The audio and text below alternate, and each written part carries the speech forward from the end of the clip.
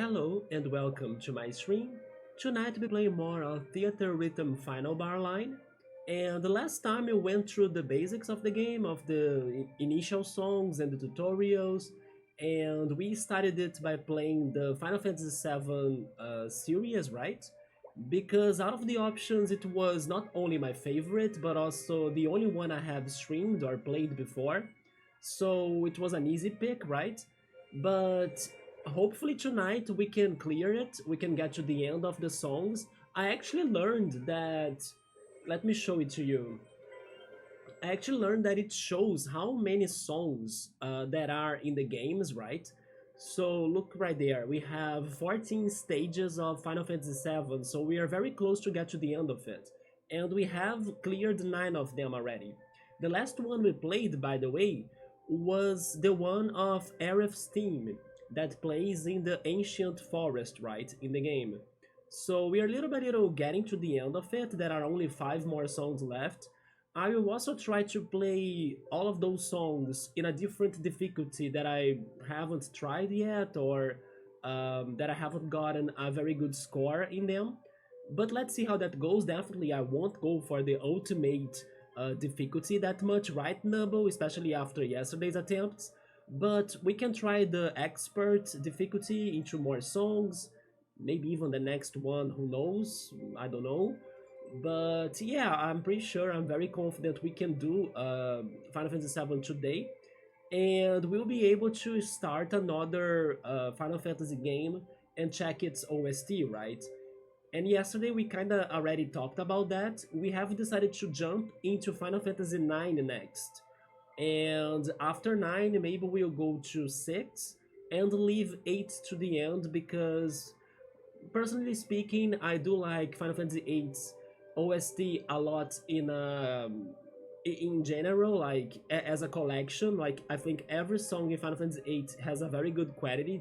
They are all very good. They don't have my favorite songs, but um, overall speaking, as a collection, I think it's a very solid OST, more than other Final Fantasy OSTs, right? So I think it's going to be fun as well. There are some fun tracks in that OST, not to mention the characters as well. So we have decided to save it for the last. But then probably it will take me some more time to finally get to it. But Nubba, what's up, man? How's it going? How has been your day? I have been doing alright, a little bit better than yesterday, but there is only one thing that got worse, right? Which was my lower back pain.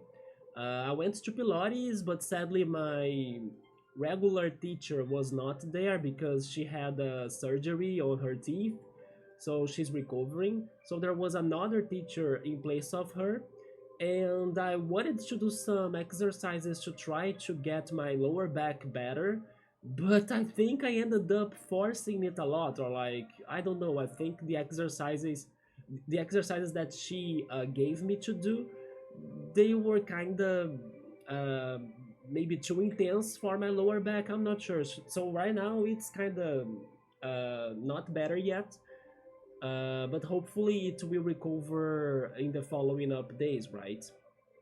But my flu, or my cold actually, it's being overall better. I might still need to go to the bathroom, who knows, but it's better than yesterday for sure. And the pain that I was feeling under my shoulder, on my back in here too, it decreased the pain, right? So it's also recovering little by little. It's only my lower back now that's bothering me the most, especially because of my hernia. So I kind of don't want to have another hernia crisis. But yeah, let me try to take care of myself, and it is still not like too strong or too painful, but I know it's already bothering me a little, right? So I need to be careful so it doesn't continue doing it, it doesn't become something constant, and it doesn't increase the intensity of the pain as well. That aside, let's go to the game. I hope everything is okay, right? I'm still kind of getting used to this again. I checked the VOD of yesterday's stream, and then I do think that raising the game's volume by like half of the stream to the end was really the best solution, the best decision. As in the beginning, maybe it wasn't too loud for everyone to hear the game's music, right? But yeah, hopefully right now everything's okay. I'm just checking in here, it looks alright. Before jumping into new songs, let's try the first song again because, as I said last time, I was testing out this game by myself offline before bringing it in here, and I was able to get triple S rankings in the first song and also in the second song. Yesterday we managed to get the triple S on stream on the second song, but not in the first.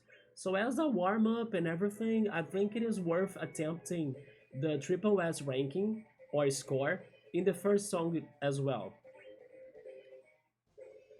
In this song, the opening bombing mission. So let me see if I can make it.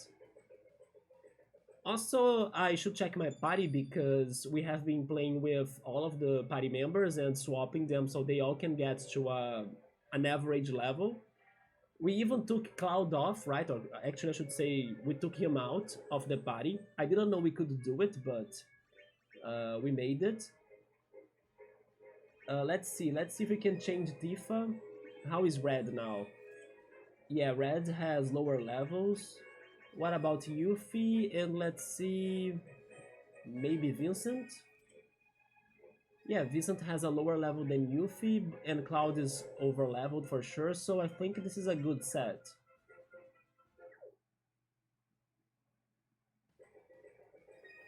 Okay, let's warm up with this then. In the basic level, yes. How goes the final countdown fantasy? Wait, the final countdown fantasy? It's the final countdown. I used to be traumatized by that song, by the way. I think one day I probably told everyone the story behind it. After this song, I will tell you too. But it's a song that traumatizes me. But the game has been alright. We got to kinda half of Final Fantasy VII. There are only 5 songs left, it seems.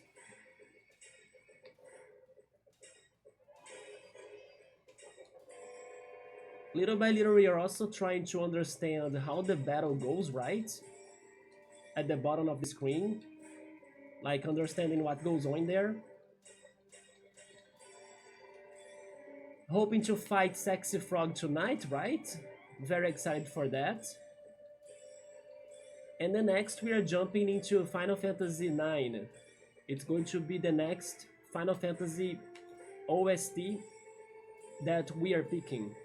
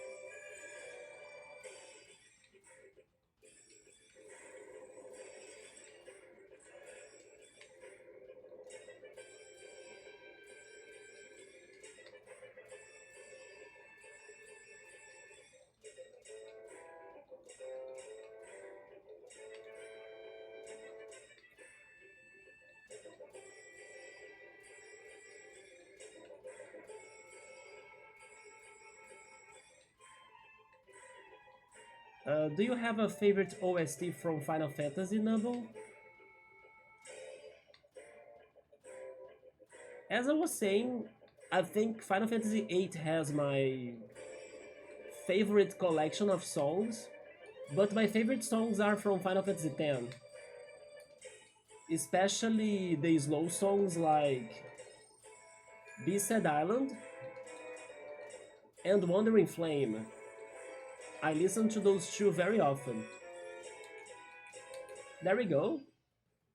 But my score is not as high as what I thought, so you know what? Maybe this is not Triple S yet.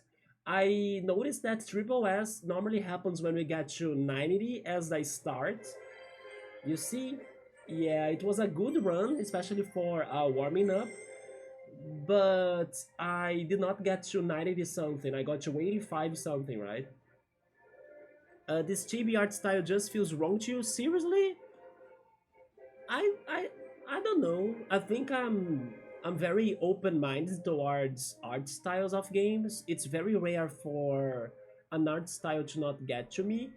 But yesterday we were talking a little bit about Bravely Default, and for example, the art style of Bravely Default doesn't get to me that much as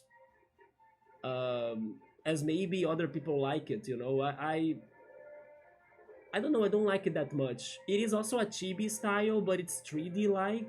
This one here, I'm not sure.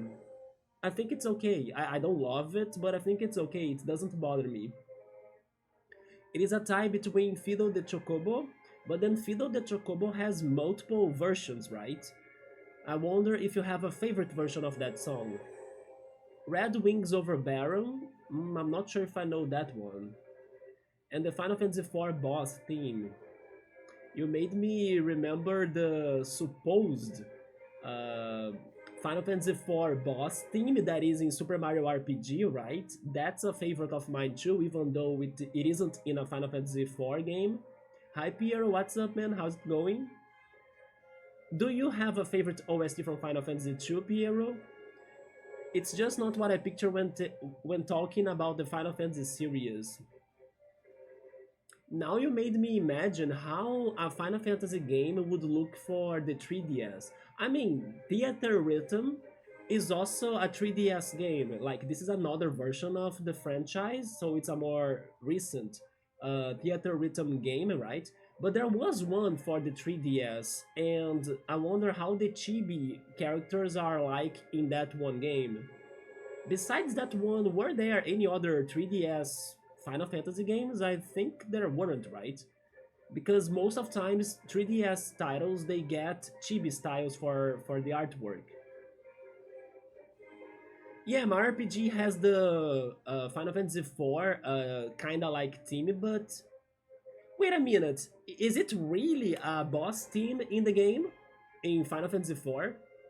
Because I remember people were kind of joking about how it sounds like a Final Fantasy IV song, but it wasn't. Oh, you know what? Maybe I'm mistaken.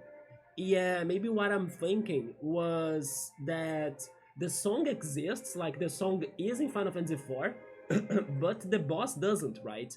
Yeah, maybe that's it. Maybe it's just the song that's real, but then the super boss, he was just a Mario thing. He doesn't exist in any Final Fantasy game.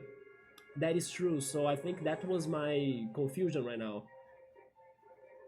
So Fido the Chocobo is the Final Fantasy VII version of the Chocobo theme. Okay. Actually, I never listened to any... Oh yeah, you were saying that you haven't played it, right? That is true. Yeah, you are right. So you are still missing out the great OSTs of these games. But my favorite songs are from Final Fantasy X, yeah. Definitely not the OST as a collection, then I give that to 8.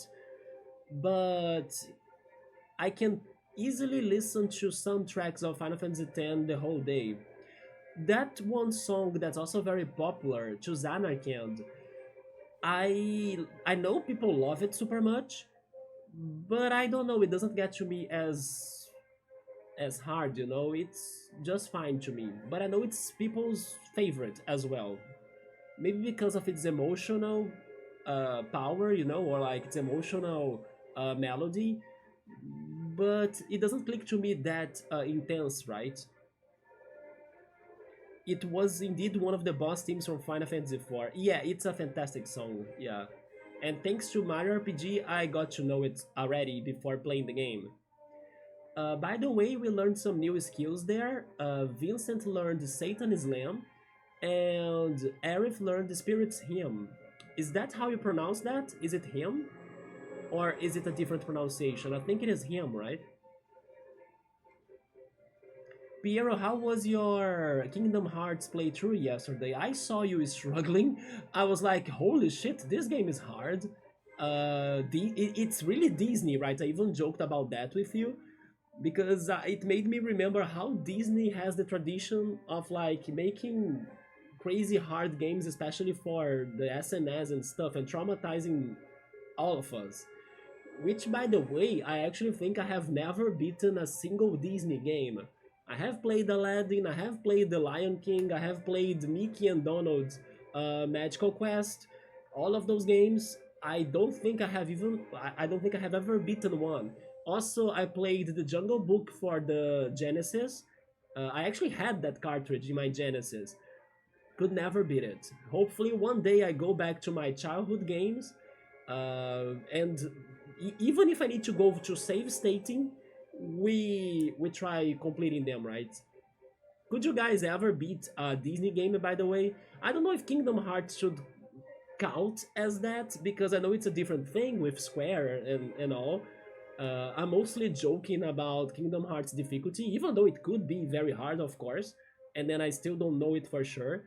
But it's funny to think how Disney has this one image of like, oh, Disney is somewhat cute, or like the characters of Disney are friendly, they are nice, and blah blah blah, right? Even though behind the origins of those stories and characters, all of those fairy tales, lies a dark story, right? That they were based on, like a darker story that was the I don't know the material they based their new characters out of.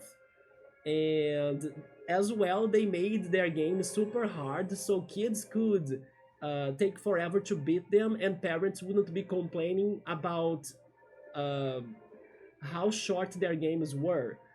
So it's crazy to think how that happened to Disney. Hi, cool. What's up, man? Cool. Do you have a favorite Final Fantasy OST? I was asking that to everyone. So now Piero has been playing Kingdom Hearts 2 in the Proud mode, which is called as well as the Hard mode. And he was refusing to use a mechanic that lets him keep going after dying until he won. A mechanic that lets you keep going after dying? Oh, I see. It's like so you basically never dies. But then how does that mechanic happen? Do you get punished in a way? Like maybe you get um, do you get weaker after you kind of resurrect or something, or it doesn't change anything? You just keep on going no matter what. And to be honest, that's the right decision. Like, what is the fun of trying to beat a boss by not taking the consequences of dying? Then having lives makes no sense. This is because I like Souls-like games and challenging games. Speaking of Souls-like games, I haven't finished watching the State of Play by Sony that was aired yesterday. I was just checking it while I was doing my trades in Pokemon Go before starting the stream. I think I got to maybe half of it, but I saw a new trailer for how is it called? Code Vein, right? Code Vein 2. And I believe it is a Souls game, a Souls game together with an anime art style. It also reminds me of that other one game that's called how is that one? I forgot it now. I had it at the bit of my tongue, right? That there are two that are Souls likes that are also anime like. It's Cold Vein, and there is a second one that people say it's like Dark Souls of anime. What game are we talking about? Piero has been playing Kingdom Hearts 2, and then I'm talking about some Souls-like games that I saw in the State of Play conference, and then it was Cold Vein 2, right? That I actually didn't know they were getting a sequel. And then I was trying to remember another game that I forgot its name. Yeah, Cold Vein has a sequel. Yeah, it was announced. I mean, I'm not sure if it was the first time they talked about it, but yesterday on the State of Play Direct, they have a trailer on Cold Vein 2. Yes, I forgot the name of the game. If I can remember it when the stream is going on or while the stream is going on, I will tell it, right. I will say it. I forgot the other game.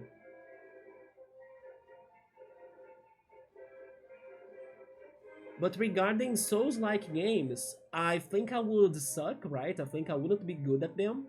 I also don't like how most of them are very medieval looking, like Dark Souls, Demon Souls. Elden Ring and everything. So they kind of don't have my favorite art style and ambience, so it doesn't get to me that much. But there are exceptions. I wonder if Cold Vein, for example, could be an exception because it's more fantasy-like, it's more anime-like, like I was saying. But the one that I would totally try is starting uh, is the one that is called Another Scrap Treasure. It is an indie Souls-like game. Even though it looks a lot like a Nintendo game, sadly it doesn't run very well on the Switch. The Switch version has many bugs. It's not very good. But yeah, Another Scrap Treasure could be the Souls-like game that I can see trying, or I can see myself trying for the first time.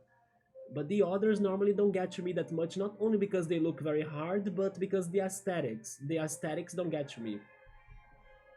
Yes, Piero knows it. I really would like to play that one, but sadly, it doesn't run well on the Switch. Wait, we're playing the remastered version, Piero? Is it that different than the original?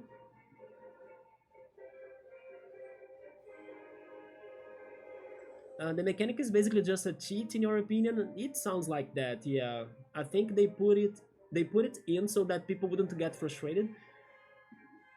I don't know, like at least they should give people the chance to win the fight without having that option available, just like some newer Mario games do. They they let you play the levels, but then if they know that you are dying many times in a certain level, then they give you a power up that breaks the game, right? Like the golden feather, or maybe I should say the golden leaf, or even, I don't know, Nabbit. You could pick Nabbit to like run through the level or something. The Super Kong is in Donkey Kong, right? Like is it Frankie Kong?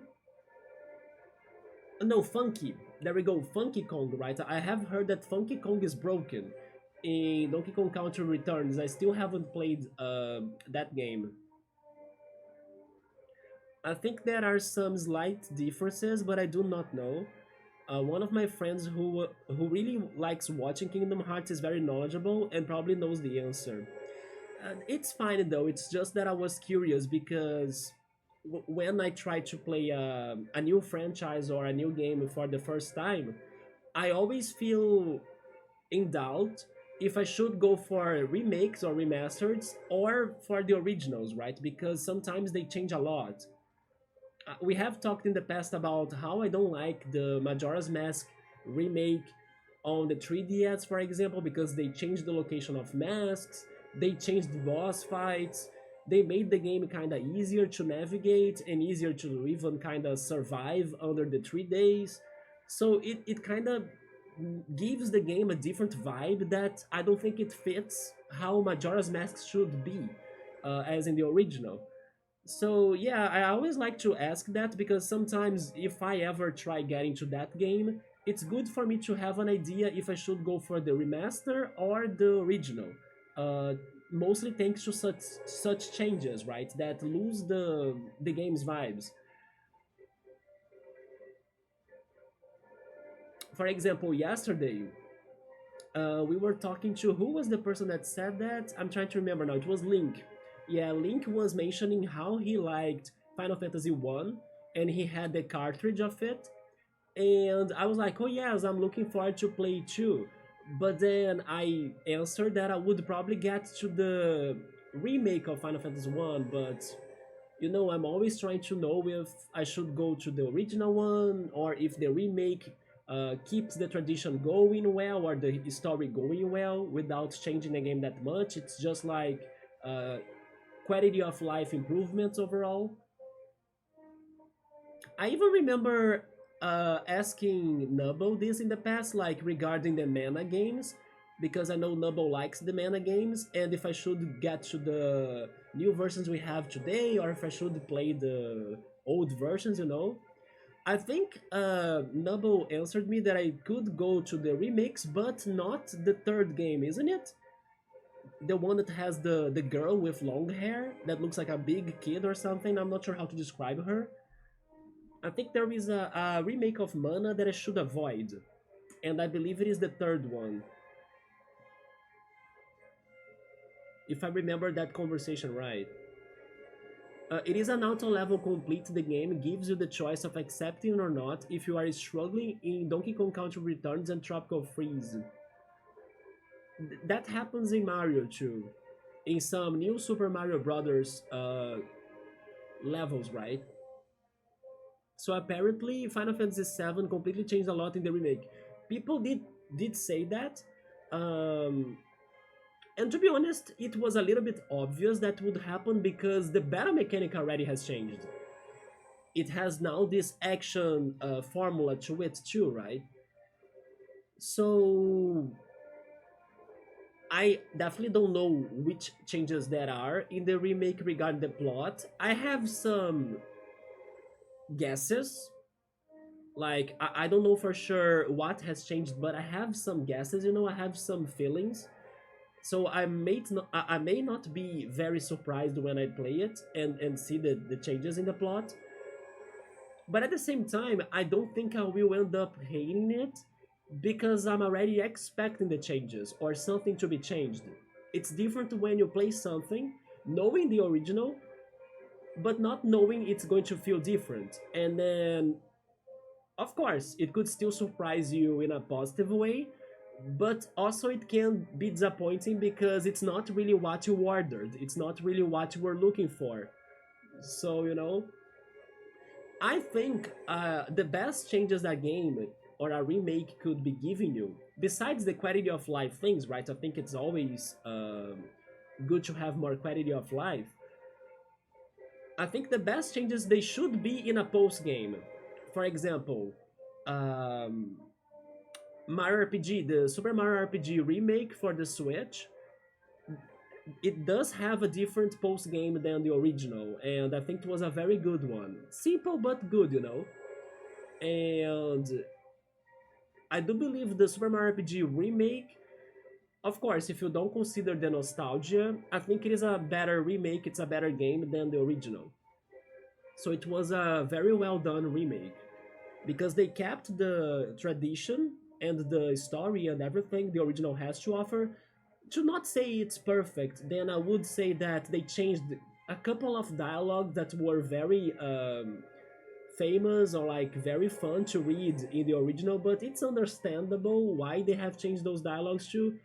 I also shouldn't say that it's perfect because they changed the names of some characters as well. The localization changed, right, regarding the names of the characters. Because back in the day, who translated Super Mario RPG was that one guy, Ted Woolsey or something. I learned he was somewhat famous, like a famous translator or person that does the localization because of the Final Fantasy games. And then when I was playing Final Fantasy VI, people told me to play the version that he was the one that translated it or something, and then I had to patch the game. Anyway, but then that guy, I believe it was him, he did some names by his own in the translation, but then now I think Nintendo kind of made the names more or closer to the original in Japanese. But I don't think they shouldn't have changed them because we are all used to the older names, right? You were advised to avoid it. Do you mean the remake? Final Fantasy VII remake? I mean, like I was saying, I still kind of see it as a good game. But yeah, if you wanna feel the original story, then surely go to the PS1 version, right? I hated how they made the 3DS Majora's Mask bosses only beatable by one way. Is that so? That fact I didn't know. But I hate how the battles have changed, especially the Georg one. Yes, I always suggest playing the SNS versions of the games first. I like that idea too, even if the game is grindy or too hard, unless the remake is very loyal to the original, then it's fine. But I'm always scared of missing that out, of like missing the original vibes of the game by playing a remake or a port or something else. Trials of Mana's remake is a good play, the Secret of Mana remake is the one I personally have issues with. Wait, but the Secret of Mana remake is a remake of the first one then? By first one, I mean the SNS one, right? Because maybe there were other mana games before it, but it's the one that like introduced the franchise to most people. The Secret of Mana, right? Do you know which one was the one that I was trying to say? The one that has a very annoying girl. Is it Trials of Mana, maybe? I had the impression you were not recommending me that one. But if it were Trials of Mana, then it's the opposite. You actually said it was good. And maybe just that character was annoying. Like, I don't even know her name, and I know that people don't like her that much. A freaking kid, right? A girl kid that has long hair and dresses like a doll or something, and people doesn't like her for some reason. Oh, we got a new ship, the Lunar Whale. I have no idea from which Final Fantasy that is from. I will try again. Let's see if I can get the Triple S ranking in here.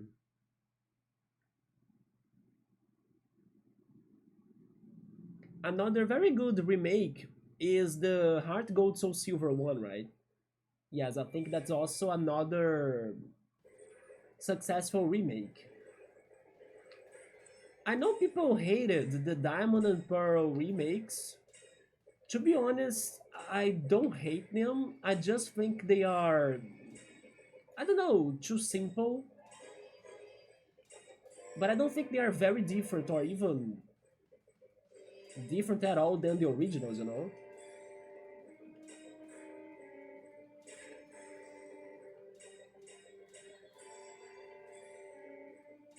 By the way, I don't think this is a good run, but I'll keep on going. I'm not getting many criticals, or at least the best criticals.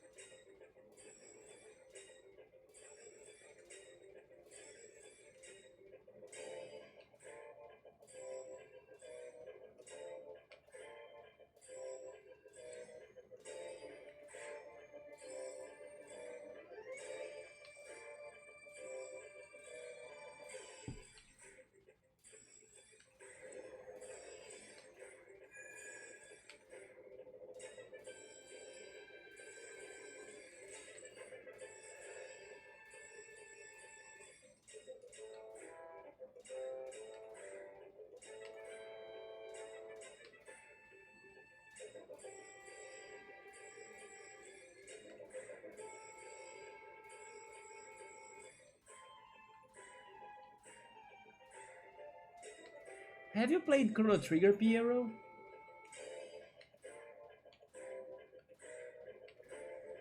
Because maybe I would tell you to try Chrono Trigger before Final Fantasy. Just like what I did.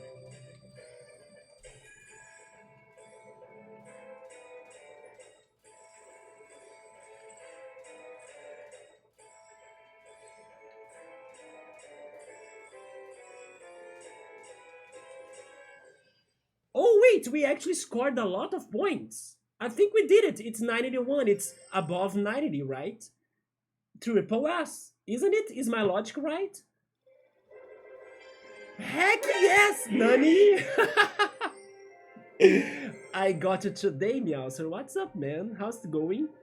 I don't know why, as I was speaking, the freaking Metal Gear Solid sound effect showed up, and as I was hyping up, added it to my speech, so I did not get scared now. And you waited, right? I appreciate you waiting for me to finish and get my triple S. Thank you so much, man. How's it going, Meowser? What's up? Thank you for the GGs. Chrono Trigger is a great Square Enix game. Yes, agreed. It was thanks to it that I ended up getting to Final Fantasy because I liked it more than what I expected. And people said, "Oh, if you liked Chrono Trigger, you also like Final Fantasy VI," because they were kind of comparing the two games, right? I think they are very different. I understand why they made the comparison, but I still think they are very different things. But it was thanks to it that I tried Final Fantasy, and here we are. You haven't played it, then Chrono Trigger is a must, Piero, yes. I do hope you play Chrono Trigger not only because the story of it is very good, but also because the music of it is amazing and the characters are charming. Yeah, the characters are fantastic. Then regarding Chrono Cross, I know it is a polemic game, like people either love it or hate it. Chrono Trigger is kind of like an universal agreement that everyone loves it, right? I think I have never heard somebody saying that they didn't like Chrono Trigger. But Chrono Cross, it's a strange and weird sequel. So even though I personally prefer Chrono Cross than Trigger, I think when you get to Chrono Cross, you should play it thinking it's a different game, you know, it's a one of a kind game, it's a different thing. Because people got disappointed by playing it and expecting to see Chrono Trigger in there. And it's not really like that. But I think Chrono Cross is fantastic.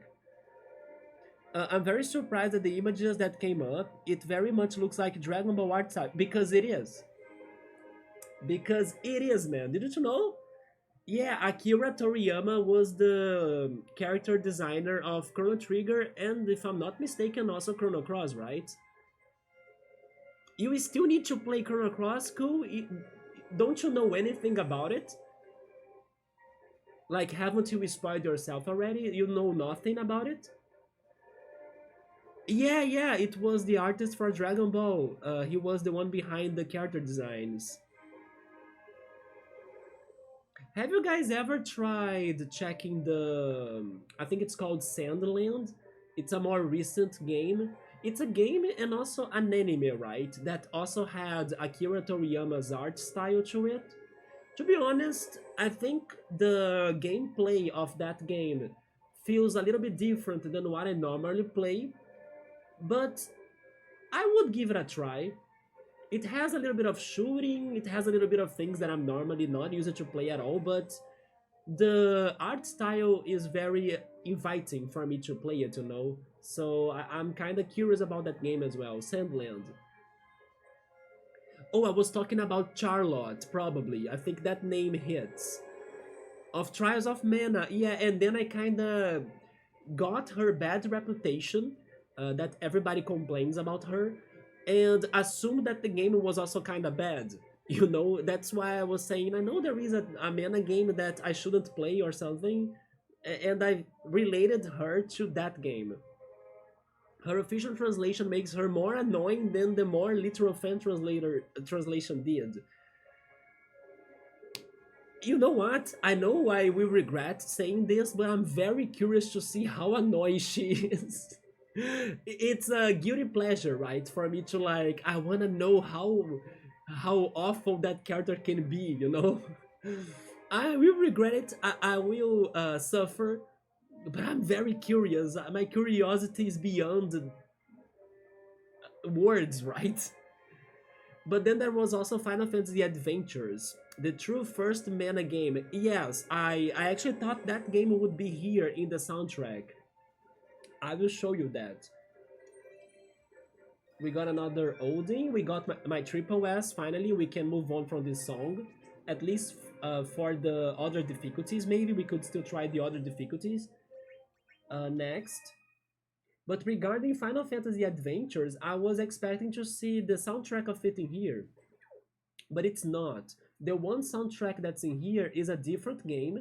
What is it? Mystic Quest. Yes, I think Mystic Quest is also something Game Boy related, if I'm not mistaken. Let me Google it. I kinda have the feeling it is, like a very OG Final Fantasy game. Final Fantasy Mystic Quest. Wait, this is a... No, it is an SNS game. Interesting. But it's also an adventure game, I believe. Maybe it's not like a traditional RPG, like the regular Final Fantasies we are more used to play, right? But when I saw this game in here, I was thinking adventures would also be here. But maybe they left it to something more connected to the Mana franchise. We got a bot. Let me get out of it. There we go. And then Secret of Mana, the first on the SNS, and Trials of Mana, the second on the SNS, but exclusive to Japan, right? Yeah. Until the Collection of Mana game on the Switch.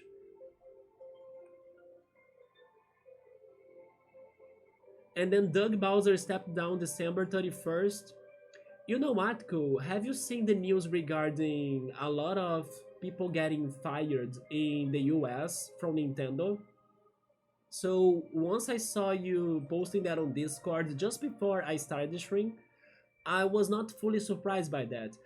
Even though they were kind of different things for sure, like it's pretty much the CEO of Nintendo of America versus some, I don't know, people that were working in the, how is that called, the customer replying or something.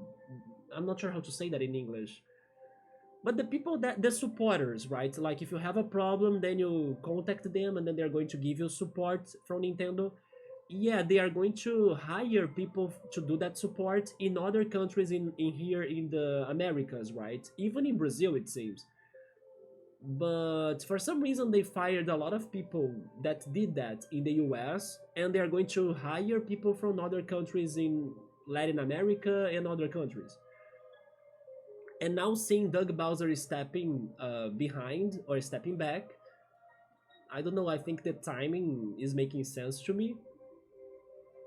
He also said the name of the person that's going to be in his place, but I know nothing about her, right? It's a woman now. Yes, I don't know who she is. It's just a bit sad that, like, it was fun to have a CEO with like the name Bowser, right, for Nintendo, but it is what it is. Also, you missed my comment on who I think you might have been or talking about. Don't worry, I could get back to it. Yes, I realized that I missed some comments. And then Cool never played Chrono Cross. I do hope you and Piero can play that game one day because it is a magical game. Chrono Cross, not only because of the soundtrack, it is one of the best soundtracks I have heard in my life, but also because of the vibes of it, thanks to the art style of it. It feels dreamy, you know, it feels like a dream to play that game. It's so beautiful, the colors, the island vibe it has, the ocean and everything, you know, everything is very beautiful in visuals, in the audio. Even though it is a very crazy weird game, there is something magical about it. And I always like to say this, how it happened to me when I played it, that even though I never played it as a kid or like in the past, I feel a big nostalgia towards that game for some reason. It feels like, I don't know, I was transported back in the past. I played in there, and then when I played it for the first time, it felt nostalgic to me, you know, and then I'm always remembering it or hearing its music again. It's a game that really impacted me in many ways I never expected. That's why I preferred it over Chrono Trigger. Because Chrono Trigger, I know it's a fantastic game too, but I don't have this connection to Chrono Trigger. Like, I played it, I liked it, and then I moved on. While Chrono Cross is always resonating with me, you know, like with things still. If you want to see her at her most annoying, play the remake because the remake has the voice acting. Wow. But is that the only problem in the remake? Actually, no, right? You actually said that the remake of Trials of Mana is very good. I would be shocked if they put Final Fantasy Adventures OST in this game, given in Japan it's non. Oh, okay, in Japan it had the original Mana title, so that makes sense, yeah. It's the same thing they did with Final Fantasy VI, right? Even though it was Final Fantasy VI in Japan, in here they released it as Final Fantasy 3. So they changed the name, the name of the game. The same happened with Super Mario Brothers 2, that it was originally Doki Doki Panic, but in Japan they had the lost levels, right, as Super Mario Brothers 2 or something. The freaking hard Super Mario game. They just named it after Final Fantasy in the West for the fear of it not doing well otherwise. I mean, in a way, no, never mind, it was the Game Boy game. Was it successful, Nubble? Do you know it? Because I was going to say that Secret of Mana was successful, but I'm not sure how successful or not Final Fantasy Adventures was here in the Americas or in the West. I have never heard of her either. Yeah, hopefully she's a great CEO, or like she's going to do amazing things, but I don't know who she is. Maybe she actually, we might know her soon, right? Maybe in the next Nintendo Direct she's going to introduce herself, probably, right? Also, maybe we'll be getting some sort of goodbye from Doug. I'm not sure. But anyway, let's go back. We got one of my objectives right, which was the triple S in the first level. Have I ever gotten triple S in this level? Because this is the third one, right? I got an A. But this is a stage level, like a music stage level that has the moving piece, or maybe I should say the moving button. So getting a perfect in here is very hard. But I will try it again now that I got some more experience. Maybe I feel it easier than I felt in the first attempt. Let's see what happens.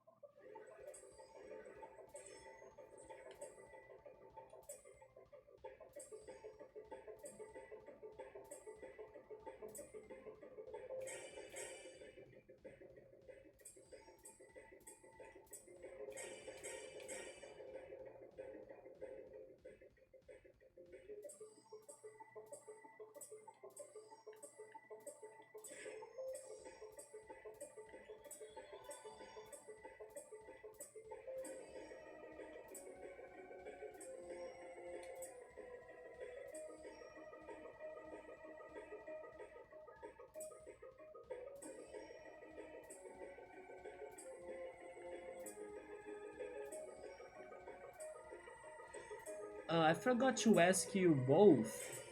Oh yeah, never mind. I got distracted. I committed a mistake in here. I'll need to redo this. But I forgot to ask Nubble and Cool. What you guys thought of like the next Monster Hunter game? That's going to be Monster Hunter Stories 3, right? I'm actually surprised how fast Capcom has been releasing Monster Hunter games. It's almost like Nintendo and Fire Emblem. Every year there is like a new game announced. Because Monster Hunter Wilds is like very recent still, in my opinion, so having another game ready is crazy, right? And then I also should ask you guys, how much do you like the stories? Is it Monster Hunter Stories, right? In comparison to the regular Monster Hunter games, like which one is the best one? Which one? I got an A again, by the way. Yeah, like how are the differences between the two types of Monster Hunter? I don't know, but it had to wait. It had to off done well if we got Secret of Mana in the West. Maybe they used it as a test. But again, people would never know what Secret of Mana because it was the first time it was released as a mana in the West, right? So maybe it only helped Final Fantasy because it was sold as a Final Fantasy game. I actually have never played Final Fantasy Adventures.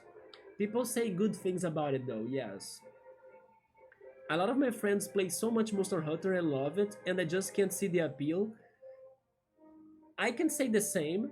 Even the how is this in English?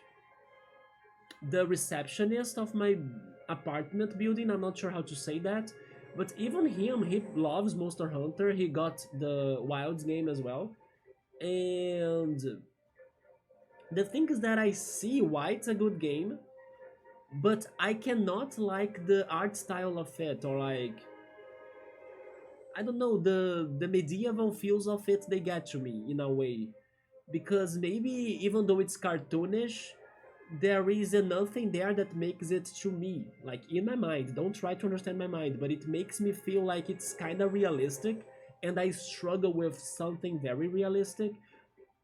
But I also know it's not like The Witcher, that's even more realistic, and I also have problems with that game.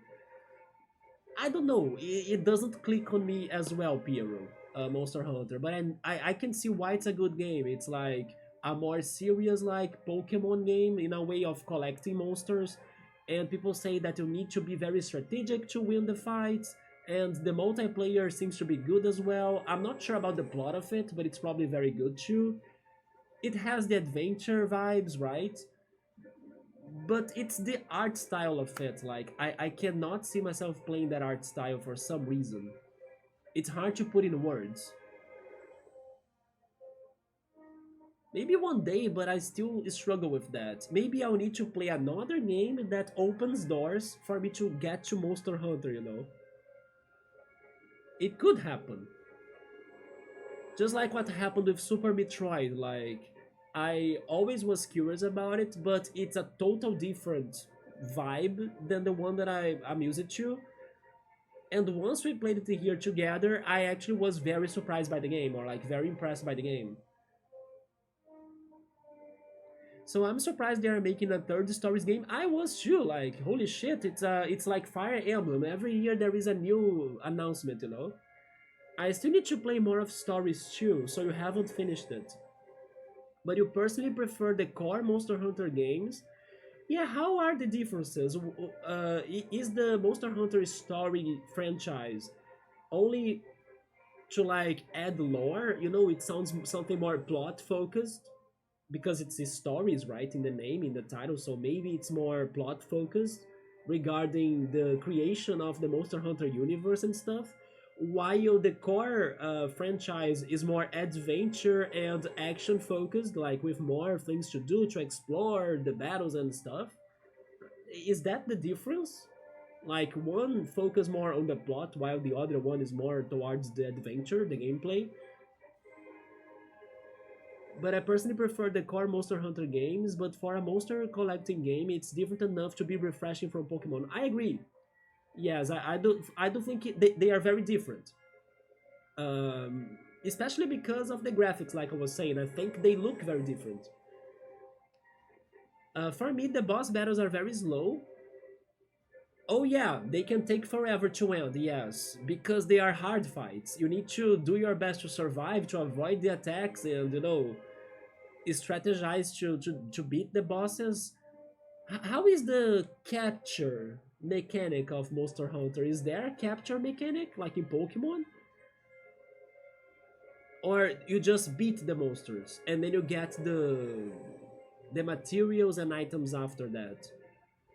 Maybe there are monsters you need to beat and others you can capture, but I wonder how is the capture process, right? Do they throw a net? Because I have never seen anything like a Pokeball in a Monster Hunter game. I think there isn't one actually.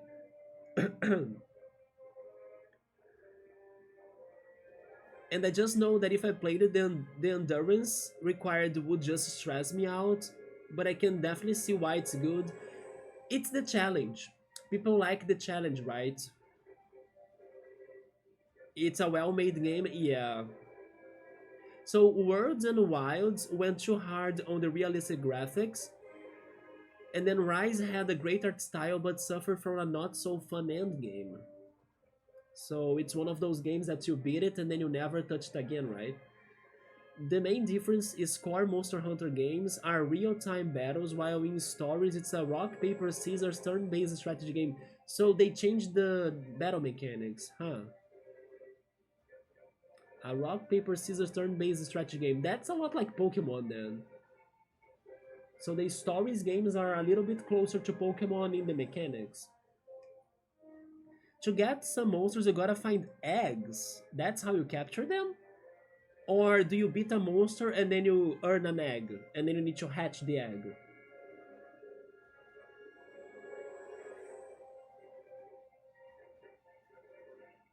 Oh, actually, you need to find the monster's eggs. For example, you get to a cave, and then there is a big monster, and that monster is a mom.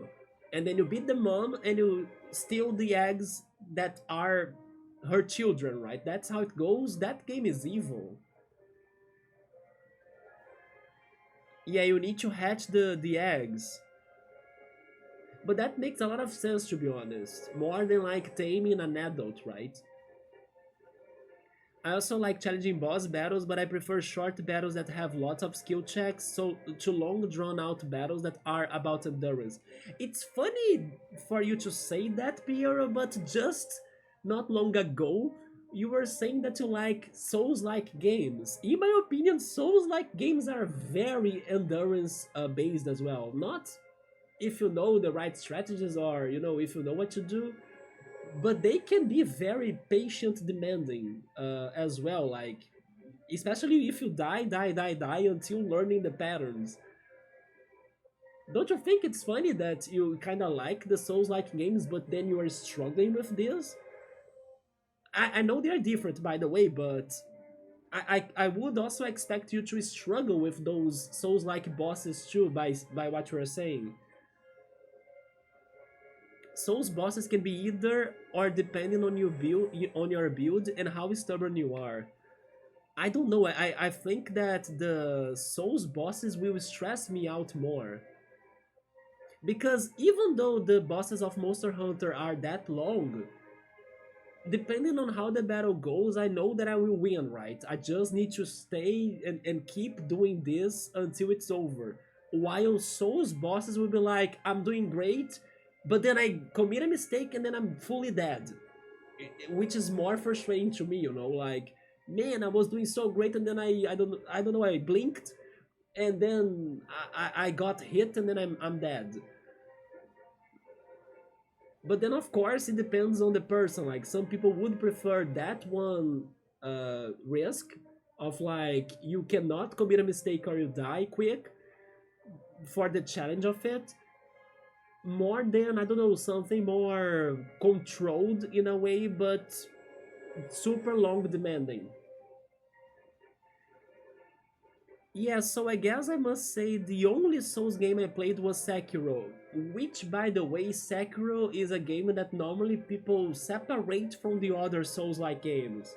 Yes, I have heard of people that love Dark Souls, Demon Souls, Elden Ring, and all of those, but they don't like Sekiro for some reason. I actually think I know the reason. I think it has something to do with pairing, if I'm not mistaken. Like maybe the pairing or not pairing in Sekiro differs it than the other Souls games. Yeah, it's something about pairing. So I would tell you to maybe try another Souls game to really see if it is your thing or not, but expect already them to be a little bit different than Sekiro. Because I have heard many people saying that Sekiro is like a different game than the others. It doesn't play the same way. Maybe it isn't totally true that I like all Souls-like games, yeah. I hope you will also like the Another Crab's Treasure game too, right? I'm very excited to try that at some point. Because I know you like crabs, or crab characters. Sekiro is mostly fast-paced battle, so I liked it. Is there something about pairing? Like, can you parry in Sekiro or something? It was satisfying, so I think that's it. I think that maybe you cannot parry that much in other Souls-like games. You can skill check the monsters in Monster Hunter games. Can you check the egg, or you never know what's going to happen in the egg before it hatches? Each one has resistances and weaknesses, and depending on how much you are willing to grind to upgrade gear, that can help you burst them down faster. Um, you check those things before fighting the monsters, or after you actually beat them, and then the game reveals their data or something. Sekiro is the most endurance-based Souls game I can think of. Seriously? Because it's parry until the stance is broke, and then you get one big hit in, and then you repeat. So does that mean that your only way to protect yourself is by parrying? So you need to keep on parrying until you can have a chance to attack. You can't do any other thing. That is interesting, Numble. Maybe I will like those other Souls games then. That those battles did not feel endurance heavy to you. That is true. If you took them well, right, Piero? Especially because if I played really well, I could use a stagger to speed up the fight. Yeah, maybe the strategies for the other Souls games will give you more options to win the fights, right, than in Sekiro. As they will not be that parry based. Okay, we can try this again. I kinda committed a mistake, right? A little stretch for my lower back that I hope that recovers, and let's do it.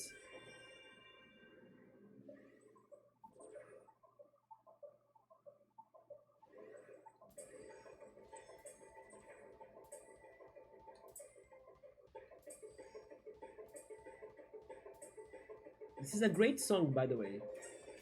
I think when I played Final Fantasy VII, I never heard it this much. But thanks to this, I'm loving the song.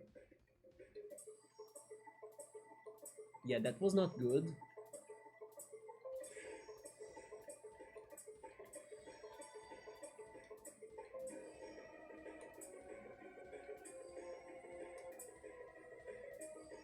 This really reminds me of Pokemon music. Like Against a Legendary, I made that comment yesterday, but it really sounds like that. Like this chorus.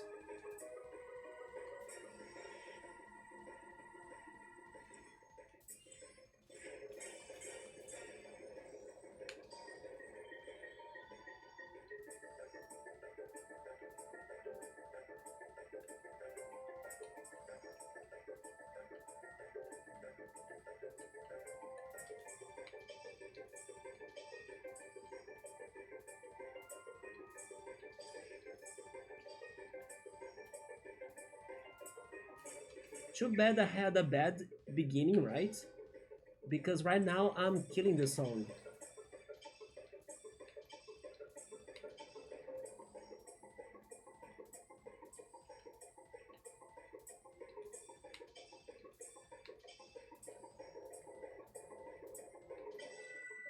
Yeah, I don't think it will be enough because of my mistakes in the beginning, but I did good. Maybe it is an S. Spot on. Okay, I take that for now. We got a card, F-Mall. No idea who that is. We activated abilities 500 times. Let's move on to another level though.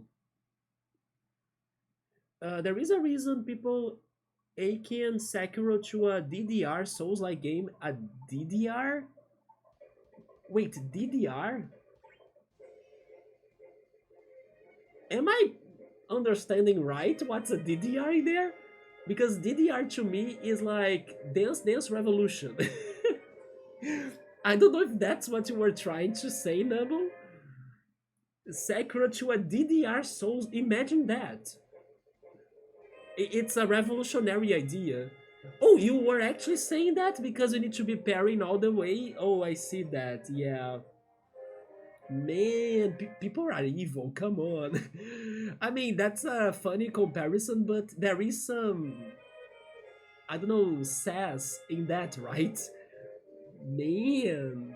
But honestly, a DDR Souls like game, like a rhythm, I mean, okay, a rhythm Souls game, probably there is one. Yes, I think I have heard of that idea before. Although, now that I'm thinking about it, most rhythm games are extremely hard. And they also punish you a lot too if you break the combo, if you commit a mistake. So, in the end, rhythm games are Souls games. Now that I'm thinking about them, right?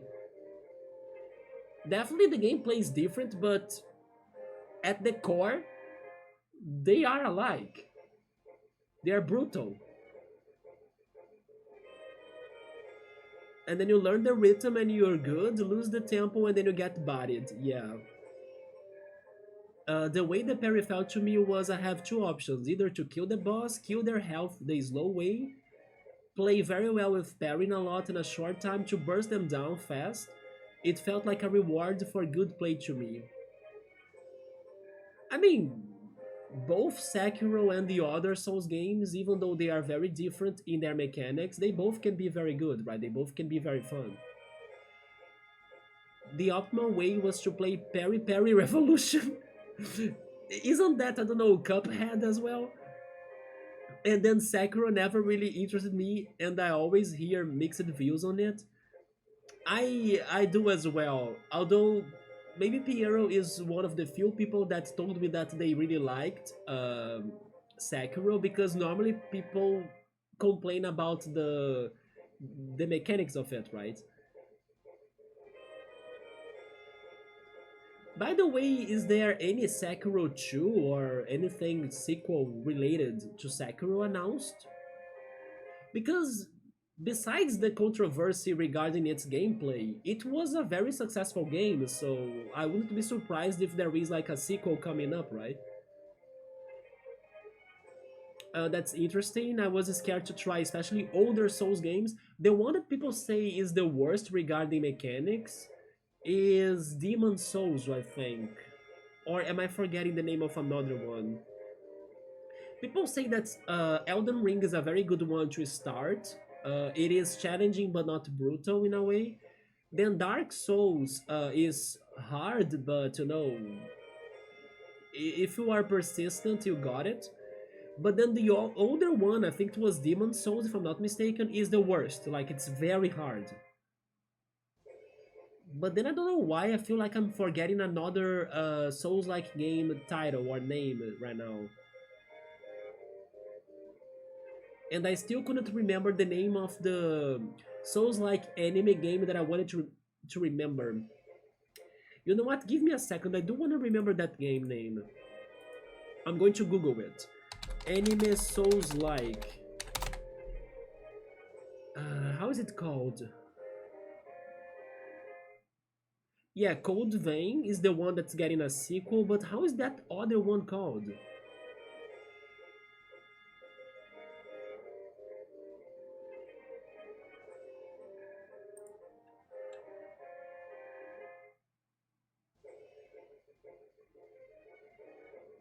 I can't find it.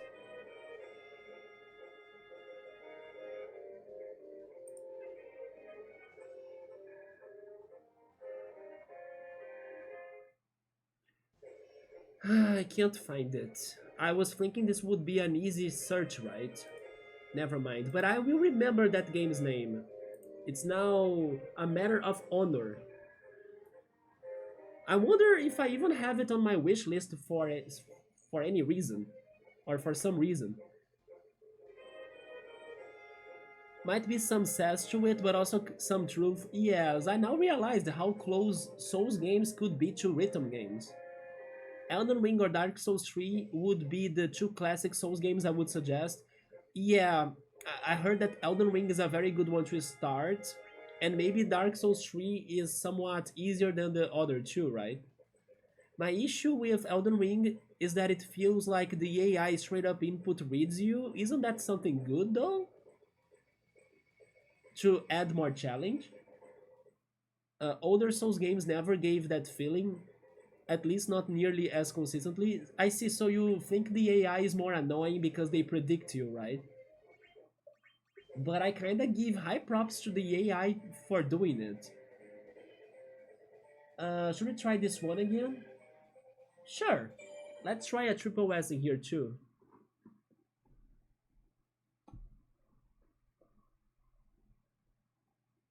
It is an unfair challenge, really. I wish Bloodborne would come to PC. Bloodborne, is Bloodborne also a Souls game? Or is it the Castlevania-like game?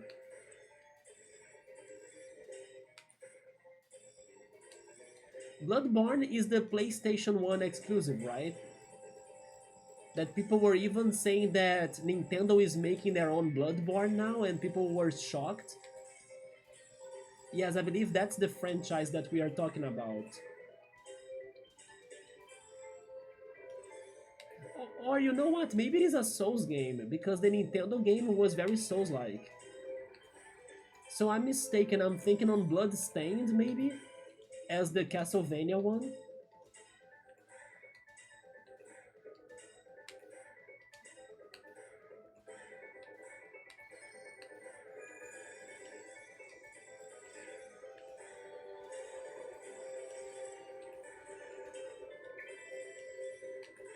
I was not ready for that.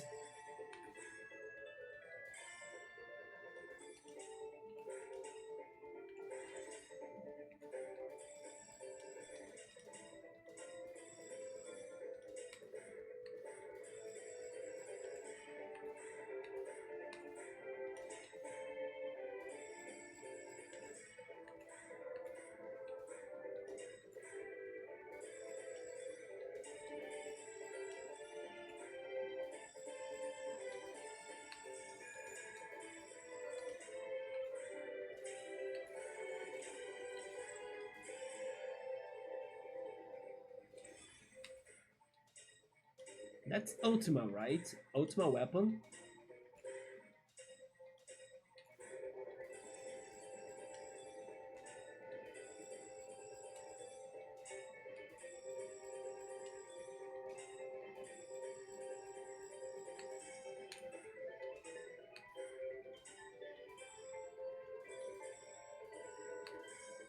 I almost made it to 90.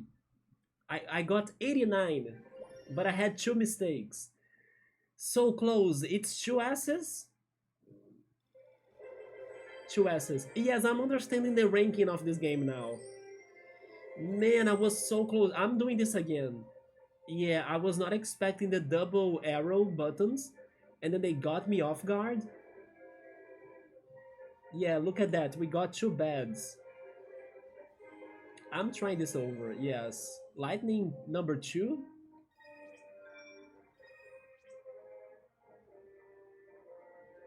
Oh, it is the Soulsborne game. Yeah.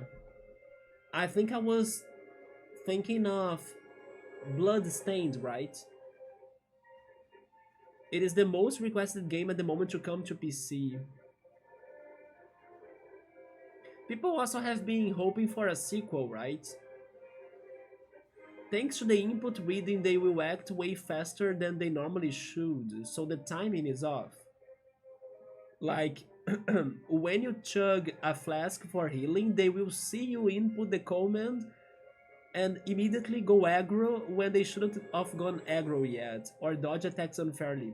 Regarding that you're saying, you remind me that Elden Ring has an AI intelligence that every time you beat the game, it learns from you and becomes harder, right? So maybe that process is happening during the game too, like as you are inputting your commands.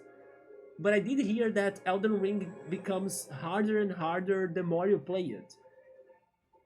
And I believe it could be connected to this situation you are describing right now, Nubble, on how the AI is registering your thinking, right? And making itself more challenging for you to have a second attempt or like have a new run. And then that's the issue with input reading. Sony will never let go of Bloodborne. You think so? Because like Persona, Sony also owned Persona a lot for a lot of time, and then eventually it finally got out of it. And today we have it everywhere on Steam, on Xbox, on Nintendo. Um, yeah, because the company behind Bloodborne is now starting a new IP with Nintendo, instead of like coming up with another Bloodborne game, right? It does look like that Sony will still keep the Bloodborne with them for more time, for sure. But I think the company is starting to try to, get out of Sony and try new airs or try new companies and partnerships, starting with Nintendo maybe. So this is totally Sony's fault because the company seems to be wanting to go to other platforms. And also, let me bring up something else that I noticed in the State of Play Direct that I was starting to watch today, right? I was somewhat surprised to see that Microsoft Flight Simulator is coming to PlayStation 5 because like it's a complete Microsoft game. But thanks to the situation between Sony and Microsoft that they have been kind of releasing their IPs in both platforms, um, maybe Bloodborne could be one game they decide to do that too if the situation goes bad to Sony in an economical way, right? In a financial way.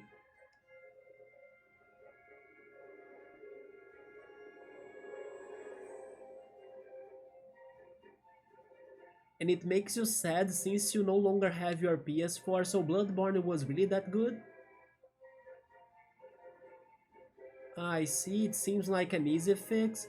Wait, but why shouldn't they release Bloodborne on the PS5? I mean, I'm assuming you have a PS5, maybe you don't have a PS5 either, Nubble. Because it would make sense to me for them to release it on the PS5 too, right? It seems like an easy fix, just do input reading but add a delay based on your input. So if you input heal, wait like 0.5 seconds and then attack. People want a sequel for Bloodborne? Any Souls game gets harder with each New Game Plus cycle. Oh, really? But I don't go into the New Game Plus. I make new characters and the AI constantly cheats. Duskbloods, yeah, that's the Nintendo one. I wish it wasn't locked to this. Yeah, that company likes to lock their games, right? First Bloodborne and now Duskbloods. They also really love the blood word in the game titles. Imagine if they ever release Blood, right? That's their next IP, the most successful one. Sony is super greedy. They are. I was even watching a video of like how Sony charges the games in general in their platform, in their store, right? Way more than in the other stores. One very good example is what happened to Silk Song and even Hollow Knight. Like Silk Song prices, if you buy it for a PS5 or like at the Sony store, it's double the amount of the price for it in other stores. And people were even joking that they could buy both Hollow Knight and Silk Song in other stores for the price they were charging it at the Sony store, right? So there is like no main reason for them to charge their games that much in their store, but they do it. Probably because they are super greedy. I think so. I would not be that surprised if Sony is greedier than Nintendo. Because at least not everything Nintendo is very expensive. I mean, I would even say the console itself, right? Maybe the Switch 2 is not the best example, yeah, but let's not forget that the Switch 2 is also being released under a crazy situation in the video game market and also in the economics of the world, thanks to the tariffs and everything.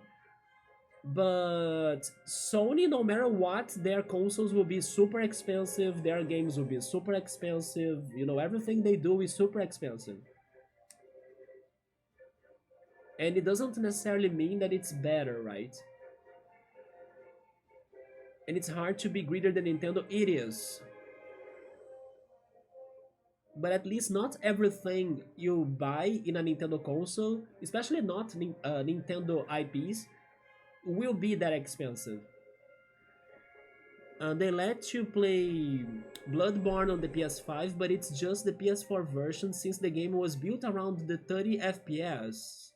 Oh, that's interesting. Like people loving so much a game that's limited to 30 FPS. That's kind of rare because today it's the generation of 60 FPS plus only, right? People are crazy for 60 FPS or they never will play another game. Yeah, that's interesting to know that Bloodborne was a big hit even though it is 30 FPS. Fans who have done their own ports of Bloodborne to PC have found this out. So the fans were kinda hacking the game. They found that out the hard way that increasing the frame rate has adverse effects. But is it really needed for them to increase the frame rate? They were just pretty much testing it, right? Maybe until coming to PC, PS5, Xbox next year or the year after. Maybe they could make a newer version that will run at better FPS, right? Maybe like a better port. Not needed, but it would be nice. I see. Yeah, maybe we could hope for a port. Like an improved port. I wouldn't necessarily say like a remaster, but you know, a better version of the game, an updated version. They would have to rebuild the game from oh really from the ground up to make it to work at 60 FPS or higher. So that would make it a remake, right? If they need to start it over from zero, I think it is more like a remake. Even if it ends up looking like the original, graphic wise.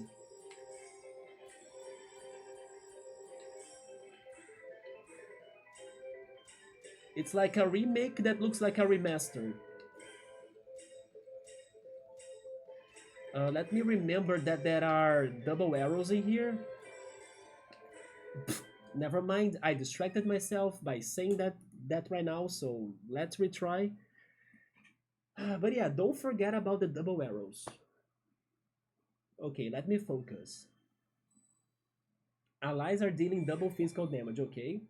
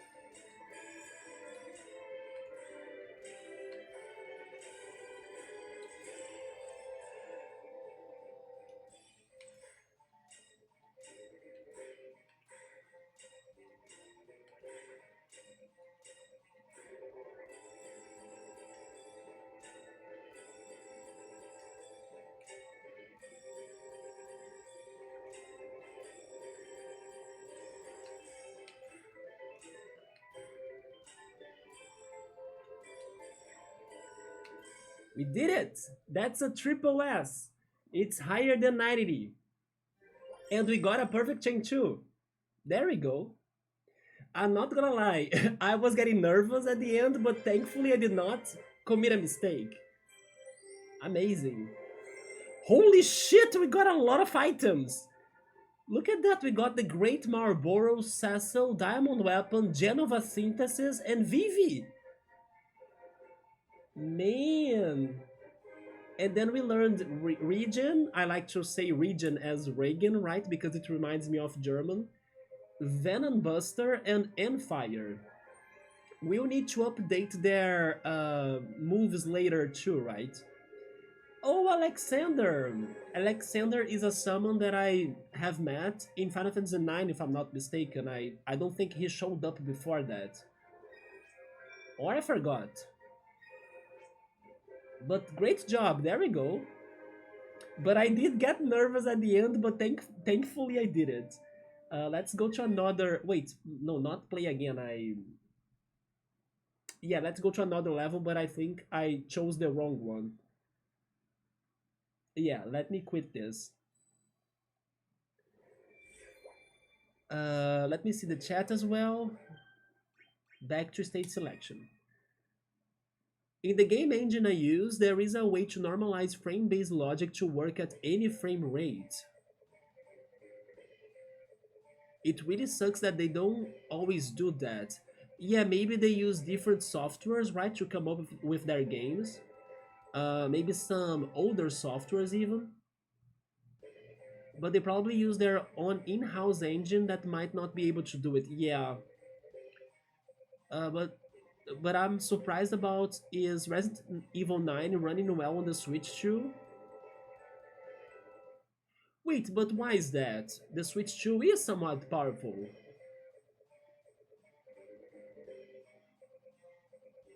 I mean, of course it's not a PlayStation 5, but I'm not that surprised for Resident Evil 9. Yeah, it seems there is a good reason why the Switch 2 is more expensive. I think they are using Switch 2 to try and branch out into the market of games that demand good hardware. Nintendo-wise, yes, I believe that's the first time they are really upgrading their quality, right? To get a little bit closer to the competition, like Xbox and also the PlayStation.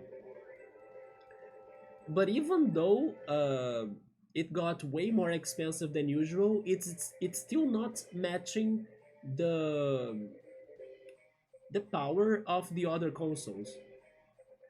Although, okay, I'm not a pro at specs of any sorts, but I have the feeling that the Switch 2 doesn't beat the PS5, but it has like a very close match against the Xbox Series X and S, isn't it? Or am I fully wrong? Like, is Xbox Series X especially is still more powerful than a Switch 2? Like, a lot more powerful than a Switch 2?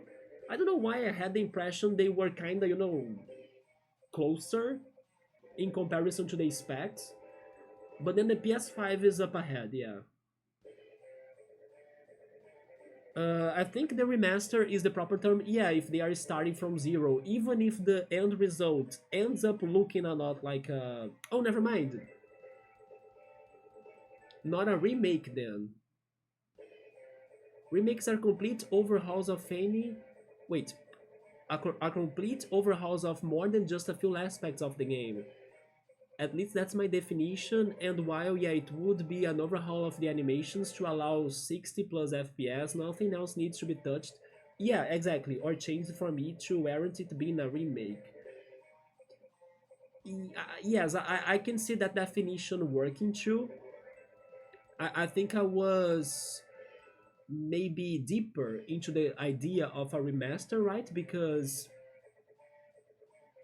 or maybe I should say a remake, because the remake to me gives me the impression that they would start things from zero, and then you would assume that would end up looking too different than the original source. It's kind of rare for you to kind of have something like that that ends up looking just like the original in the end.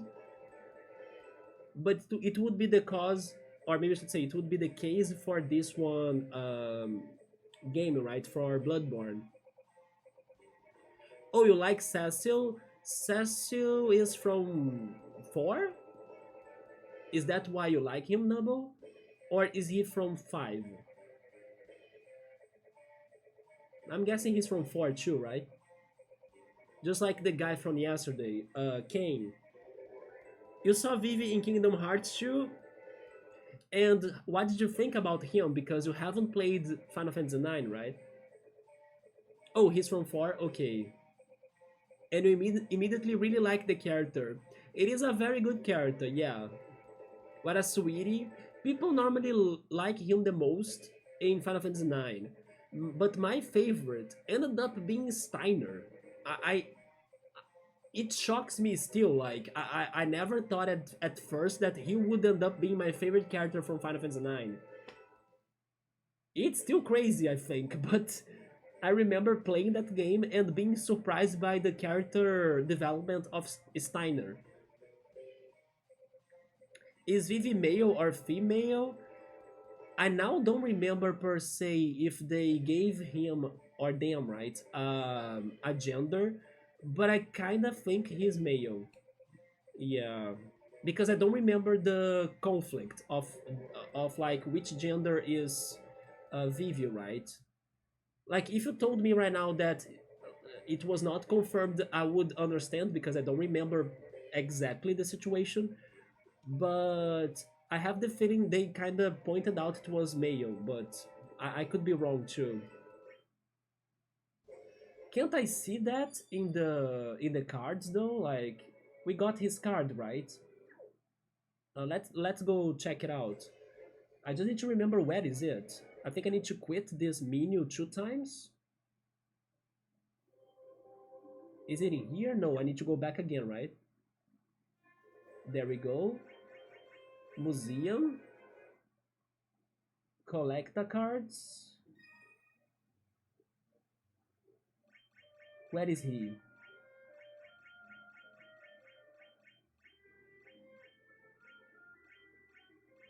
There he is, or let's see. Oh, wait.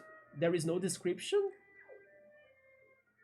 Never mind, there is no description. I was thinking the card would come with a description, right? It is just the card.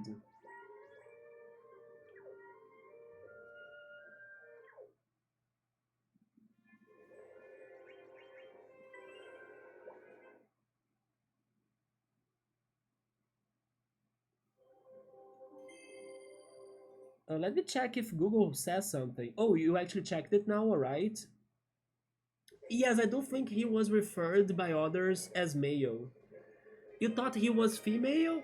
To be honest, I think that. Oh, I remember now.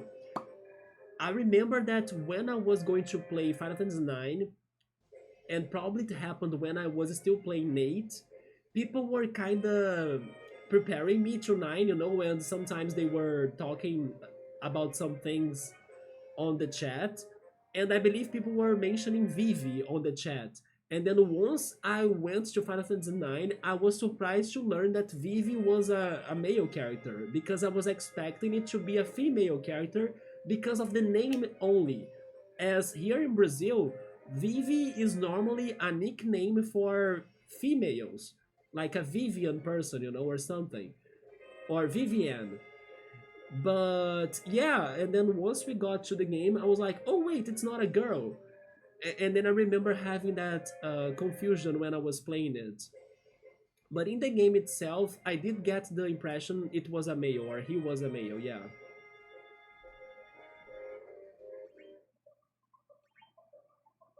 So after some haphazard Google searches, thank you guys for the searching. It seems the Switch 2 is definitely weaker than the Xbox Series X, but not too far, right? Mostly because it has 4 gigabytes less of memory and slower CPU speeds, but it can still play many of the same games just with less graphics. It's probably due to the crazy artificial intelligence technology that Nvidia and Nintendo are doing, right? On the Switch too. Exactly, the name alone uh, makes me think of a girl. The name sounds feminine, and the character model is ambiguous, yeah. Like all black mages are.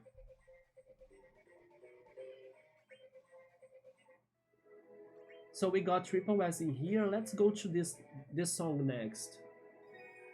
This is a stage song, so we're going to have the moving buttons, right?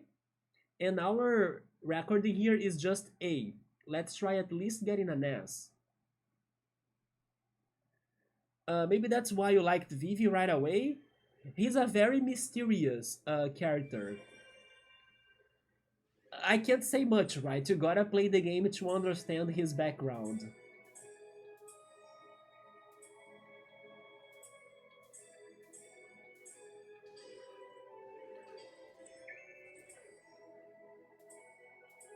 Speaking of performances, there was like a quick delay right there.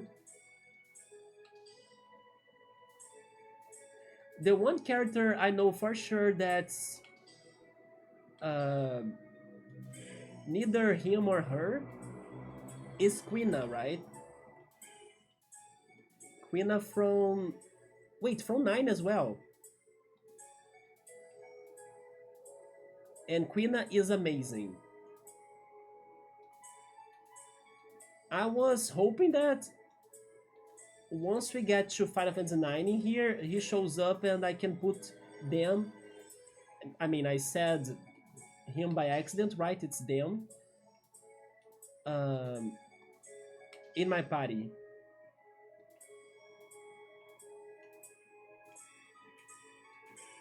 And speaking of Quina, because Quina likes frogs, I'm still hoping we fight Sexy Frog tonight.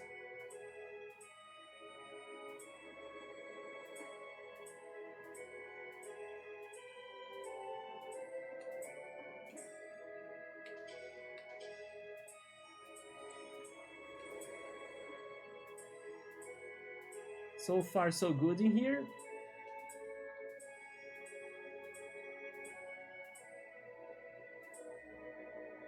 There we go. I mean, it's a stage level, so I'm not sure if the score will be 90 something again for Triple S. Maybe it is. But it's the S. So that's what I was hoping for. You like the ambiguous gender, Piero? I like the representation too. Best Frog is Frog Detective. I loved Frog Detective. There is another franchise of indie detective games, by the way. It's called Duck Detective. Have you ever seen Duck Detective, Piero? Have any of you have heard of it? They even released a new game on that franchise recently. I think it's called The Secret Salami or something. Yeah, one day, hopefully, we'll also try Duck Detective games. And who knows, maybe Frog Detective will also come up with another game, right? The fourth one. It still blows my mind how the third game was creative and original. And it makes me very happy, Piero, to read that, because when we played Frog Detective, I first didn't know exactly what to expect from the game. Second, I wasn't sure if you all would enjoy the game as much. And it was one of, it was a blast. It was a big surprise and a pleasant surprise to all of us to play that game or those three games together here. Even though it was completely different than what I normally play, it was something very unique. And I had all of my questions if like, should I play this? Will it be good or not? And in the end, I had so much fun for its silliness and weirdness. And it opened my mind a lot to other games as well. Like I now want to play all sorts of things in here, no matter how silly they are, no matter if they are good games or not, if they are different or not. I want to play them because they all will have a different feeling to them that could be very surprising to us, right? Yeah, Frog Detective streams were amazing. Like that fake credit scene, the freaking scooter, Tony Hawk Pro Scooter game, like thing they had to. How would I ever expect anything like that in that game? It was so good. Oh, you have seen Duck Detective? Yes, I'm kinda following it up. So once it goes on a good deal, I can try buying it. You saw it on your indie game developers timeline. I think they made it in Unity or Godot. I love how Godot is also the name of a character of Phoenix Wright. He's not my favorite prosecutor. It's a prosecutor in Phoenix Wright games, but it's a nice reference in there. Yeah. And then the epic bass starts pounding, the alarming trumpets blare in, inaudible operas is singing starts, and then sexy frog. I can't wait to see how is the sexy frog staging here. They gotta have it right. Hi Subaru, what's up, man? That scared me. I almost thought it was a sexy frog CGI art because of the gray hair. I was like, wait, we were talking about him. Is that him? Subaru, we're replaying some levels to get better scores and also warming up. Maybe I have been warming up a lot to be honest, but it's kind of fun to go back to the levels as well. The songs are all great, but we have 5 levels left to get to Sexy Frog, hopefully.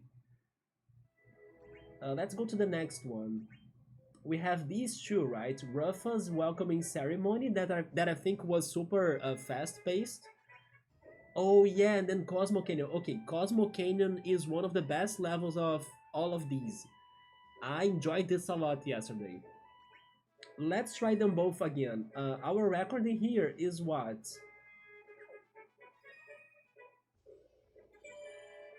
Wait, they don't show that to me? I couldn't see what was my record in here. I couldn't find it.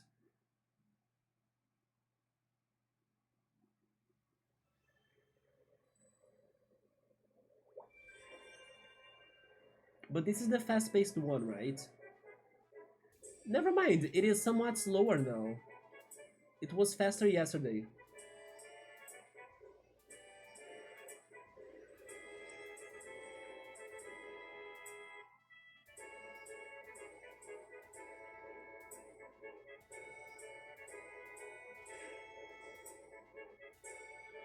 If someone told me that this song is not original from Final Fantasy VII, I would agree with the person or I would understand it. Because it sounds like a traditional marching song from like marching bands in schools, you know? And then they use that song in Final Fantasy VII for some reason.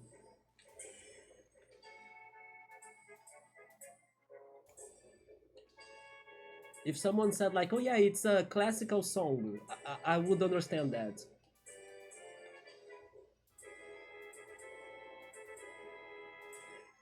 But because of its name, that's so specific, like Ruffus marching something, it is a Final Fantasy VII exclusive song, isn't it? It just feels like a lot of other songs.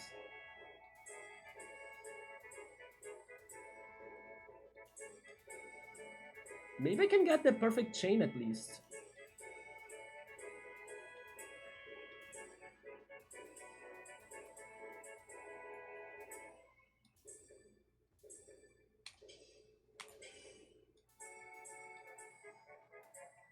No, never mind. I spoke too soon, but it was very close.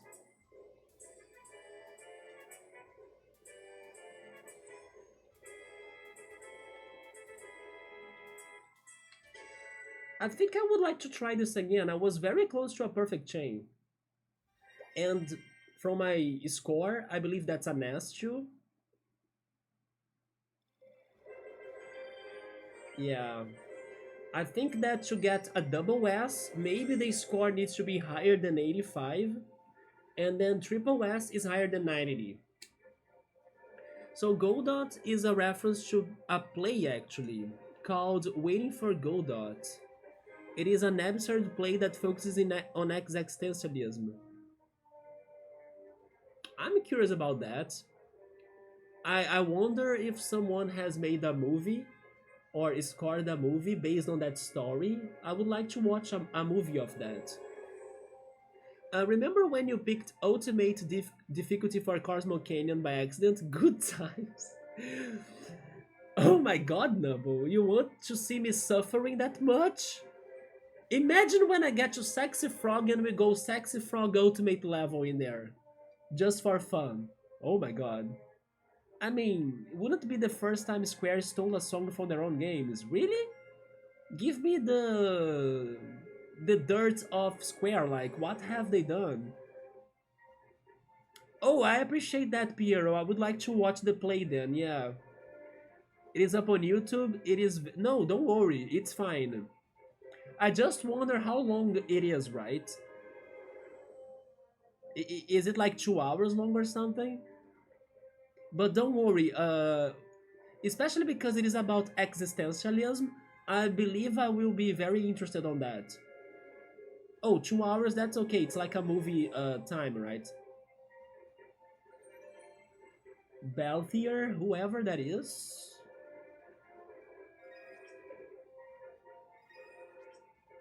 I'm surprised we still haven't gotten any Mog outfit, you know? We got many ships, but not a single Mog outfit. Let's try this again. You just look up Chrono Trigger's Robo's Team Origins. Oh! People even joke it's about... Um, Never Gonna Give You Up, isn't it?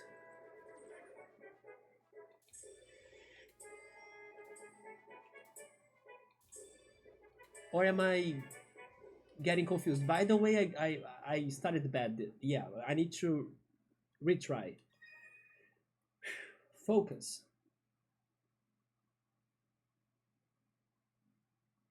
No, I think it is Never Gonna Give You Up, if I'm not mistaken. It does sound a lot like that. It's just because there are many songs that could sound like Never Gonna Give You Up.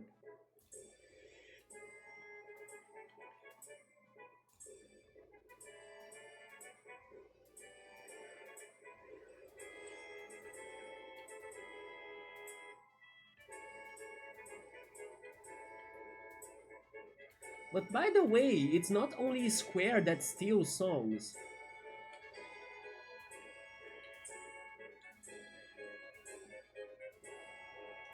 Did you know that the Starman song from Mario, the song that plays when Mario has the star, right, the invincibility, it is a sample from another song?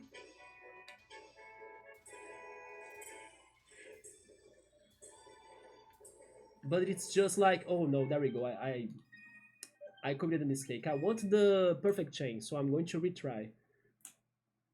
Oh, that's what it is, a remixed version of that? Yeah, I was remembering the story I heard about Robo's theme.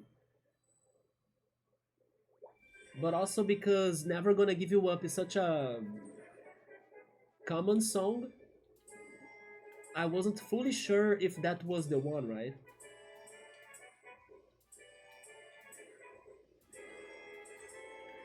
The last thing I heard regarding video game songs that are like copies of other songs was Toby Fox itself, or himself, is stating that his theme for the final boss of Undertale was based on a Persona 4 song.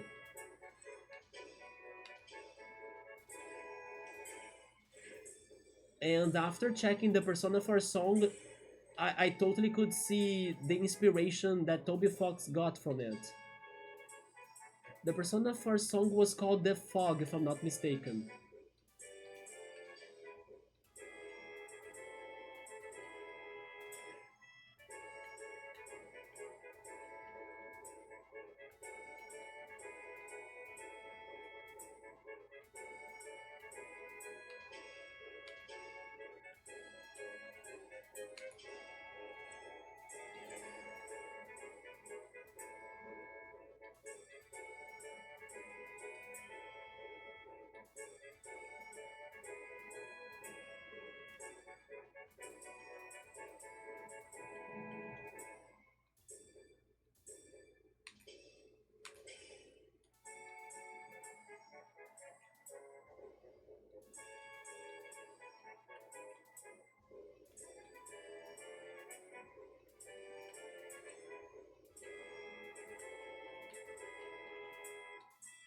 There we go, perfect chain. And we got 85, so I believe that's a double S. Vincent saying, let me sleep. No sleeping now, man. We need you. There we go. Oh! Look how cute that is. The freaking uh, bag, right, on his neck. Just like the Dragon Knight from the first Pokemon movie, carrying a bag. But now I'm kinda sad that the cards don't have a description, right? I love reading descriptions. Sometimes I grab my Pokemon Go and then I browse the Pokédex of it before like going to bed, and then I keep on reading the Pokédex descriptions until I fall asleep. Sometimes I do that. Which final boss? I tried not to say it because I didn't want to spoil anything Undertale related. Let's say the normal one, not like the surprise one, you know? If you go to the Fog song from Persona 4 on YouTube, the most recent comments probably will be talking about the Undertale song it sounds like. Yeah. Because it was a very recent thing that Toby Fox stated, I think on Twitter or something. No, no, no, it was maybe on an interview, yeah. Oh, I know, just funny how Square was the one who brought up first. Is that Boko, the Chocobo, or some generic Chocobo? I can see the comparison to Boko, but I think it was a generic one. Especially because of the chibi graphics, right, of him. Did you play Undertale, by the way? I did not, but I have seen the entire playthrough on YouTube. Yeah, I actually think I have it, by the way. I'm almost sure I have it. Let me confirm that. Rank 1.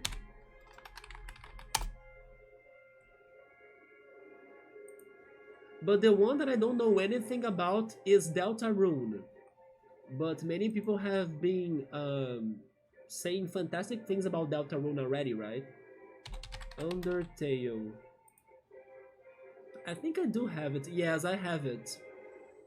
I have it on Steam, isn't it?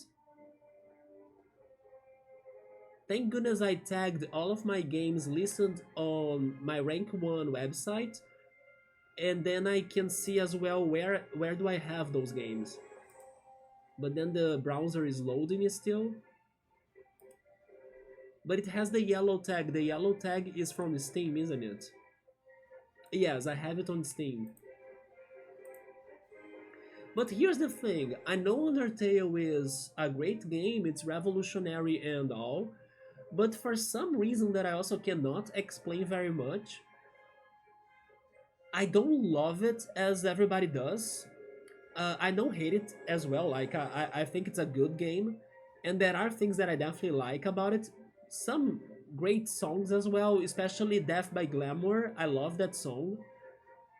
But I don't know if it is something about how people normally compare it to Earthbound and how I personally preferred Earthbound, and then making that comparison ended up putting Undertale lower in my rankings, you know, because I prefer Earthbound. I don't know, I can't really explain, but I'm not like crazy to Undertale like people are. Sabri is saying, isn't that a spoiler that there is a surprise boss? It is a spoiler, yes. Let's just say that it has many endings, right? But you're right, it is a spoiler. It's a somewhat vague spoiler, but it is a spoiler. Am I waiting for all of the 7 Deltarune chapters? There are going to be 7 then? If I'm not wait. But I believe in the Direct, in the Nintendo Direct, Toby Fox said that everything is coming up already, right? Like, he's going to finish the game.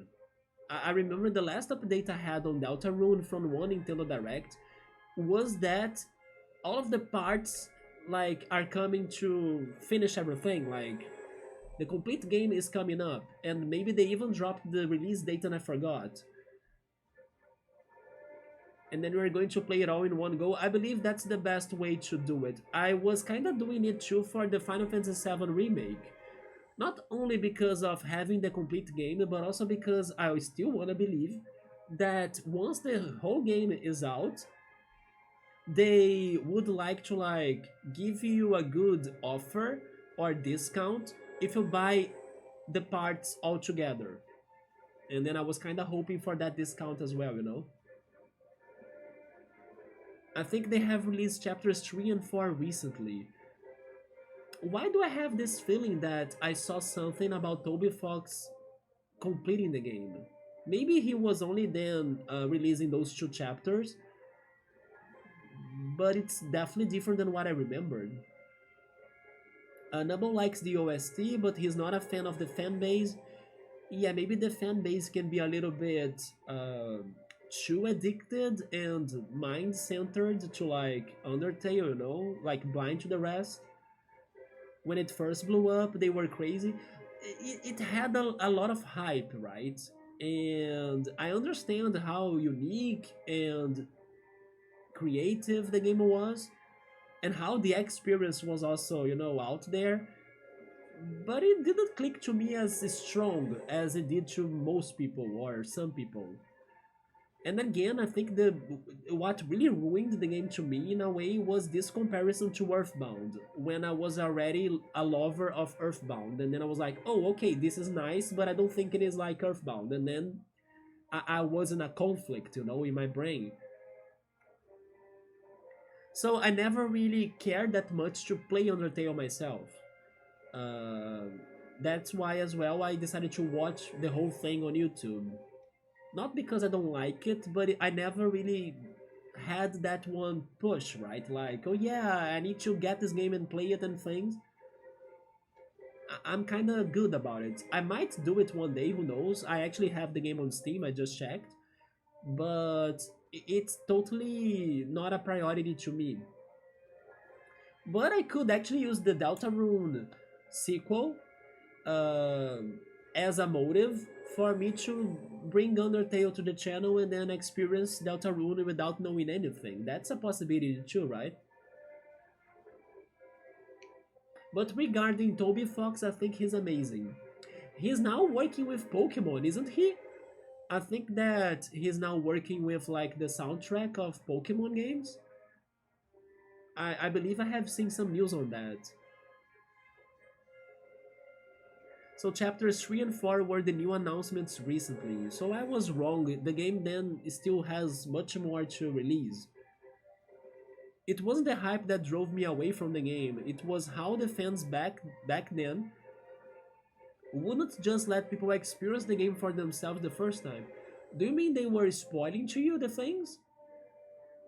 You only get one first playthrough and they made sure everyone was ruined? Really? To be fair, I don't remember right now if I got spoiled on it. I think I was not. But at the same time, I have the feeling that I knew it had multiple endings back in the day. But you're right, when people hype up stuff, then spoilers end up being everywhere, right? Yeah, if you were a streamer or a YouTuber, it was horrible, I can imagine that. It can still be very challenging to avoid such things.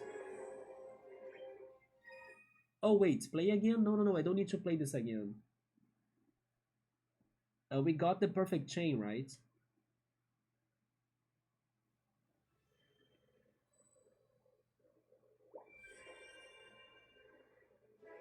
They were backseating that much too? Oh no.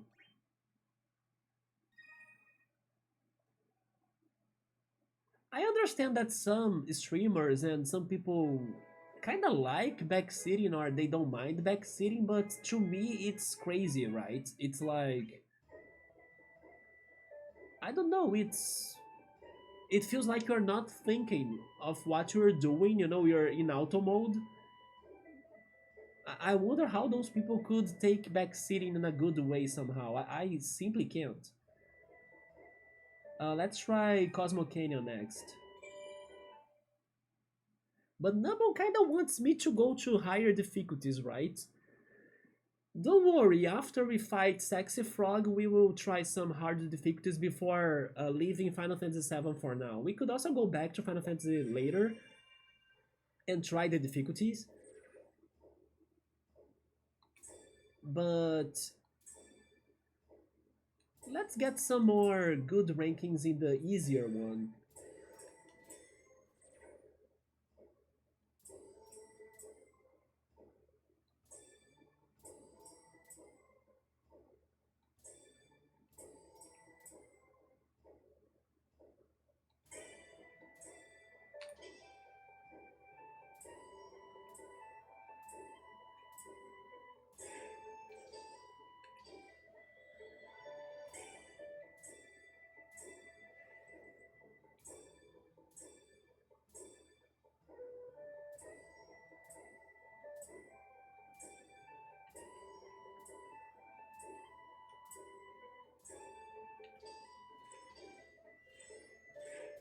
I'm now remembering that worm.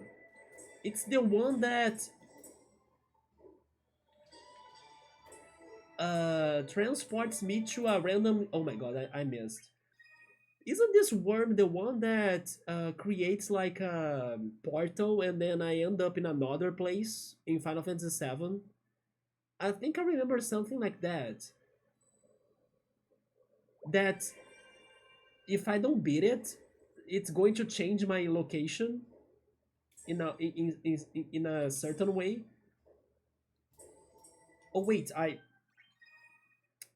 let's do this again. I was mispressing the buttons on my controller.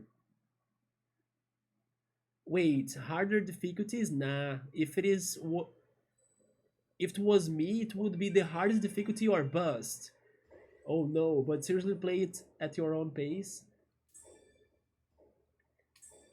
I mean, Ultimate is still far from my level for sure, but Extreme is okay-ish. And then the third difficulty is the one that we know the least, I think. I don't know how difficult that is. I think it's Master or something.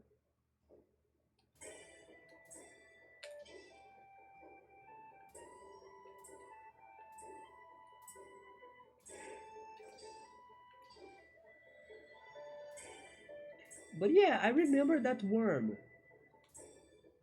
And I was scared of it when I played the game. Why are deserts so scary in Final Fantasy games? Desert is where Ruby Weapon is. Thornberries. No, not thornberries, sorry, cactuars. Cactuars are in deserts too.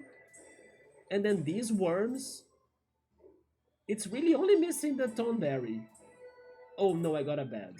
Trying again. It's the sandworm or landworm. I haven't played Final Fantasy X here on the channel yet, but I also remember the sandworm in Final Fantasy X and how crazy it was. It was also eating the characters, right? And it was swallowing them. And then I had to attack them a lot so the worm could, like, spit them out. God, I still somehow. Oh no, cool. Is the scorpion going to be my last mission of this game, the last thing I do? But you are right, and there are even other quests that I'm skipping them because they are requiring higher difficulties. They are not for the scorpion, but the the number for the difficulty in there is like 6 or 7, right? But then I also don't understand how it goes because there is one that says that it's 6, the difficulty, but then it's neither extreme or the next one because the next one goes beyond 6. So how do I get to that? I don't think it is very exact.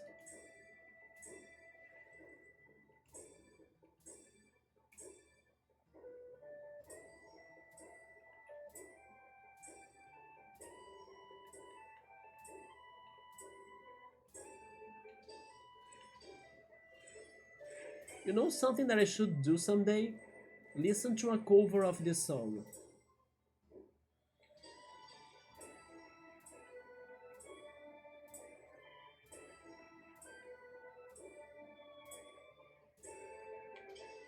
And it's funny how I'm loving it more thanks to this game.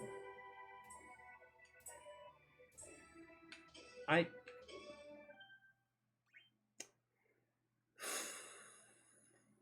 I was not expecting that. Don't even get me started on that one Chrono Trigger boss, the Chrono Trigger boss. Or how much of a maze Kakara Desert was in Redact. Oh, Kakara Desert, huh? I think I have a feeling I know what's the redacted in there. Interesting. But the Chrono Trigger boss, I forgot that. There are many gimmicks in boss fights in Chrono Trigger, right? Very annoying ones sometimes. But one that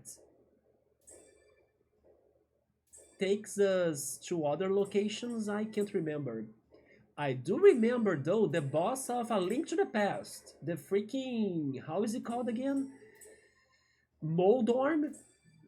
Is it Moldorm actually? I'm not sure, but I think it is. That keeps bumping you off the stage and then you need to climb the stairs all over again to fight him. That should be a memorable moment of this channel because I had to climb those stairs so many times to fight Moldorm that you guys have no idea. And it is totally one of my most uh, or my biggest traumas from A Link to the Past. It's like one of my clear memories, right?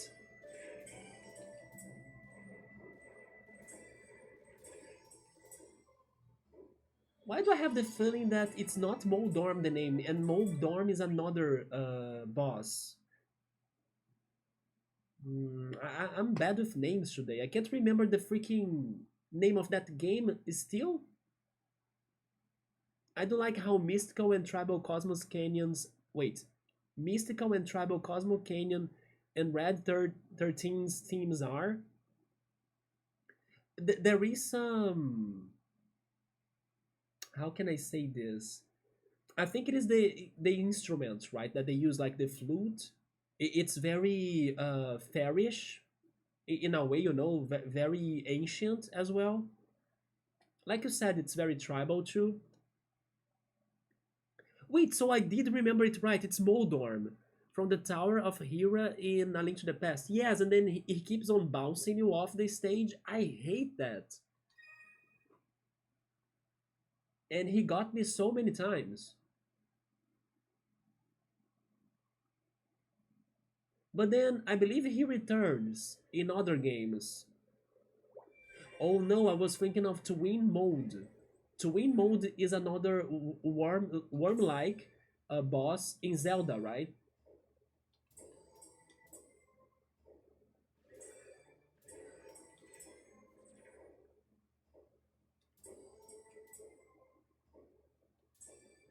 But yeah, I don't remember the boss you said in Chrono Trigger. I'm not sure if I know which one you are talking about.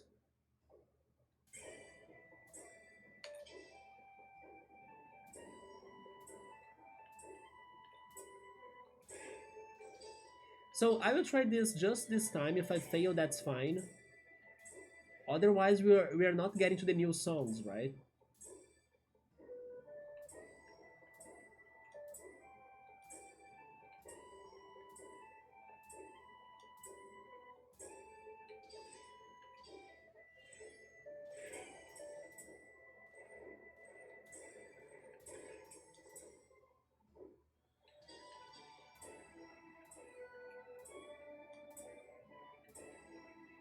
Wait, I was okay. That was my bad, but I was realizing something. There is something I want to test. I give up on this. We will try this another time.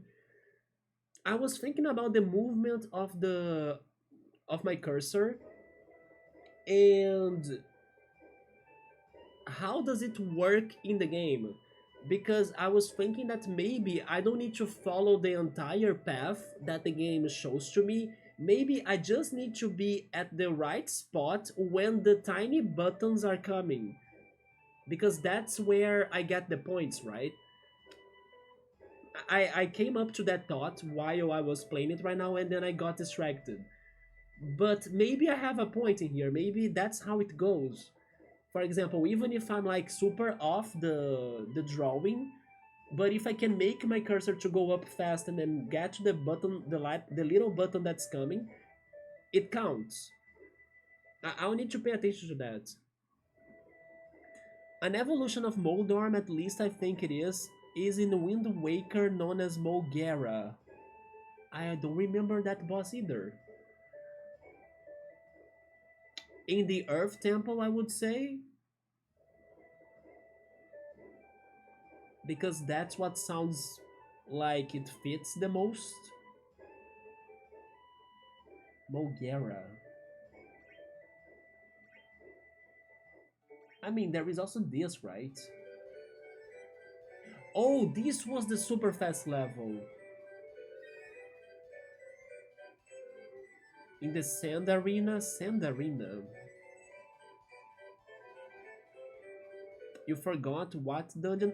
I think it's the Earth Temple, yeah. It had a lot of sand mechanics in there. I will try this only once. But why don't they show me what's my ranking in here? You see, I can't see if I got an A, if I got an S, if I got a B. Where are my scores?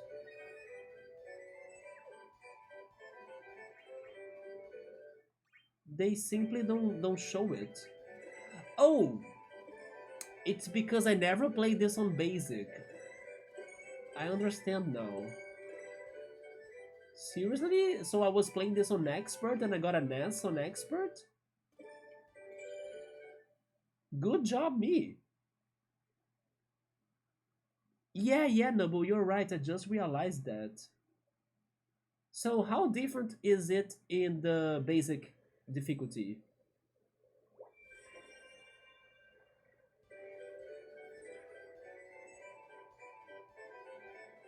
It's still very fast. Do you see the tiny buttons? I think I just need to be where they are.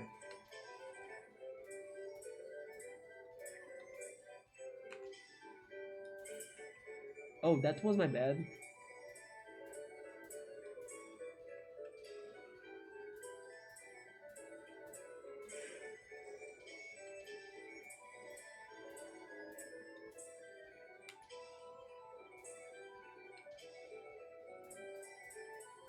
Yes, I think that's exactly it.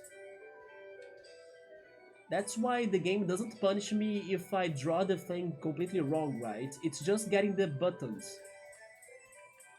And knowing that really changes my way of seeing this.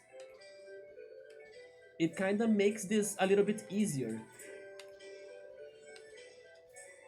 Because I'm not worried on the path I do anymore. I'm worried on getting the tiny dots. You see?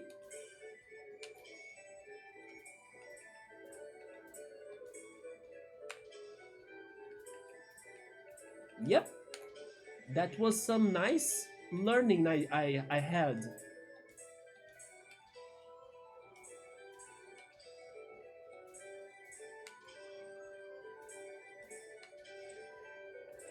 Just get the dots.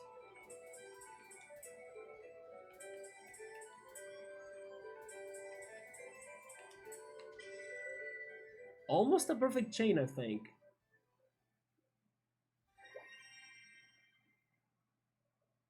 It is very odd that it doesn't keep the score going up based on accuracy like most rhythm games would do. In a way, this is a very forgiving game, I would say. Yeah, sometimes I'm kinda off the rhythm, and then it still gives me a grade or something, you know? We got another Knights of the Round. I will move on, let's keep on going. Let's play the last level again, the Arif's theme. and then we'll see what's after that. So how is this now? I have played this on expert. We got a nest in here. Let's try the basic one.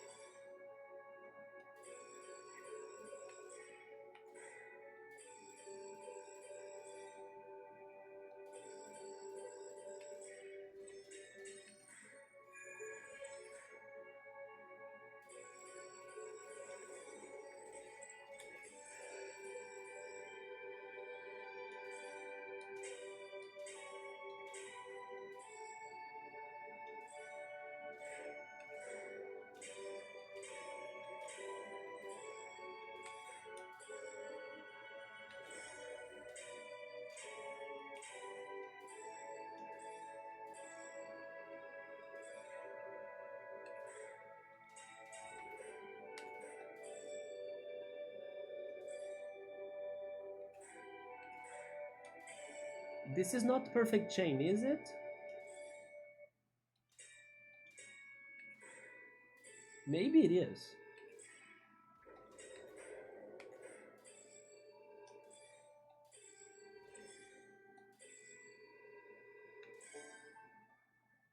Not sure. Did I do something wrong? Oh, it is. Okay, we got this.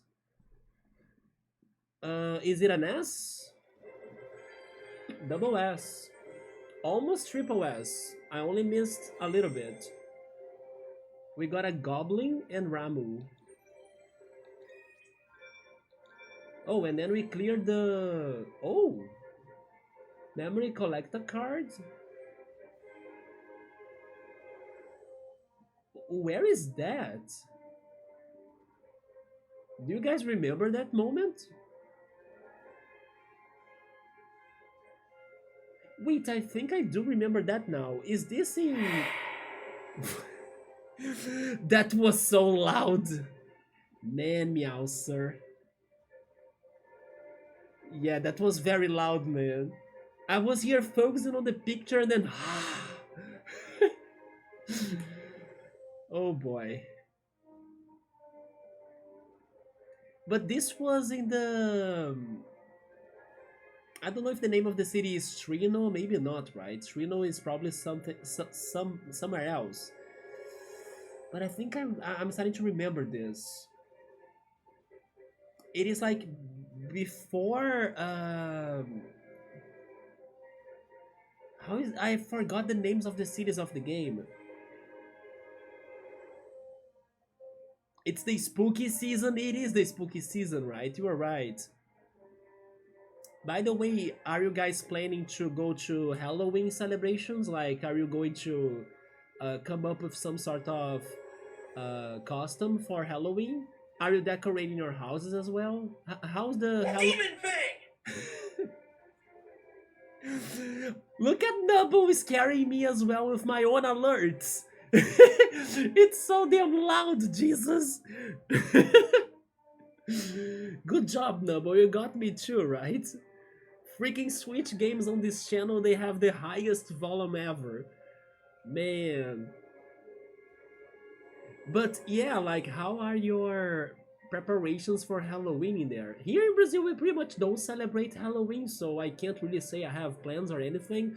I was personally hoping that I could be getting to some Oktoberfest parties in my city, because in the past there used to be some, and then I remember going to them. For now, or like until now, I haven't found or heard of any Oktoberfest parties here. But I wish I could go to one this year, yes, to eat some hot dogs and sausages and things. Yeah. So close to 90, right, Piero? But that's fine. Yeah. We'll try this again another time. I do want to get to the new songs though.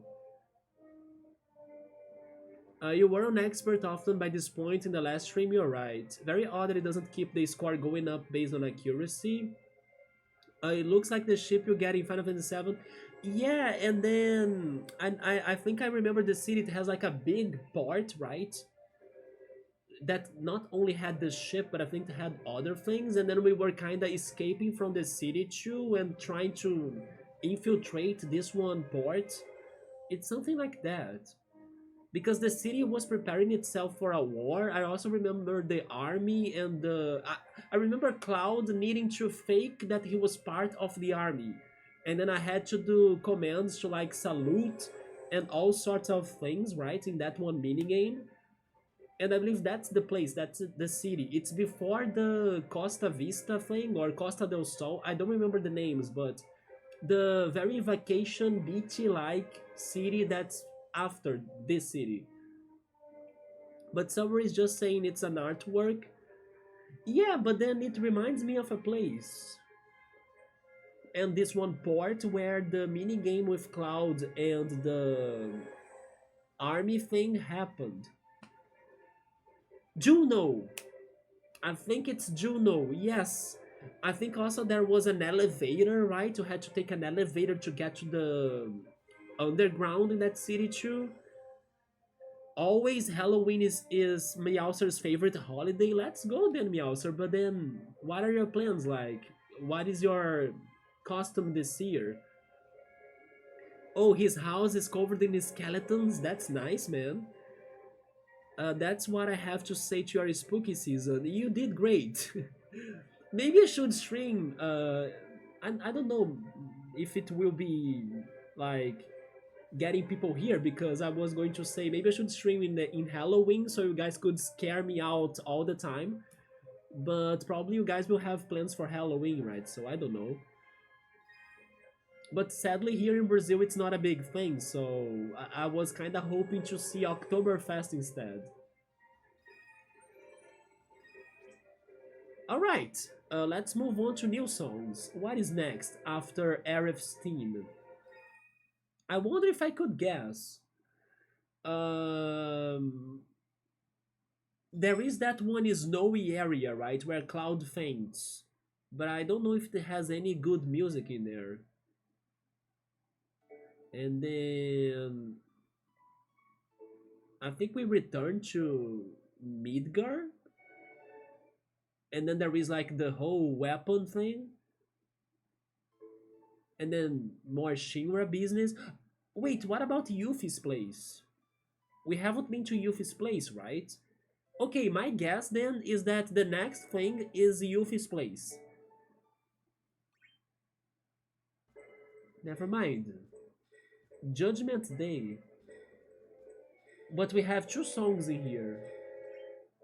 Oh, the high wind takes to the skies. Wait, but we talked about the high wind before. Oh yeah, because we got the ship, right? Let's try Judgment Day. Clear on ultimate. Did you write down this one, Nubble? Were you programming this quest for this level? But it says that the difficulty is at 8. Oh, it's because it is a moving level, I see. Let's try it on expert. Let's see how bad it is. Also, my party should change, right? These guys are probably over leveled now. Let's get Cloud again. Yuffie, Tifa, and Barrett or Vincent. Let me see. Oh, Vincent. But I mispressed the button. Vincent? Never mind, they both are kinda with high levels. Okay, someone needs to grind more than the others, so I'll keep everything here. Never mind, because Aerith is a healer, so maybe I don't need a healer. Let's go with red. Wutar. Yes, I was going to guess that the next stage was going to be Utar, but it's just, I don't know, adventure songs? Not really like a city song. Piero loves the spooky season. I'm kind of surprised how. I mean, it makes sense because of Halloween, right? But it is kind of surprising to me still how many people do love this spooky theme and then, horror things. When to me, I struggle a lot with that. Maybe it has to do with the culture, right? Like Halloween makes you enjoy it more as you guys celebrate it and stuff. But it's still kind of shocking to me how the spooky things, the horrifying things, are popular. Or they can get that popular. Everyone gets a little creative, which makes me happy. That's fantastic. Maybe one day, if I ever visit the US, I should go in October to see the decorations too, right? I may or may not have hacked the game just to see my reaction. Have you looked at the skills? Oh, good call. I forgot about the skills. Yes, we got lots of things probably. Let's check them out.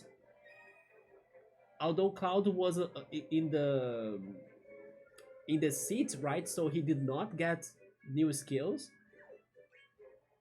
Yuffie got escape. Avoids damage. I don't think that's going to be helpful right now, is it? What about Tifa? Tifa got Final Heaven, probably a limit break. Can only be used by Tifa, deals moderate damage in proportion to the user's strength when 6 enemies are defeated.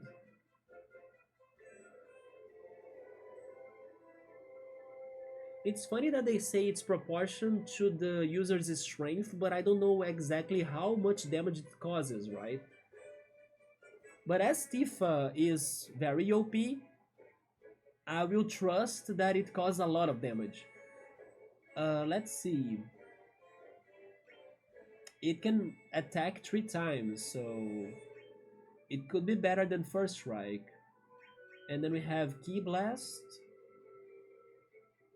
and Brawler. Low damage. Let's swap Brawler then into Final Heaven. Yes. And then Red got Haste Marsh, Sacrifice, and Howling Moon. Haste March increases each party's member's agility by 30.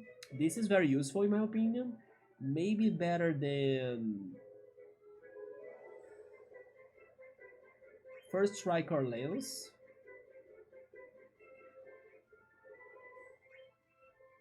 But First Strike is unlimited. And what about Dash? Increases travel speed active until the next battle begins. Let's swap that for Haste March. And then Sacrifice increases the user's strength by 140, but also moderately increases the damage they take. Active until the end of the music stage. Risky, huh? But very good if you have a healer together with him, right? And then Howling Moon can only be used by him, increases each party member's strength and agility by 60, but greatly increases damage taken. Oh my god, Red is getting beaten up by those skills. Yeah, he surely needs a healer together with him, right?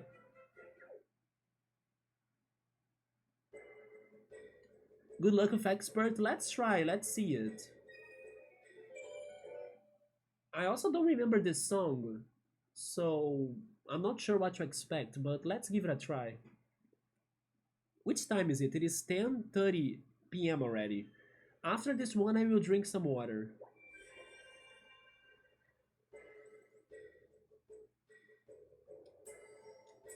It's starting slow.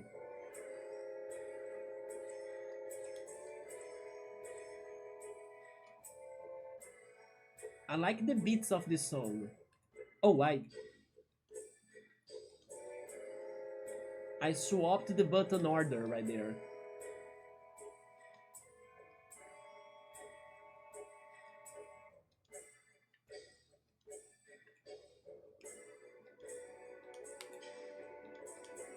Okay, expert is not too bad.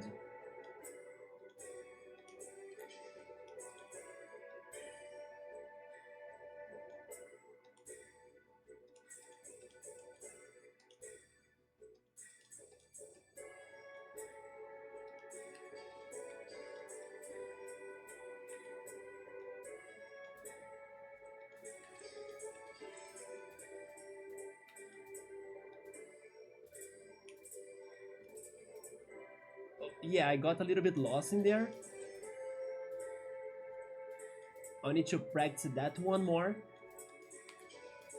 How do they do this? It's kinda confusing.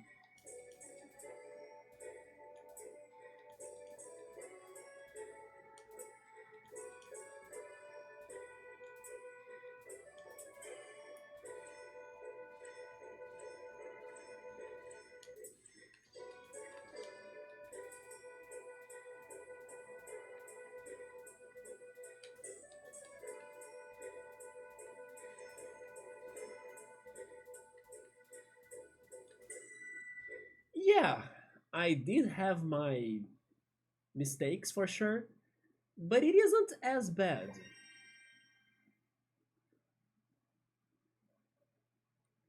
It's like overall it's not hard, but there are moments of panic, right?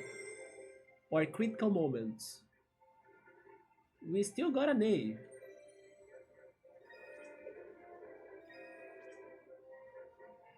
Honestly, after seeing how the expert was like, maybe the ultimate in here isn't too bad. I mean, it's going to be bad, but it could also be one of the easiest ultimates. I wanna hope. I believe. I'm going to try this again though. Because the expert wasn't like too crazy.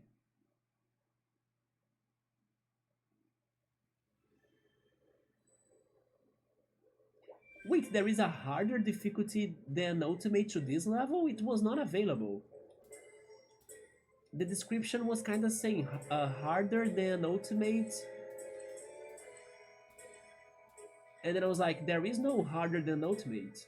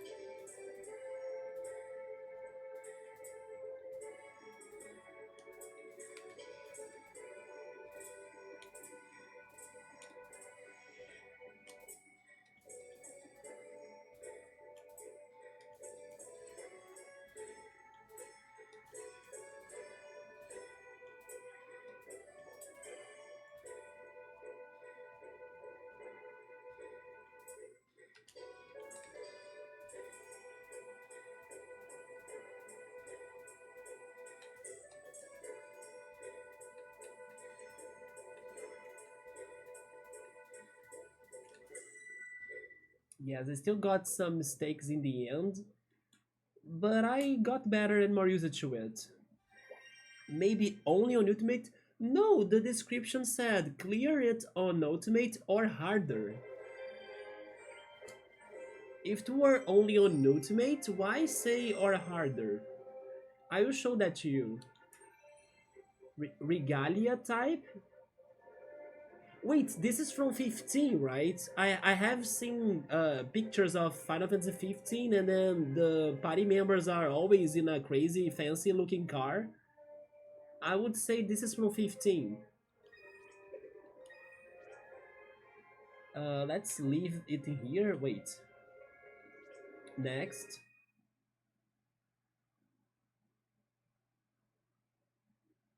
Yeah, clear on ultimate or harder difficulty. When you select... Wait. Oh, that's the next song? But when you're selecting here, it only shows expert, basic, and ultimate. There is nothing past that, you see? Unless it's going to be unlocked later, but that's strange. I got rank S in here on expert, so I think that's good to me for now. So let's check the other song. But I'll drink some water. And maybe stand up a little for my lower back, right?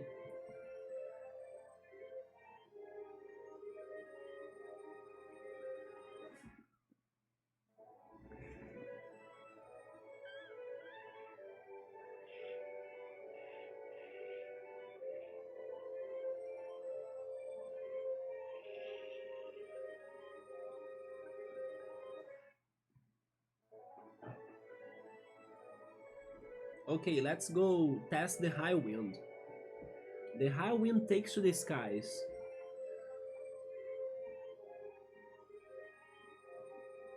Get 85% or higher good or better judgments.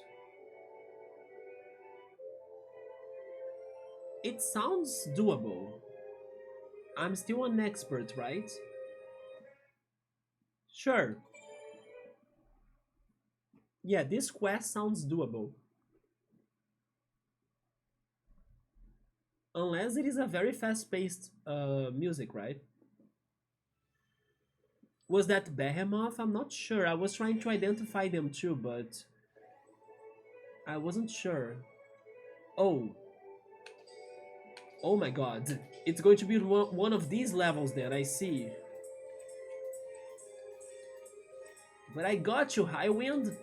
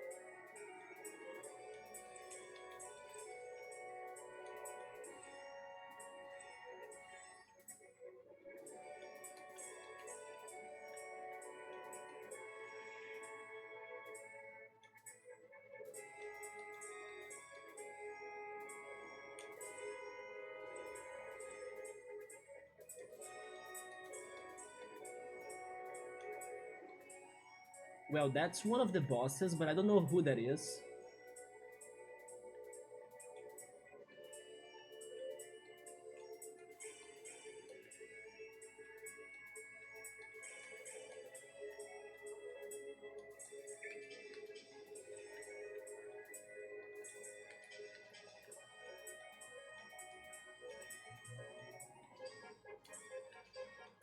Oh. Yes, I got lost in the end, in the very end. Good run! I think we got to the quest.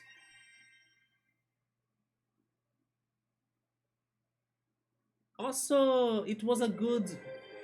yeah, S. We totally cleared the quest. And we learned Aurora Blade?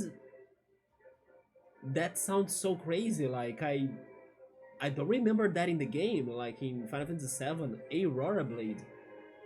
But I was going to say that I really liked the pattern of the buttons, right? It was fun to do them. You are forgetting about Supreme Difficulty. But I think it's not available in every level, that's the thing.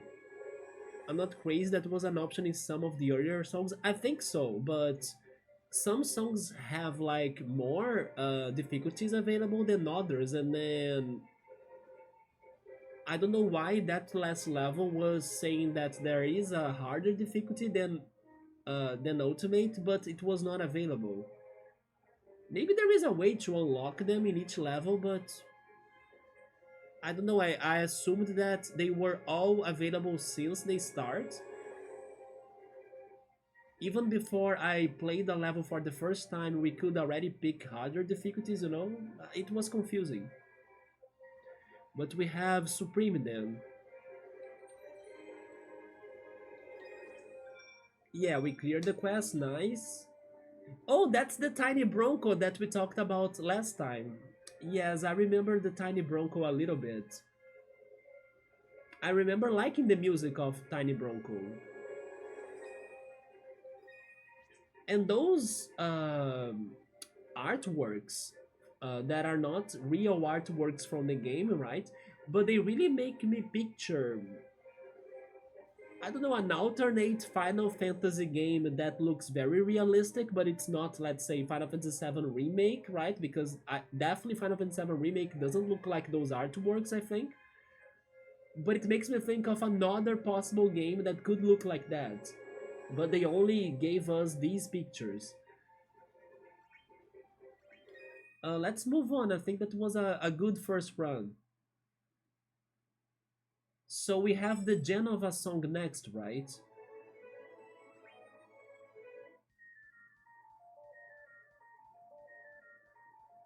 This song kinda sounds like Undertale now that I'm thinking about it.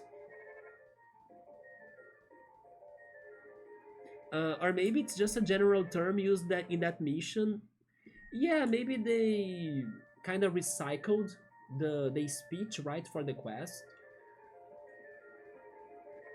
so they don't have to worry if the song actually has higher than Ultimate or not. You are right. Like if possible, then go for a higher difficulty, right? No, it's not certain. It was just confusing. It made me believe that there was a higher difficulty. Defeat the boss within 30 seconds.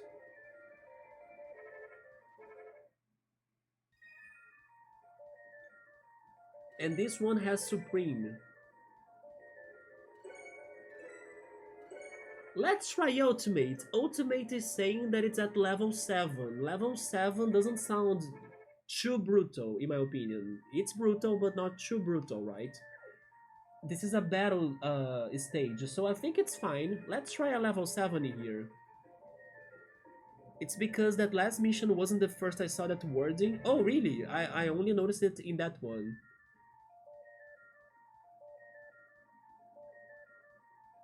But got capped at Ultimate. Yeah, I have seen that not every stage has all of them available, but it was the first time I paid attention to the wording, right?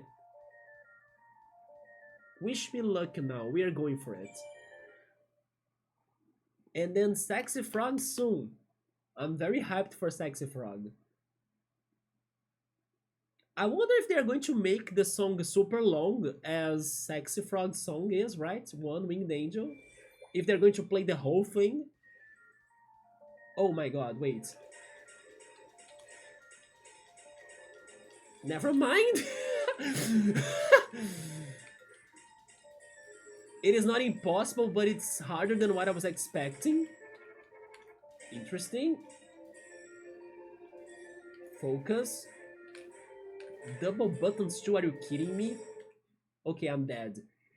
It is not impossible, but the surprises are many, right? How is that level 7? I think I will not uh, win, but I want to try a little bit again because it's still experience, right? It shows me what this game can do to me, even if I'm under pain. So it's good to see how it tricks me, right? Let's try this again. Like that, for example.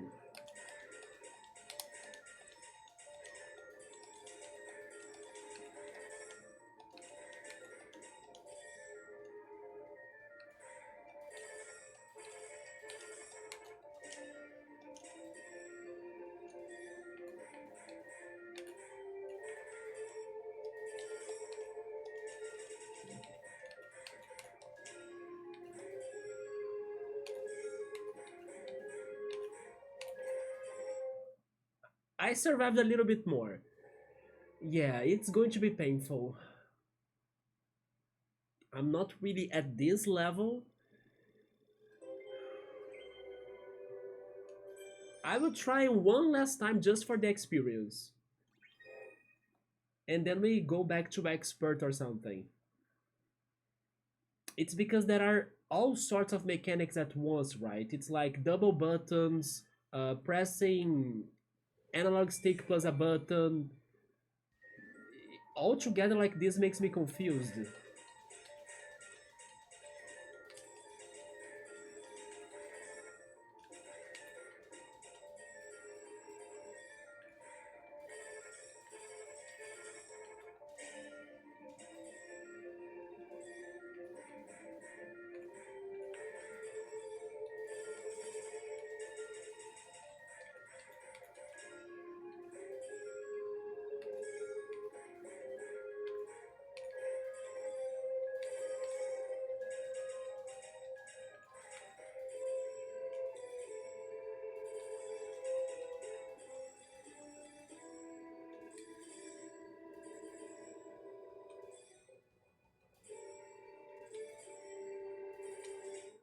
Dang it.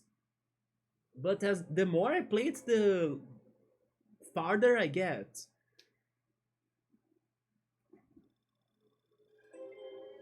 Thornberry got you with his signature grudge, did he? I don't even know what was attacking me because I couldn't see it. But I will not try again, but... Oh wait, I quit everything. That's not what I meant to do. But yeah, it was nice experience, at least. Okay, let's try this at expert. Maybe we can do expert.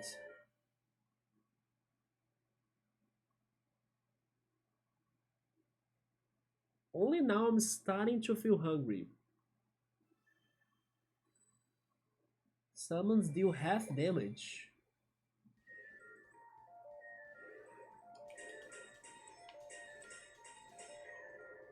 Bad start, I wanna retry. Yeah, my timing was totally off. I wish I... You know what I'm craving right now? I'm craving burgers. It's been a while since I last have eaten a good burger.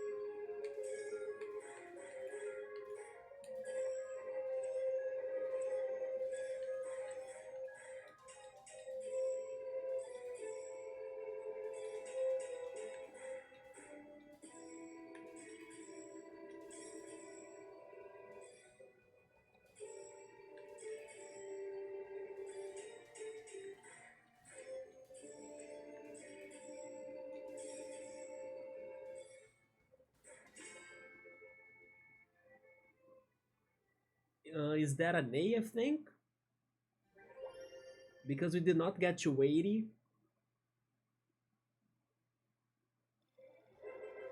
No, it is an S. I don't know if I deserve that S, to be honest. We got a Genova card and Gasper. I like that name, Gasper. I can kind of picture a Pokemon, a ghost type named Gasper. Don't you think it's a fantastic name?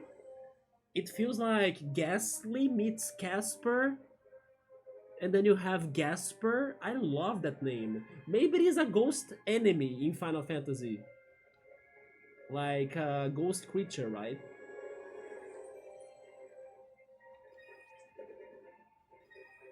I will do this again, just one more time, because I think I started getting the patterns of the song. Or in Kingdom Hearts? Wait, do you think that name sounds a lot like a Kingdom Hearts enemy? I still don't know because I haven't played it, right? But I love that name, like Gasper. It's a fantastic name. It's fun to say it. It sounds great. Gasper.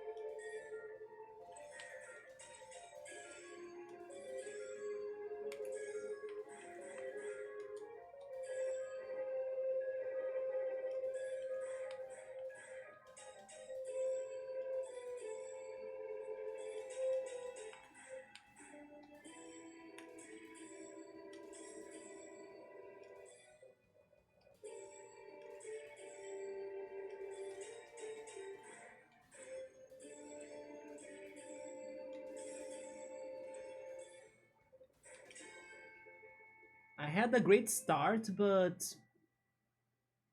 I did bad at the end.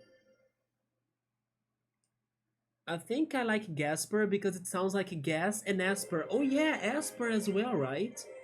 So like Poison Psychic? Yeah, I can see that too.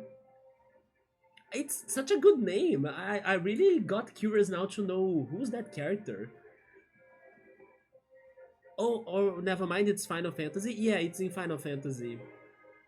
Sounds like a ghost cat Pokemon. A ghost cat. Maybe?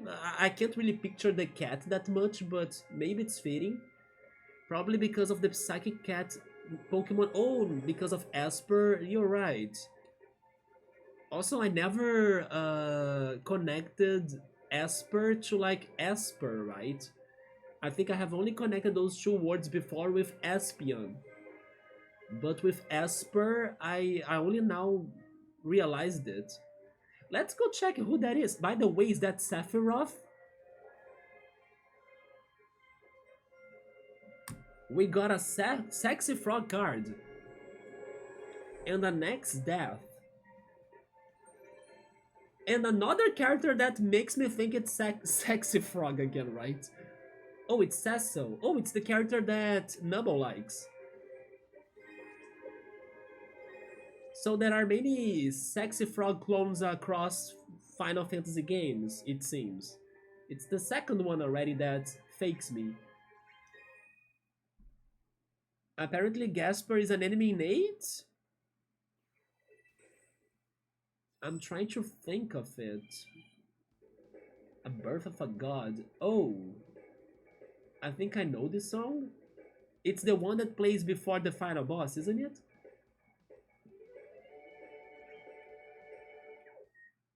I mean, there are only 2 songs left, so it gotta be it and then Sexy Frog next. Let's go check the compendium. Gasper, huh? I'm guessing it's a regular enemy, so he's probably here.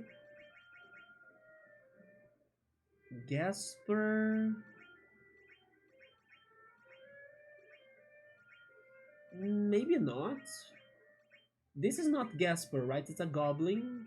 Is this Gasper? No, it's Titan. Nobody here looks like Gasper to me. A summon? No, that's not a summon. A character? It's not a character if it is from Nate. I mean, maybe one of them is Gasper, but also, by the way, this Cactuar. The Jumbo Cactuar. Oh, that's Gasper? His looks are not what I was picturing. Although with those looks, he does resemble the psychic type more, like you guys were saying. Because of the electronic vibes, you know, like the robot thing, it kind of makes me think of psychic a little bit. Around the lines of LGM, which, by the way, I love LGM. I mean, it's a stage 13 out of 14, so it makes sense, yeah. It looks like a robot, it's this guy. But I was picturing something more ghostly, right? Like, just like Casper, because it reminded me of Casper first. But I like him too. I just totally forgot about him in Final Fantasy VIII. I don't remember where you fight him or where you meet him. But I surely love his name. It is the blue thing enemy, yeah. Did you guys like him? Were you thinking that he looks like a Gasper? I had a different impression, but I still like him, yeah. It's funny how everybody has a different impression, right? Double thought of a cat because of Asper. And I was thinking of Casper. I was totally not with a robot in my mind. Alright, so let's keep on going. Let's finish this. I think it's different than what you imagined to, Piero. Can you describe what you were expecting? But it fits. It fits because especially after you guys were talking about the psychic type. Because to me, I think I was thinking more on the ghost type, right? Wait, Sexy Frog is an optional boss in here. Deal 500 or more summon damage. I'm pretty sure there are strategies for us to do this, like probably there is a summon that deals more damage than others, or maybe an ability that we could equip, and then there will be more more summons being activated during the fight. Let's change our party a little bit more. Barret? No, Barret is OP. Vincent is OP too, right? Never mind. I actually should be using Yuffie then. Yeah. Okay, so no changes. Gasper is an enemy in Final Fantasy VIII found in Centra and Lunatic Pandora. Okay. You know what, cool? Now it makes sense. I remember those places, so yep. He could be an enemy there. It's just that his name gives us a different impression of how he would look like. But definitely 10 out of a 10 name. I loved it. Birth of a God, let's rock on! On expert? On expert. I'm not that crazy, I think. Yeah, let's play safe a little, right? If it is too easy, then we go to Supreme, that's 8. Not 7, it's 8. 7 broke me before. But this is fast paced, right? Because it is a rock theme.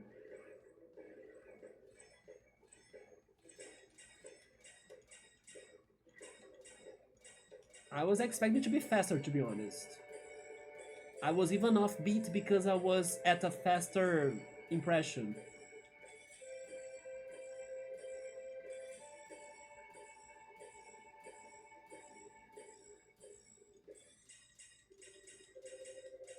Yes, I'm very off beat. Oh, it's this song.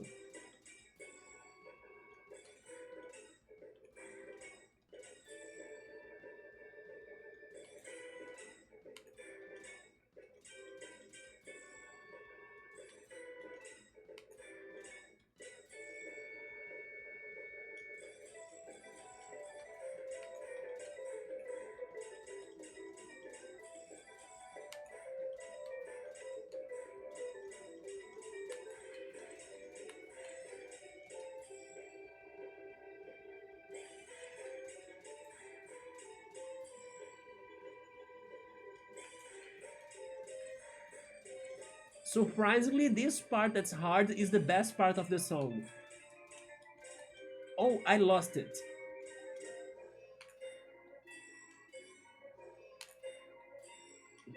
Because this level is kinda odd. It's like it's hard to feel the song with the buttons on this one.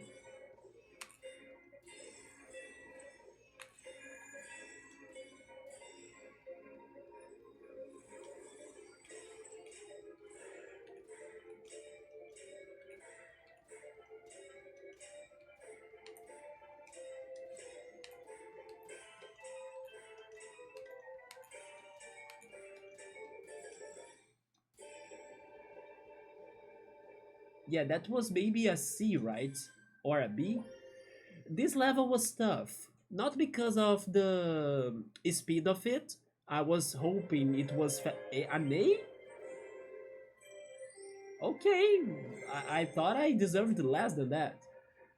But yeah, the speed was not too crazy.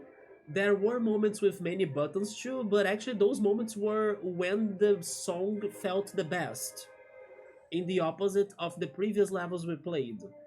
But as I thought it was a very weird combination of buttons for what the song was doing, I was not connected to it for most part. And then maybe this is the first song out of everything that I felt that the buttons were not, too fun to go because it was not synced with the song for most of it. Let's try it again to see if I can feel a little bit better towards the I don't know the pacing of everything, but I felt disconnected to the song, so it was kind of hard to do everything. How much this game? I don't know. I bought the physical copy. Let me get the box right. I think it is in here.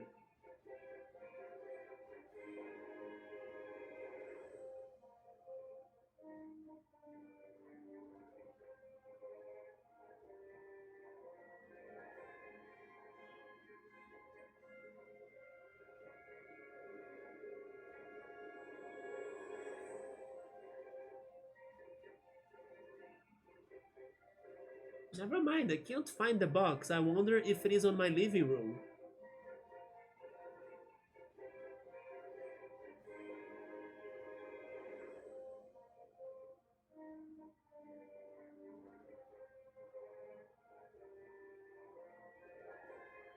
I will go check it.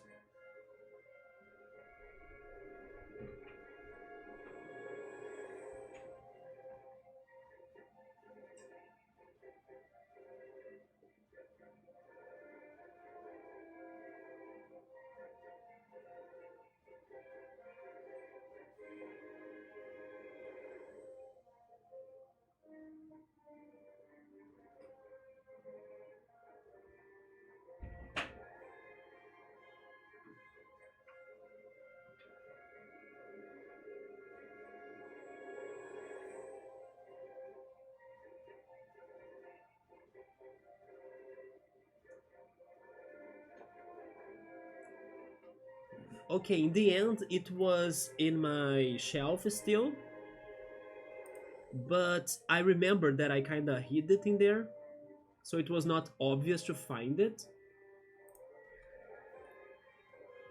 But here it is. Yes, I got a very good offer for the physical copy. I bought it on Father's Day, so there were many coupons for you to buy like gifts to your father. But I ended up buying a gift to myself, right, with the coupon. And I was between this game and Sonic X Shadows Generations because they both had almost the same price. But I thought to myself that maybe I would enjoy this one the most. And also, Sonic Shadows Generations, you can buy that on Steam, right? And it gets sales very often thanks to Sega. While this game is not on Steam, it's only on PS4, if I'm not mistaken, or the Nintendo Switch. And I can already say that it was the right choice because I'm loving this game super much. Highly recommend to everyone to try getting it too if you are enjoying the streams. And maybe the physical copy can go for a better price too for you. I'm not sure how are the offers on physical copies for games in the US and other countries, but here in Brazil, thank goodness, they normally can be found cheaper than the digital price. Thanks to those coupons that I was saying, right? That normally as well they could be used for other products, but we can use them for gaming and then find crazy deals like the one I got to this game. Let me see. Also, by the way, this is thankfully not a game key card because now they are all going for the craziness of the game key cards that are awful, right? An awful idea. So yeah, the full game on the cartridge. Hopefully they give up on that, right? That's one thing that was not a good change in the gaming industry.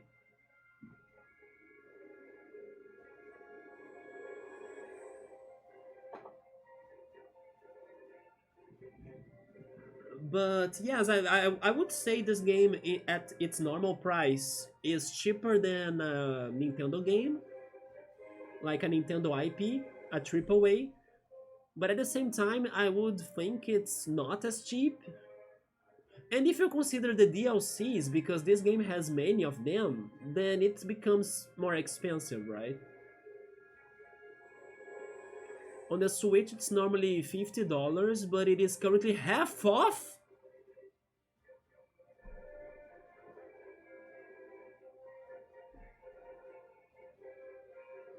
It is a very good deal, in my opinion. But see if there is a deluxe edition of some sorts with like all of the DLCs as well. This game is only on the Switch and PS4, yeah. I still don't understand how it's not on Steam, which should mean it's backwards compatible with PS5 and most likely compatible with the Switch 2 too, right? The PlayStation's website says it's still full price. Of course it says that. Weren't we discussing how Sony is greedy? Everything is more expensive on the Sony's website or store, guys. Everything. I'm really getting to that conclusion. Although, to be a little bit fair, even though I'm not like I'm not fully sure on how it works, but from the impressions I get from it, I believe that the PS Plus subscription is good thanks to the games you get for free and then they don't expire, right? It's not like Xbox Game Pass that you play the things but you don't own the games. No, the PS Plus subscription gives you the games they are giving away, so I like that idea. And many times they are good games as well. But regarding buying games on the store itself, I'd be careful. Maybe you can buy that game cheaper on Steam, on Epic Games, on Switch, on on Xbox, on Steam Deck or something. There is normally $100. It is also half off for 50. You see, I really think it is a very good deal. and I'm only in the beginning of this game so far, and I can tell you that it's very fun to play it, especially if you do like rhythm games or Final Fantasy a lot. Or even if you don't like Final Fantasy, the DLCs of Chrono Cross, Chrono Trigger, The World Ends With You, Bravely Default, I think Kingdom Hearts, but I'm not sure.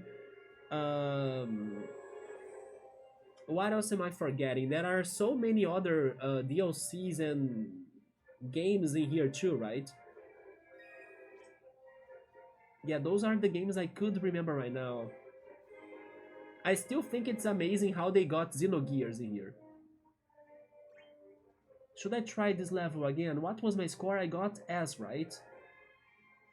I will try again because I still don't feel this song that much. Maybe I can get even better once I connect to the song. But it's so strange, like I think the pacing is off. I wish it were faster. But let's try again.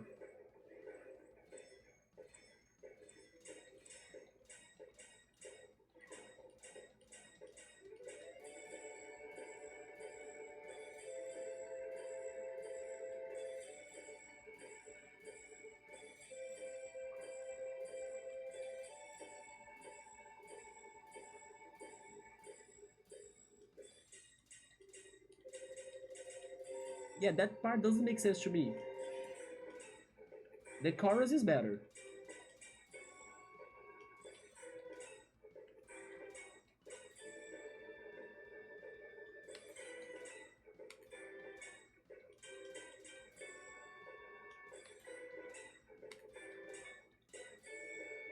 Okay.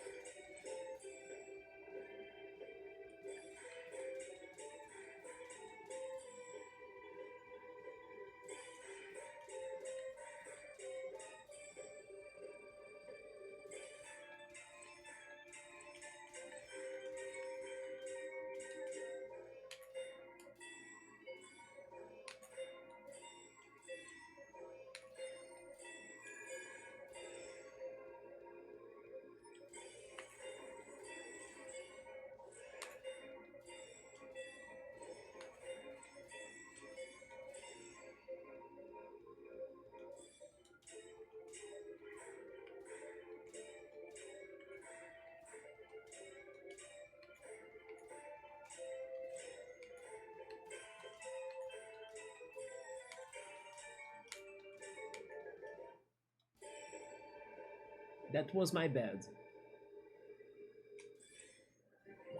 This was not better than before, right? But I started feeling the song a little bit more. I just disconnected in the end because of my fault. Yes, I will try one last time. Oh! We got a mock card, I love it. Worth the mock card, yeah. Oh, Octopath! I forgot about Octopath. So even if you don't like Final Fantasy that much, maybe it is worth the DLC and the other games too, right? Octopath. Oh, Mana is there too, and then Saga. That's another series of games that I gotta get myself into, right? The Saga Frontier games and a few Chrono songs, yeah. But to be honest, Nubble, I think I would be very hyped for the World Ends With You songs. I freaking love that soundtrack.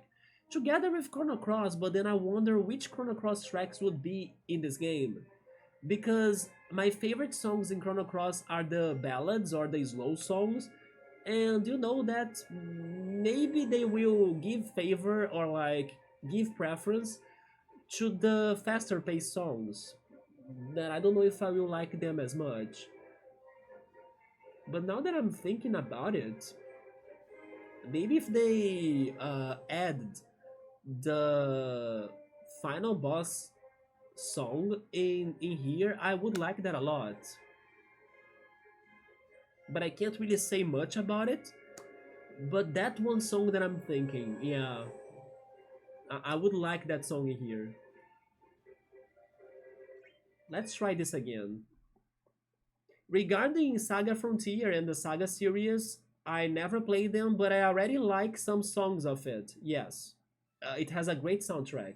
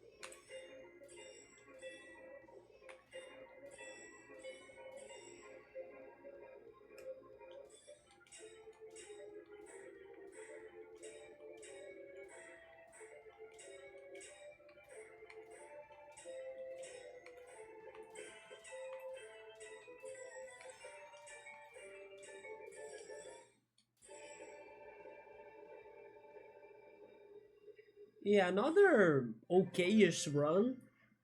I'm feeling the song better now. I'm enjoying it more too. But I still think that it's a very technical song. So, there are some things that I'm doing that they don't necessarily match the song track, but they are very technical. So, it's a little bit tricky to do that. But yes, now I enjoy the song a little bit more. Yes. They tell you what songs are included in each pack. Oh, for sure. But then I'm not sure if I also would like to be spoiled on that, right? It's kind of fun to learn which tracks are there when you experience it. And then if you know the names of the songs, you can judge which DLC packs you want based on what songs they do or don't have. I mean, if you really like the game, for example, I love The World Ends With You and Chrono Cross. And also, I think Xenogears has an overall great soundtrack too, so no matter which songs they pick, even if they are not my favorites, I still think I would enjoy them in a way, right? But you're right, if you really wanna give more value to the money you are spending to buy the DLCs, then maybe you do should check the songs to be sure of what you're doing. But I kind of trust those games that I said on their soundtrack. I think they would still make me happy no matter what. I wonder, and I kind of wish, that you could also get the characters, but probably they wouldn't give you the characters, right? It would only be the songs. Oh yeah, just remembered something else. It's off topic, but I remembered the conversation I was having with Cool yesterday, and he was wondering how would the Mega Man stage be like in the Sonic crossword racing game. And when I was watching the State of Play direct before the stream, they actually showed me that trailer and the Mega Man announcement and the stage. So I now believe the stage they picked was Wily's Castle, right? Yeah, Wily's Castle. Or something around the lines of his castle. Hence why Wily even showed up. in the trailer. So I was kind of right when I gave him my answer of like probably they will pick something based in Mega Man 1 or 2, like the early Mega Mans for nostalgia. They did that. Let's go to the next level. Are you guys ready?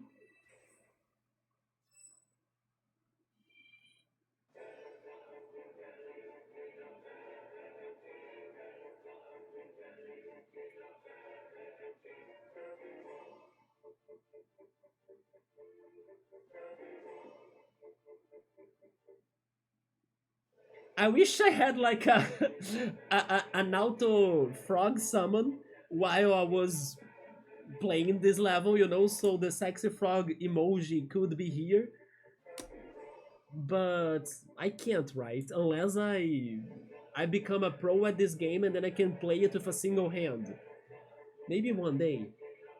Defeat the boss Safer Sephiroth. Safer? What is that Safer?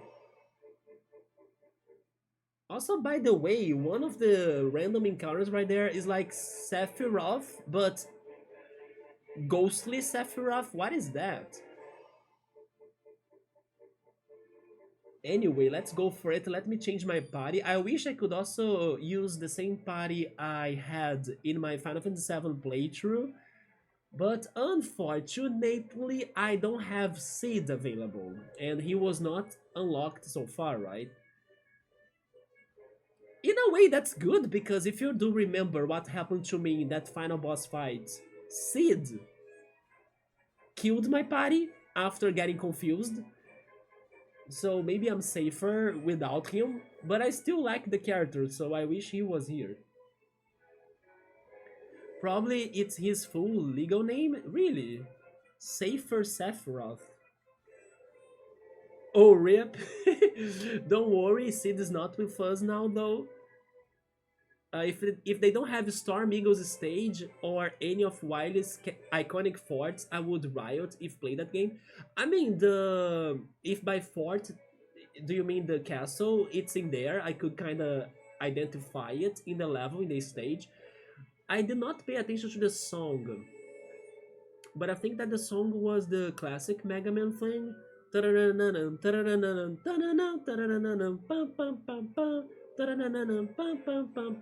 could be wrong. I should rewatch the trailer to know for sure if that's the theme. But yeah, I did see Wily like floating on his thing. It's funny that the car they picked to Mega Man was like the dog, right? I forgot his name now.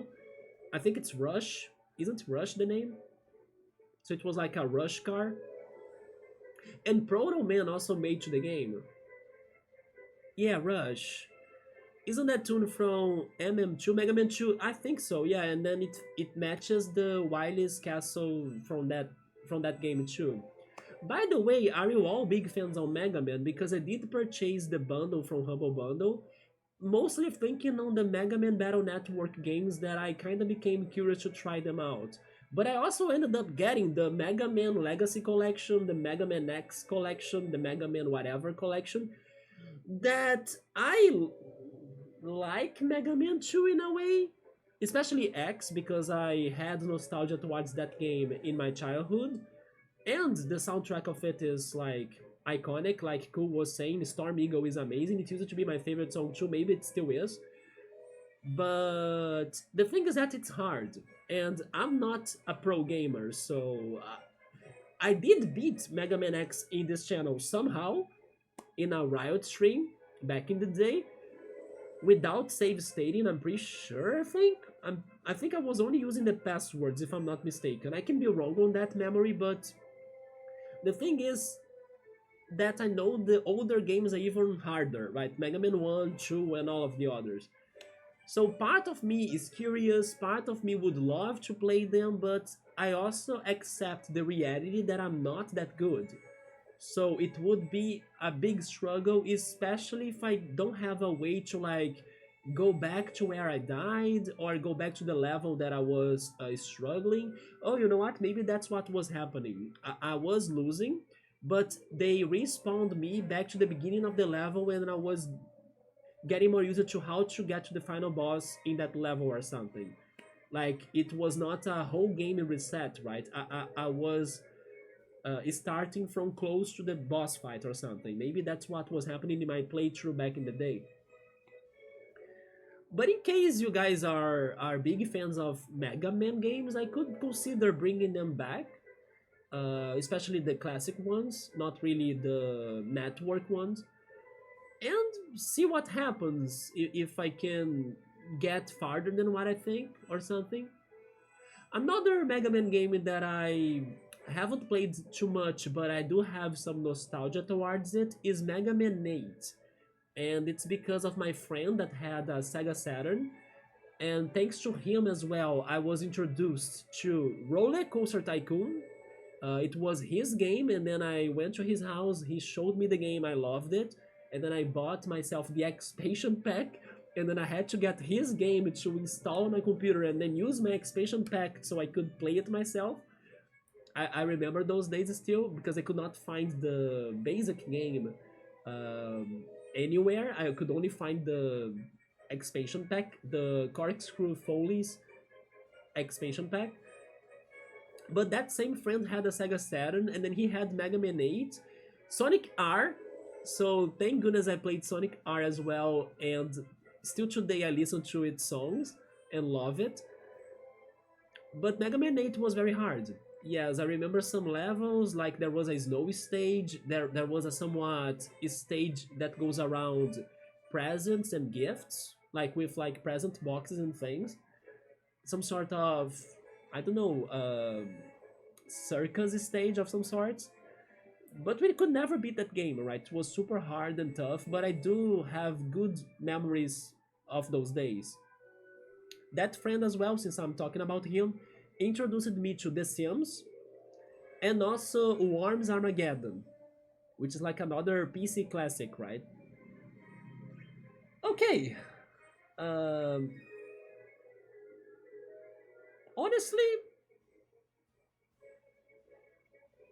I don't mind going against Sexy Frog with this party.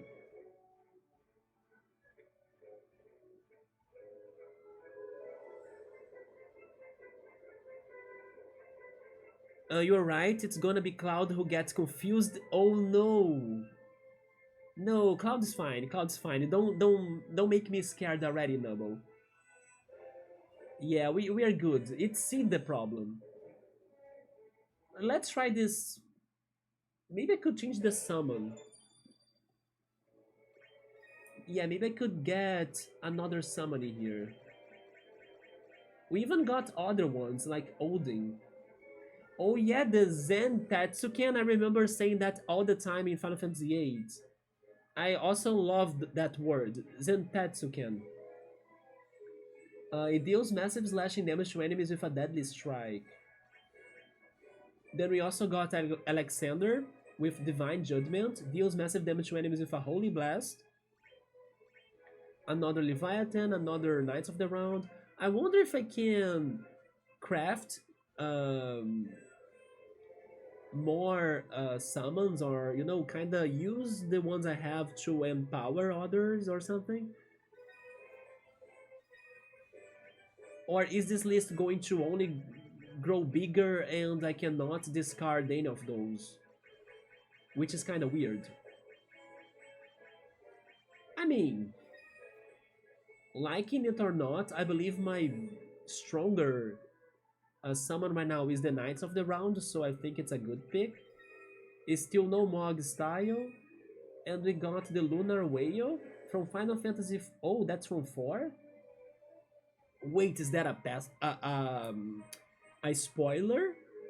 That it can carry its passengers to the moon? I mean, that makes sense. It's called Lunar, right? And then the Regalia. Is that from 15? It is from 15, I guessed it. No, why you keep the Prima Vista then? Okay.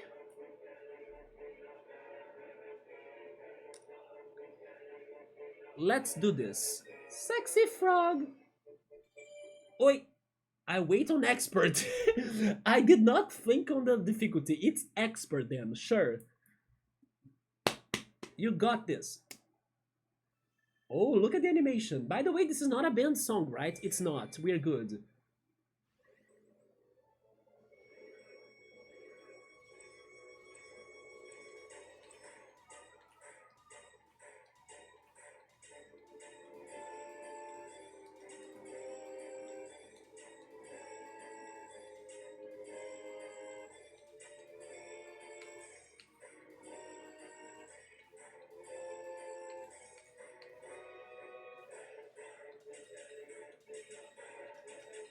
Bells, frogs in Paris, jingle bells, ham and cheese, sexy frog.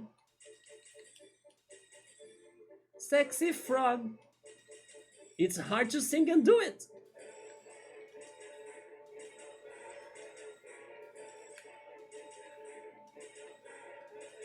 Sexy frog. Sexy frog.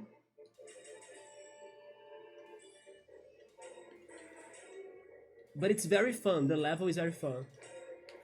I just need to get used to the green lines, right? They are the hardest so far. Never mind, I now struggled with the directions.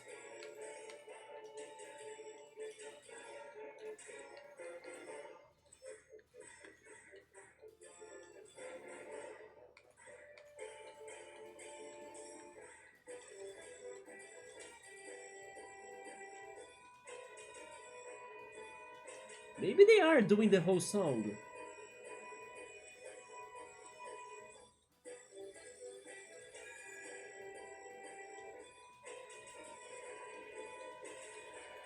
Is this going to be very fast now?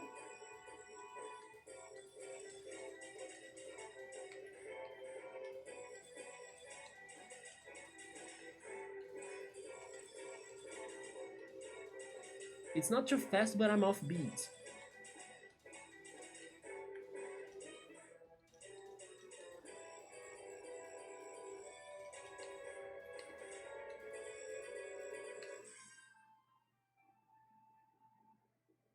Oh, it ends there?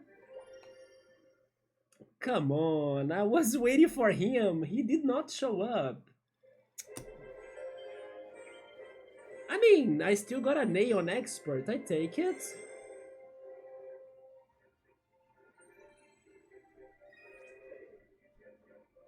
Yeah, but I did not defeat him, right? He did not show up. Maybe I need to be on ultimate so he shows up. I will try this again. But the freaking moments that need to press the button, the green lines, are the worst because they put that in the middle of the button pressing and it kind of changes my mood, right? When it's only the button pressing, I feel safer. But when they mix them all, it gets crazy. But let's do this again.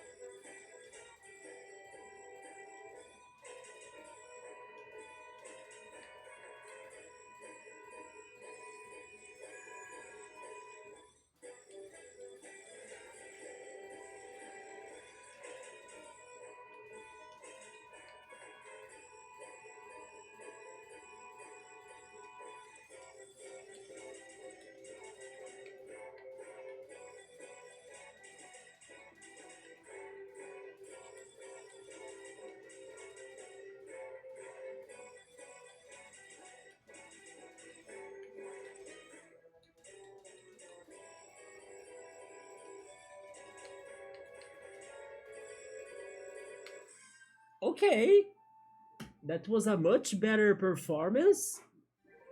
I had a fantastic start. The middle part got strange, but it was very good.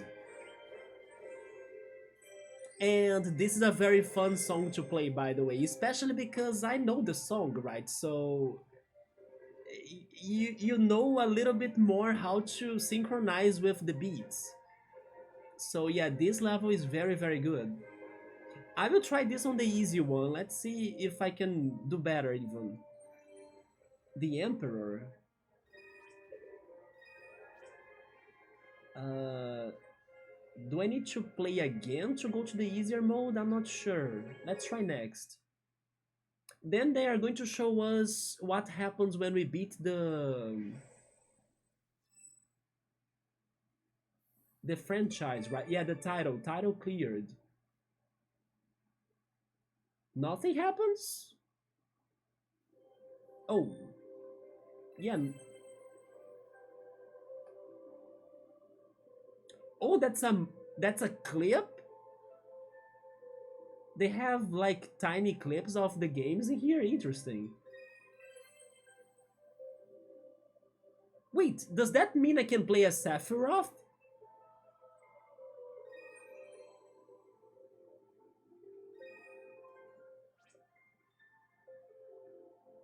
Event music stages. Play along with the music while watching classic scenes in the background. Gameplay is largely the same as in the battle music stages. Also, by the way, the freaking buttons right there, that's like Rock Band and Guitar Hero, isn't that?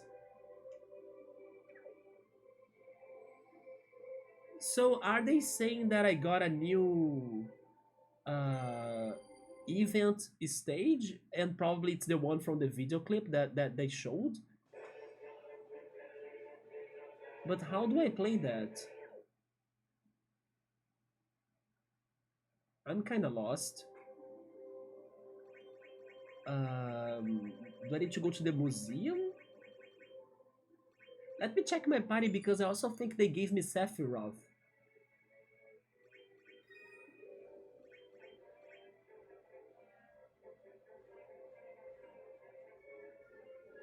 So there are characters to unlock. The legendary hero lowers enemy defense and attacks with a number of physical attacks? No, number of physical and magic abilities. Okay. Interesting. Sure, let's make him fight together with Cloud, why not? He has nothing, so let's see what he can learn. And then yes, I wanna find the video clip. I think I need to go to the museum then. Unless it is in music stages. Hi Chill Mode, what's up man? Yes, we unlocked Sexy Frog. I was waiting for Sid, maybe Kate Sif for Bookmark to be happy, and then we unlocked Sexy Frog. I mean, it's also very good, right?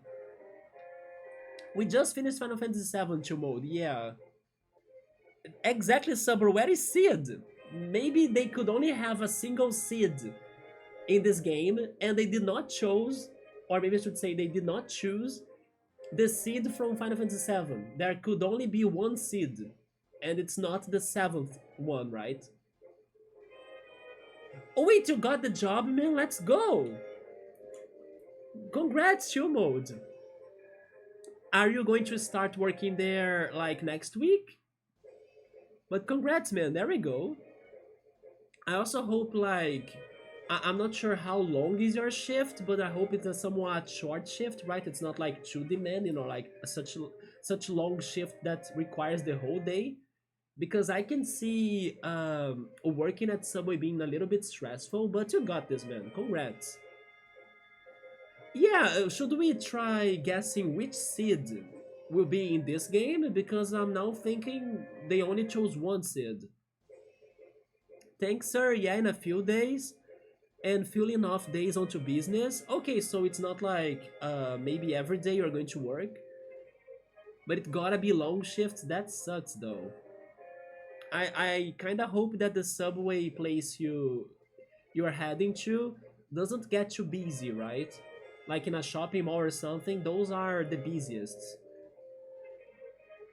Oh, they give free subs at the end of the shift. I'm not gonna lie, it's been forever since I last ate their subs, but I'm hungry as always, and I kinda wish I could eat it again.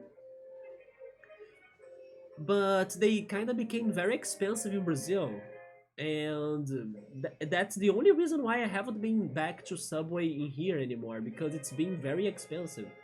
I can eat more at Burger King. Yeah, it is going to be a little bit stressful, but I'm hoping that it doesn't get too busy, right? And then if there is one stress moment or another, you can still have some good breaks in between them.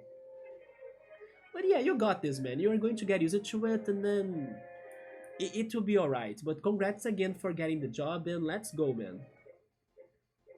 Let's try finding the stage we unlocked, right? Where the heck is that? Oh, it's right there. I found it. It is Arif's team again. Oh shit. I hope, I don't know, Piero is not in here anymore. Because I don't wanna, play clips from the game that whoever never played Final Fantasy VII should not be watching. Okay, but I gotta do it, right? This is not banned. It's not, yes, I'm checking the list of permitted songs. Eat the salad. I know. I also like to go to Subway because it was somewhat more healthy than other fast foods or fast food chains. You like the Polish girl there? Do you mean Aerith? I take back any insults I threw at you for not being good enough because holy is this game harder than what you think. Wait, did you get that? Did you get the offer, the sale? But yeah, this game is not very easy, but at the same time, I don't think it is too brutal, right? It's not too punishing. Especially, of course, in the easier difficulties. I'm not sure what are you trying there, Nubble, but be careful. Like, don't go to the ultimate and stuff, right? That Final Fantasy VII Arif team hit hard, it does. Once this game remind me how it plays, I got the chills yesterday. Junon is doable. One winged way. Imagine clearing Sexy Frog's team with Sexy Frog in our team. Let's go for it. I'm curious to see how this goes because they also gave us a preview and it felt like it would be a little bit like um, Rock Band and also Guitar Hero. It's going to be different. By the way, Final Fantasy VII spoilers, don't watch this if you haven't played the game. Piero, please don't watch this, right? Here we go. By the way, as well, it's been forever since I have last seen this. I believe I haven't seen this again. Oh my god, it is like Guitar Hero. And they're doing the whole journey? Oh my god. Okay. This is fantastic.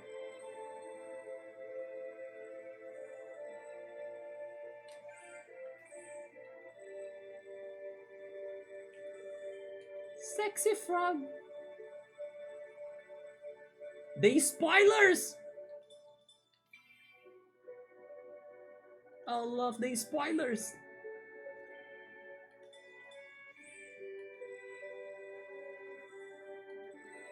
I remember that moment too, that I was running back to Midgar, looking for Midgar's key, while the weapon was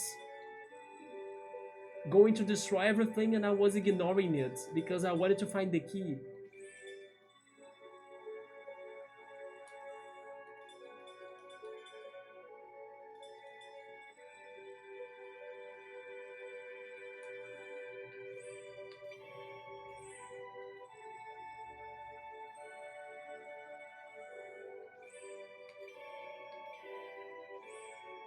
I can't wait to see these cutscenes of the other games. Yeah, the last one got me. Dang it. There goes my perfect chance. Sid, I miss you!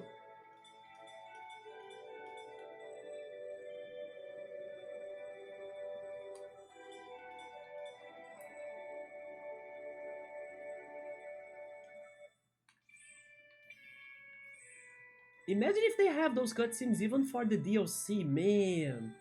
Wait, this was confusing.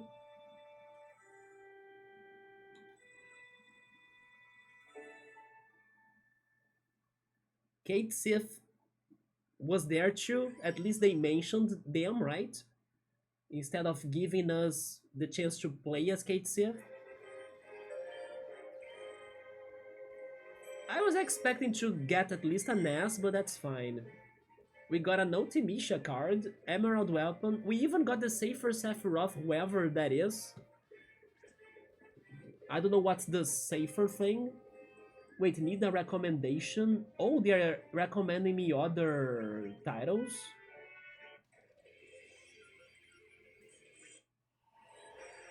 Those are spoilers of what's coming up, right? I wanna do this again. Yeah, Chill Mode, Sexy Frog is back. Noble is currently on the first level of Final Fantasy V. Oh, he started Final Fantasy V? I'm... Oh yeah, because you couldn't pick 4, right? 4 was not available at first. You are too stubborn to get off the second difficulty of Expert and suffering for it. Don't worry, man, don't worry. The game has a feel, it has a vibe. You will connect to it soon enough, and then it's going to flow better, yeah. It was a good challenge, I'm going to do this again. Zack was there too, I saw him as well. I was not ready for that collection of flashbacks, I thought it was only the Aerith thing. Not the Ares. Barrett is still Mode's man, tough but soft. In this game, he's a defensive character for some reason. The thoughts kicked in, the nostalgia, right? Yeah, the Guitar Hero transition was kinda interesting to go through. And then the Chocobo Victory music. Nubble is progressing, he got an A. There we go, congrats, man. Did you get the complete pack, also the DLC?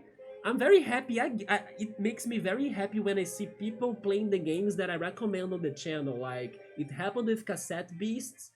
I can't remember any other right now, but it happened more than once. And now, Theatrhythm as well. Let's go, guys. Oh no, 4 or 6? Yeah, they are locked. How many stages are in 5? Maybe it is shorter than 7 here, and then you can faster get to 4. Let's do this again too.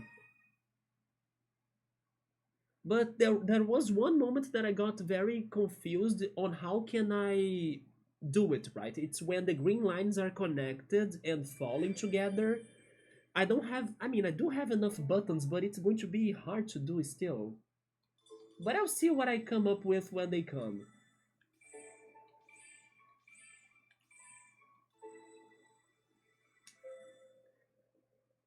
So after this, I believe we're going to start Final Fantasy IX.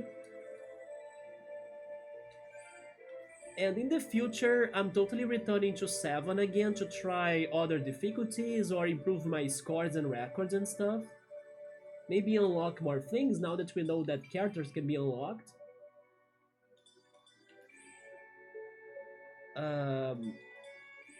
But I believe we can start 9 today as well.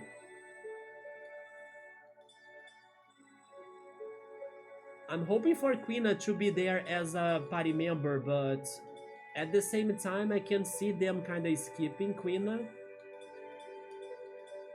So at least then I hope that Steiner makes it to the cut. Maybe Freya too. I don't mind if Aiko is not there, or Amaranth. Wait, I need to pay attention for the green lines. Is it now that they connect?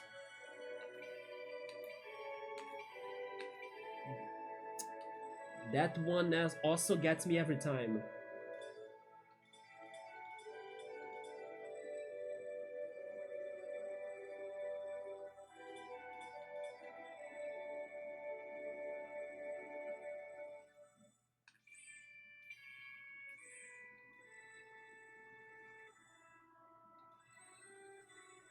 I did it, okay? That was so crazy to do. Oh my god. Look what I thought of. There were four freaking green lines connected to each other, so I had to press four buttons. I really went through all of the buttons in the controller. I was like, this one, this one, this one, this one. Crazy coordination, but we did it. But sadly, I committed a mistake earlier with like the freaking directions, right? The last one I can never do it right because of the perspective as it's falling from vertical. And then it's like this, so... Oh! Okay, maybe now I know what I need to do because I was always going up and down, but it's maybe right and left. I will try this again. Chill Mode has a grudge on 6. Why is that? You still need to finish that one? Yeah, go for it. It's the Flower Girl music, indeed. Say hi to Bookmark when you see her. Hopefully she stops by today too. Oh, you need to go to Mode. Alright, man. Thank you so much for stopping by. Get some great rest in there. And I hope everything goes well in your new job. But I believe from this conversation it's still not beginning like tomorrow or something. So I will wish you energy and better vibes once it's closer for you to start it. But congrats, man, and get some good rest. You deserve it. And I see you next time. Maybe tomorrow I'm back here again. So good night, man. Hope you're doing good. I'm doing good. I'm just worried about my lower back because Pilates, instead of helping it, I think it destroyed my back more. But hopefully it won't keep on evolving in pain. I will see what I can do to not suffer too much from this and hope it can recover. My cold seems to be getting better too, as I so far still hasn't need to go to the or haven't need to go to the bathroom. And the other thing on my back in here, it's still a little bit aching, but not too bad as like yesterday. Yesterday it was much worse. We got... I know who that character is.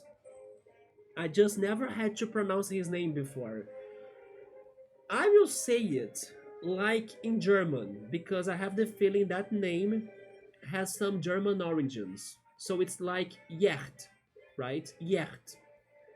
But maybe in English it is jacked. Or maybe just jet, like the CH is silent, I'm not sure. Maybe it is jet actually. It makes sense to me to sound like that. But I like to say it in German, so yacht. You're going to try to find it. Cool. After you started using the freaking Retro Achievements website, you are now craving achievements, aren't you? You want to beat Scorpion more than me, I think. But you are right.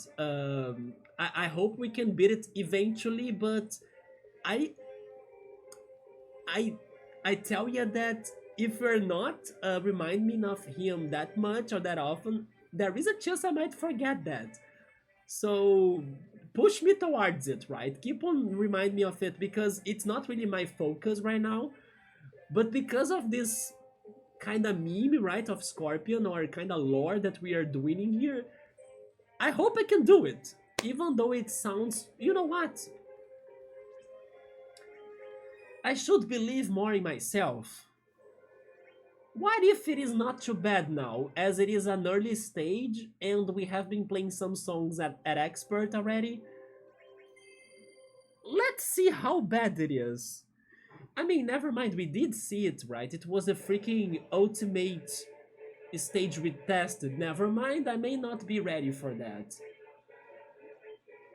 Okay, I'm lowering my expectations so I don't get too frustrated. But we are going to try it.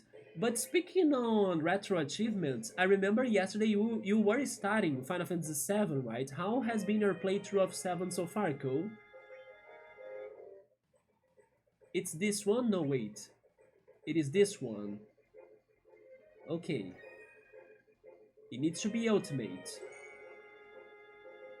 Never mind, it says that it's 9 in the difficulty.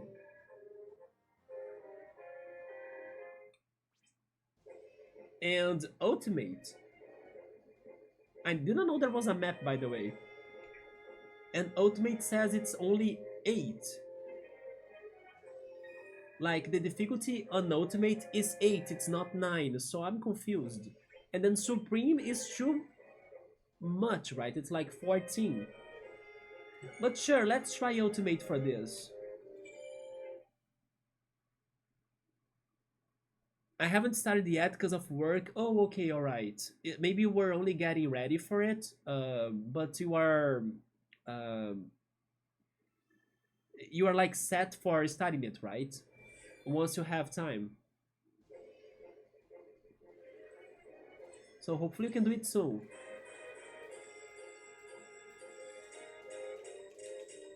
This is not too bad. I can see the buttons now. What the hell? Scorpion?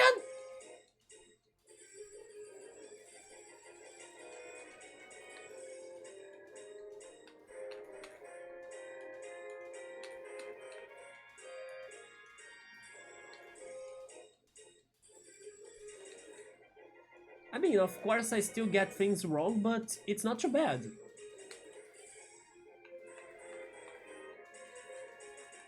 Okay, this part is BS because I can't count. But I'm not losing it.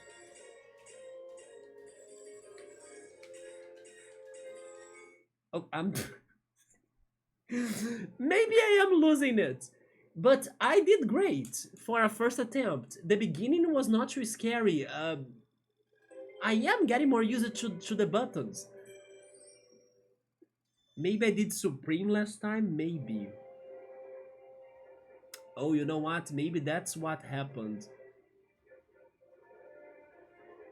But to be honest, I am not sure if Scorpion will show at this difficulty.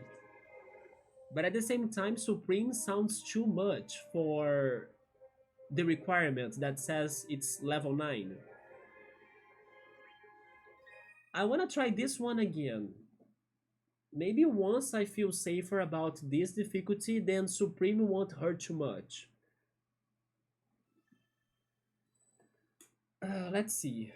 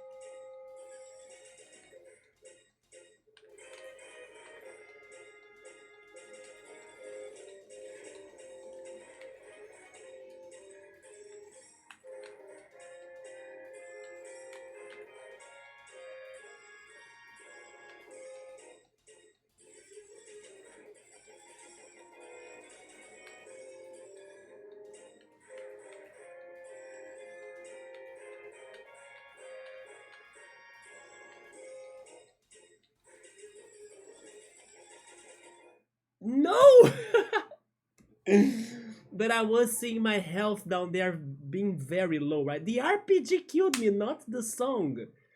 Man, I got a B. That's not too bad. To be honest, there are moments that I still can't follow them, especially when there are many buttons in sequence, so I kinda panic and press everything I have. I have been getting better at the directions at least, because this level has all sorts of directions coming up. But in this one case, having the healers might help. We got lightning. I wanna play again, but I need to change the party, right?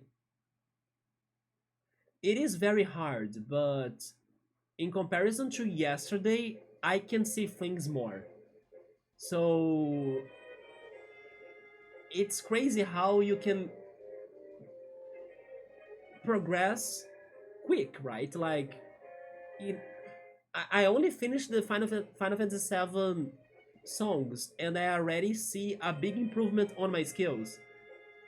We got a B. I'm proud of that, even though I haven't finished the level. Imagine if I had finished the level. But we need to change the party. We need healers like crazy. Because I will commit mistakes. Like, there are moments that I can't process what's going on. You know what killed us?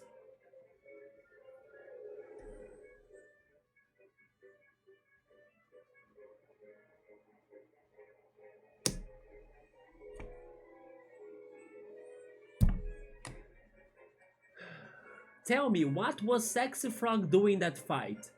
None, none, and none. That's why we died. Yeah, it's all Sexy Frog's fault.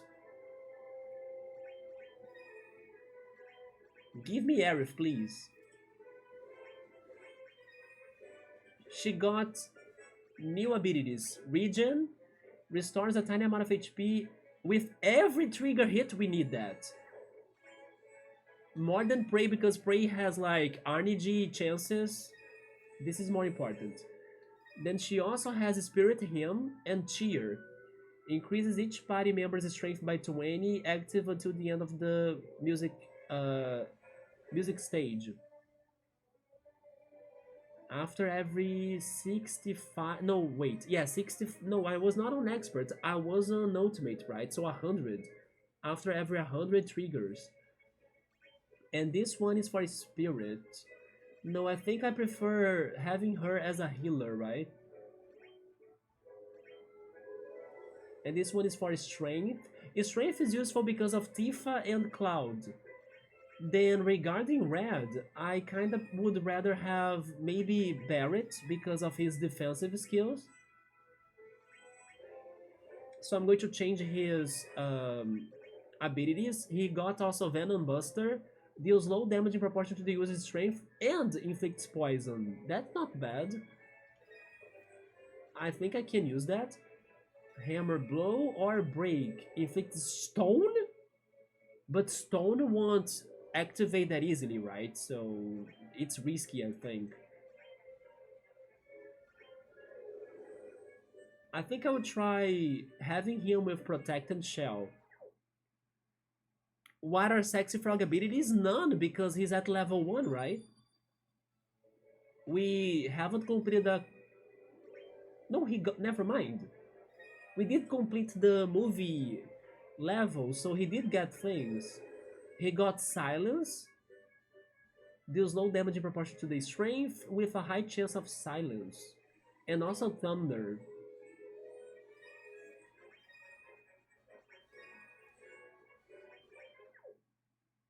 Also, I always forget that we can use items. We still haven't used any item. But I'm keeping everything here. Let's try with this party now. Hopefully it helps us. 200? Yeah, 200 was too much. Well, Arif, please do your job. Heal everyone. If they don't die, I don't die. Even if I get a rank E or D. But it looked like it's doable. At least to finish the stage, right?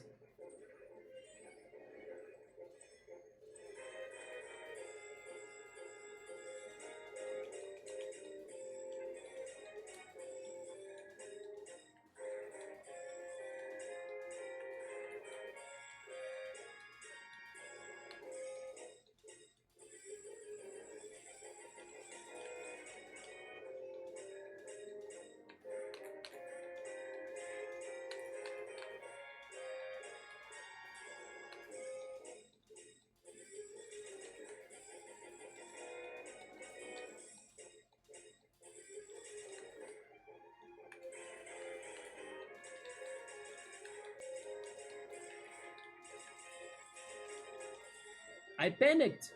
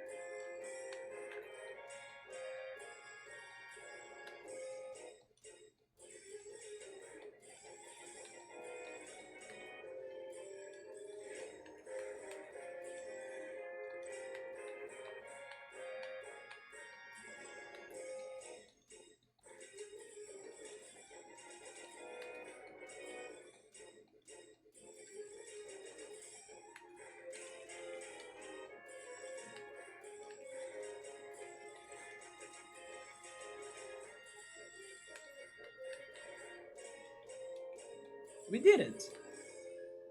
The strategy worked. I only had to have a healer. But totally, I could do better than this. I think I was better at yeah, rank C. I did a better job in the other attempt. Yeah, in this one I got lost many times. We got a Tifa card though. Hi Bookmark, what's up? I made it, there we go. We were able to finish Final Fantasy VII levels, and I do want to play one certain level for you to see it. It was very nice. We got Sexy Frog as a party member, by the way. I think that's important to mention in here. He's a part of us now, but he needs to level up more. And now I'm taking a harder challenge to see if we can get a quest completed. That's why this level is nuts. And I'm suffering. But in comparison to yesterday, things are starting to look better to me, even though I still, of course, need to improve my skills. But we made to the end of this level, which is amazing. Before, it felt like it was impossible. It's progress. Maybe tomorrow, who knows, we can even get closer to the completion. Yeah, it's fun to see how the more you play the levels, the more you understand how it works, and also the more you use it to the crazy shenanigans the buttons will try to do to you, you will start understanding them and being a little bit more prepared. But I admit that the previous attempt was better than this one. In this one, I got more lost. Just like in Final Fantasy VII, you need Dareth. Do you? Also, apparently Twitch added a rewind feature for subs only. Wait, how's that? Rewind feature? Wait, not future. Feature. The earn hype. Hopefully we get there. Now I'm feeling more confident after these two attempts. But I still think that the Scorpion monster could have appeared, but he did not. We are getting unlucky on that. Do they show me the monsters after I select the difficulty? Do they change? Or it's always the same monsters? First of all, I need to say that I don't know who's the Scorpion enemy. Guard Scorpion. Wait, is it the second one? Is that a Guard Scorpion? Next to the soldier? Is that what a Scorpion is? Let me test something. Wait, I mispressed the button. If I go to Supreme, who are the bosses in Supreme? It's the same. I guess so, I think so, yeah. So we need to get that boss, right? Huh. Okay. I'm pressing again. I need to press A and then change the difficulty. Let's try Ultimate again. It's for the first Final Fantasy VII in-game mission. Yeah, it's this hard. Like, the quest for this early song is crazy hard. It requires a harder difficulty already. And then we need to be lucky so that enemy shows up and we beat him.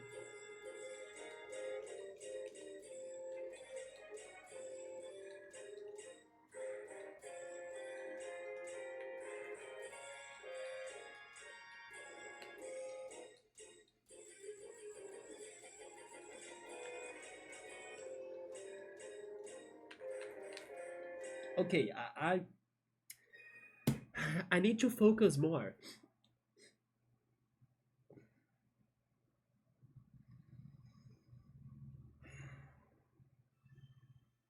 Yeah, I was not doing good.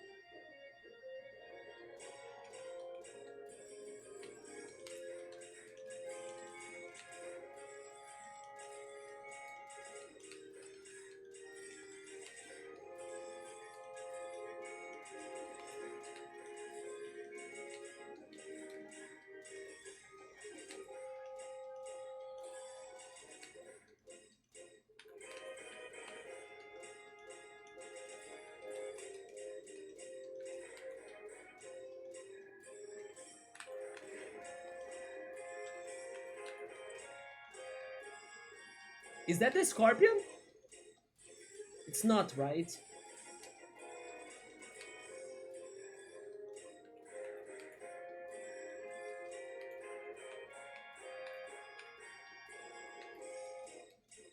Yeah, it's not the Scorpion.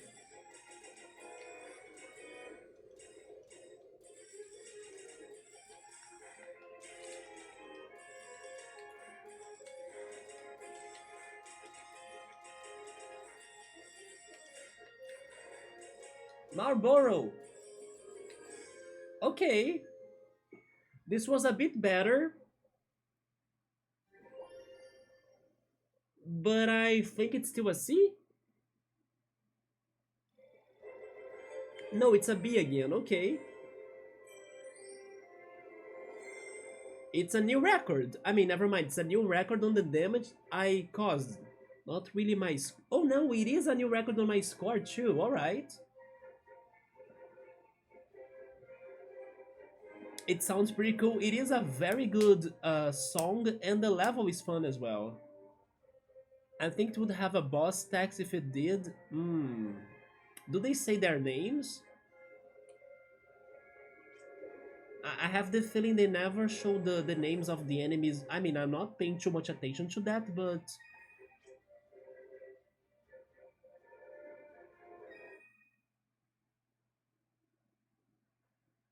I will try this one more time, and then we move on to Final Fantasy IX. Which time is it? It's 20 past midnight, okay.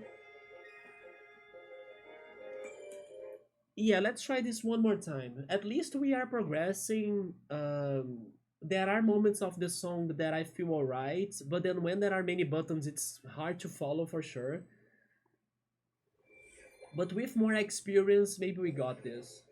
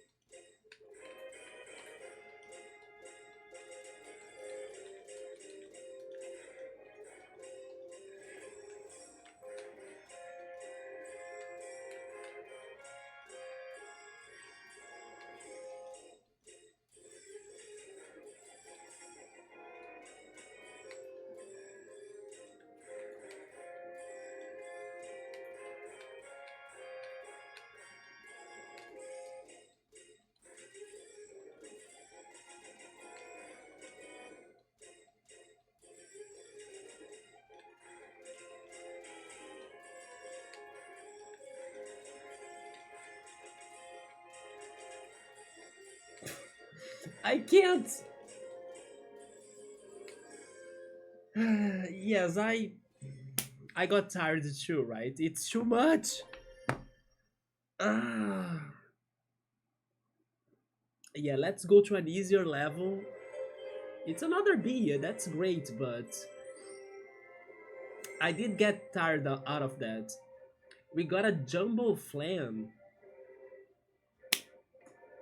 We got the guard scorpion card, but he did not show up on the level. Oh, Summer is leaving. Okay, man, get some good rest. Maybe I'm back tomorrow. I think I'll keep on streaming until I feel tired. But if I don't get like my lower back worse, then I'm probably back tomorrow. But take care, man. I see you then.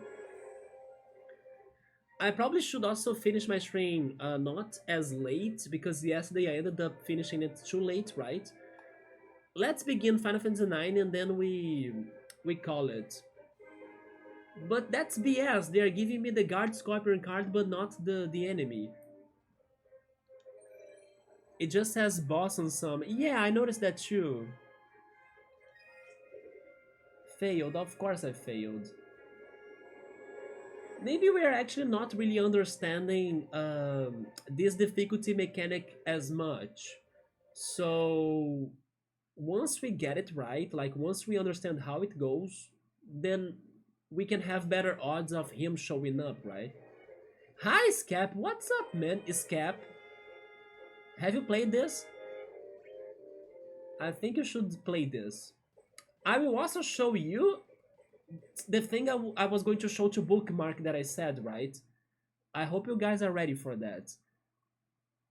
Also, by the way, Nubble did buy this game today during the stream after saying that it was 50% off together with the DLCs, right? I think the DLCs were also half off.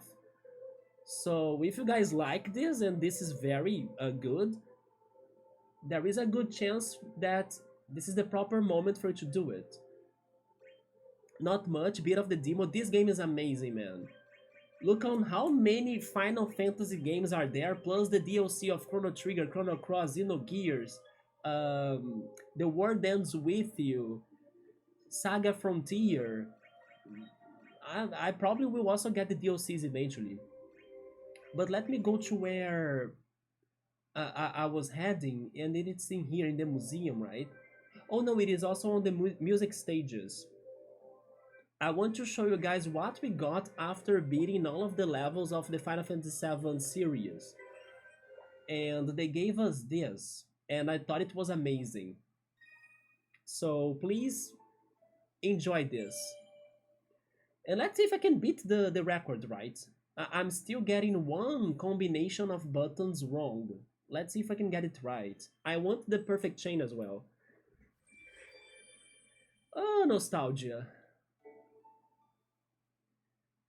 It feels like I played Final Fantasy VII yesterday, right?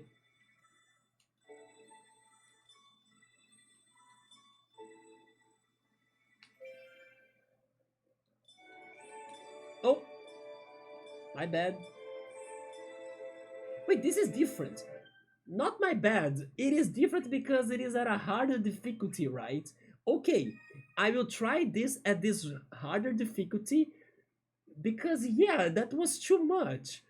But sure, I didn't realize it was harder than before, so I'm dead. It's funny how Cloud is not fighting anybody, but he still has his life down there, right? There is a chance I will not be able to complete the level because of his health, as there is no healer now. How am I going to do this? I need one button pressed and one to keep on doing the things. Yes, I need to think on a solution to that.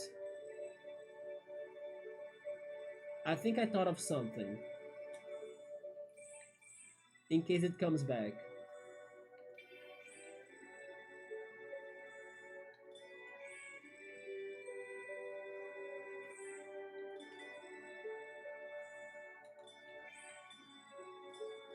I kinda did it.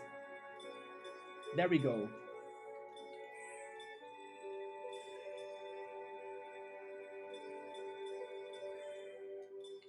But it's very hard.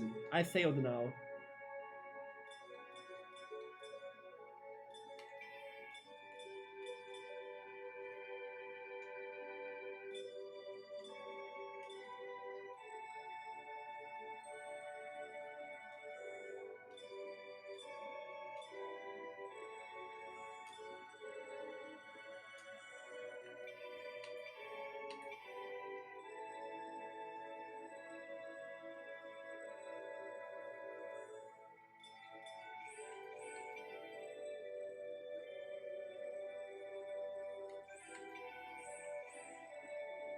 There we go.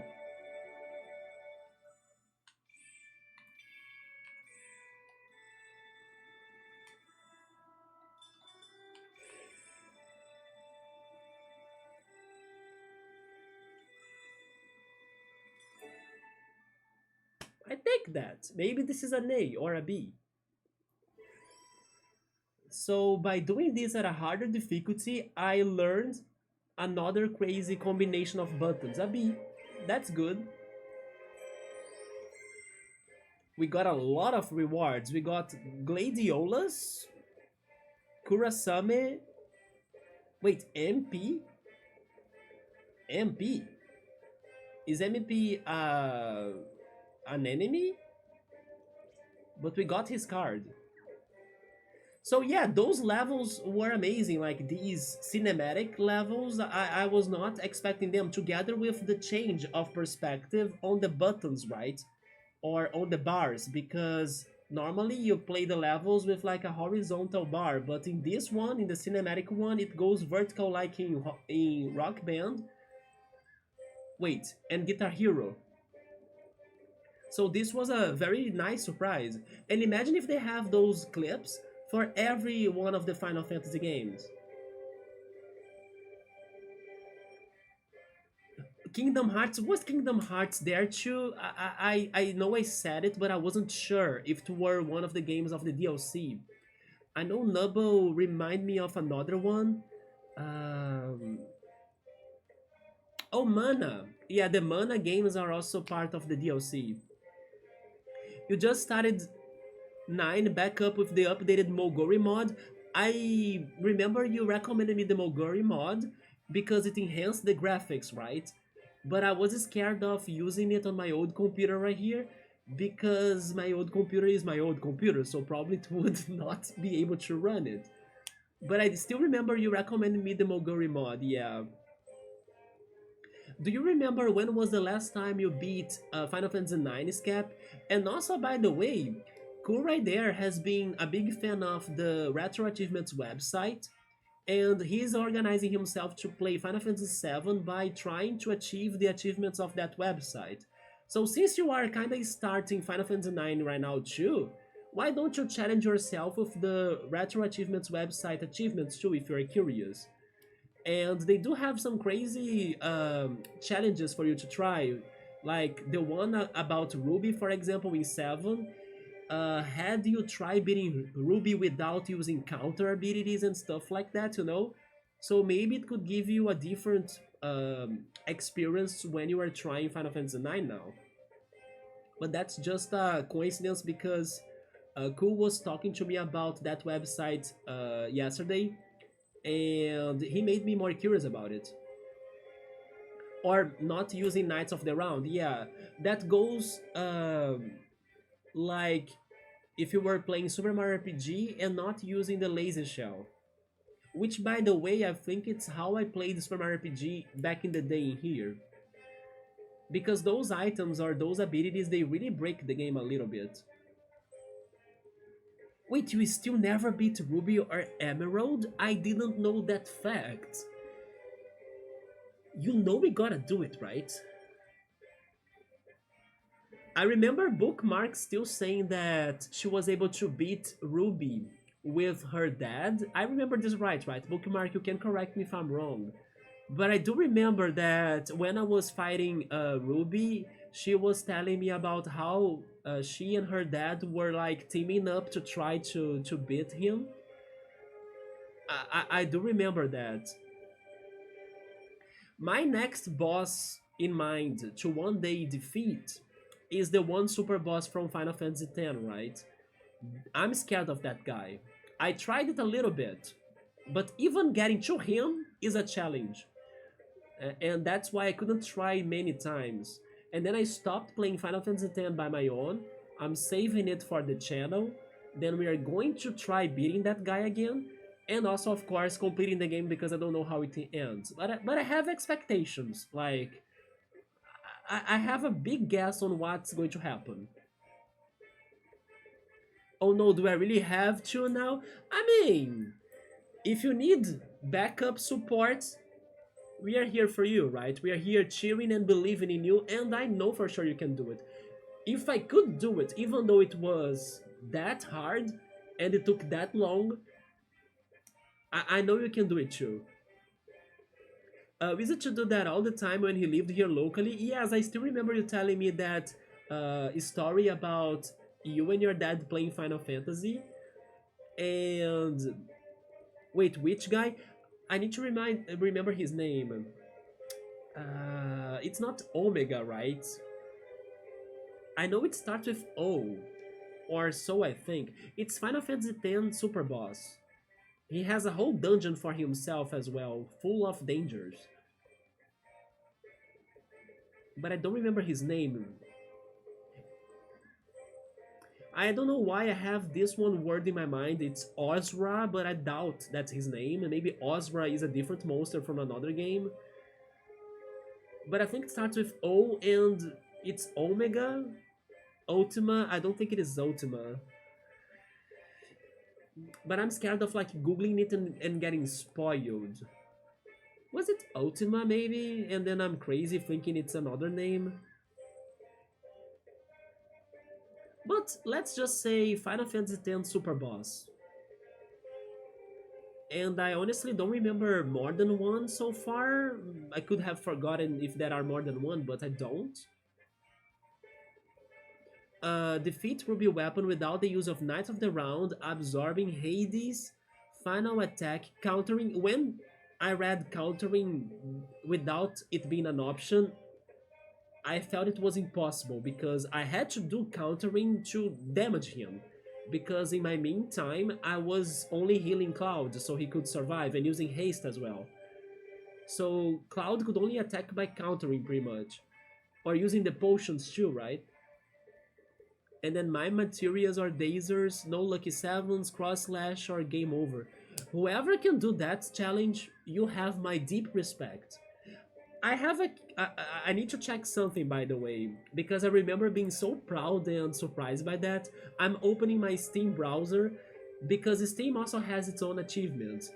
And as I could beat Ruby Weapon, I got the achievement for that on Steam, and I remember how little the percentage was for people that got that achievement. If I'm not mistaken, it's less than 5% or maybe even less than 1%. I'm going to check it out. And even though I don't have many achievements on Steam myself, I believe it's one of my rarest achievements, right? Where is it? Okay, so... Oh, that's Final Fantasy 8. Oh yeah, it's 5%. Yeah, Final Fantasy 7 Ruby Weapon.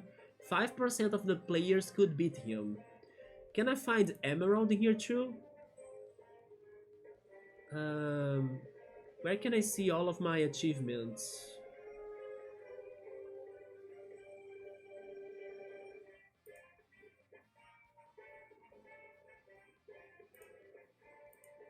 How can I browse them?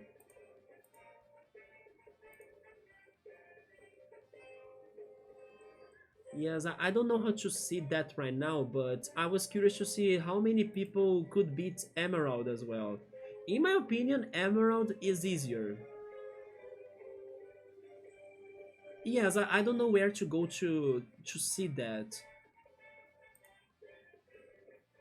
But because Emerald was not listed as one of the rarest, then maybe he's much easier than Ruby, right? A question, during the sliding note sections, do you press an action button when the smaller dots appear mid snaking notes? No, you don't need to press anything. No, you just need to follow the path. And then you collect the tiny dots. That's the question, right? Yeah, don't press anything. I only press something at the end of it in case there is a direction. Sometimes they end with a direction and then you do need to do the analog stick move, right? But was it Ultima? Maybe it was Ultima and I thought it had a different name. There are two weapons in that cave? You beat the first one but not the one at the end of the cave. Did I beat Ultima and then I got to the worst one?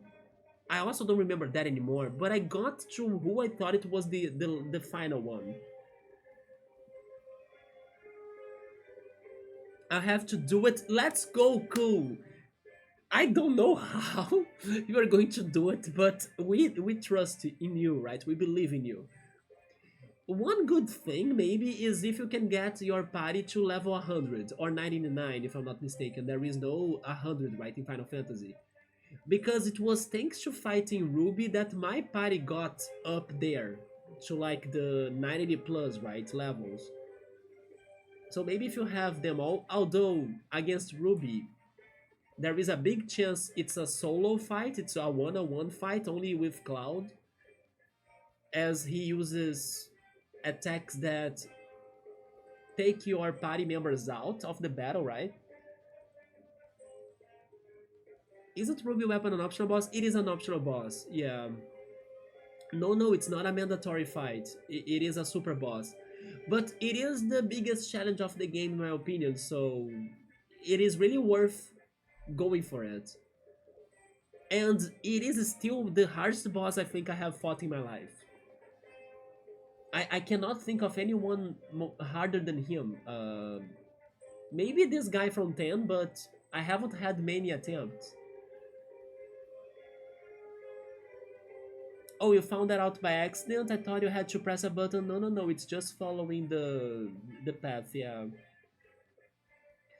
You beat Final Fantasy 8 and Ultimate Weapon with everyone at level 100. Let's go. I think only Cloud got to level 100 in my progression of 7, but I can't remember. It's been forever, right?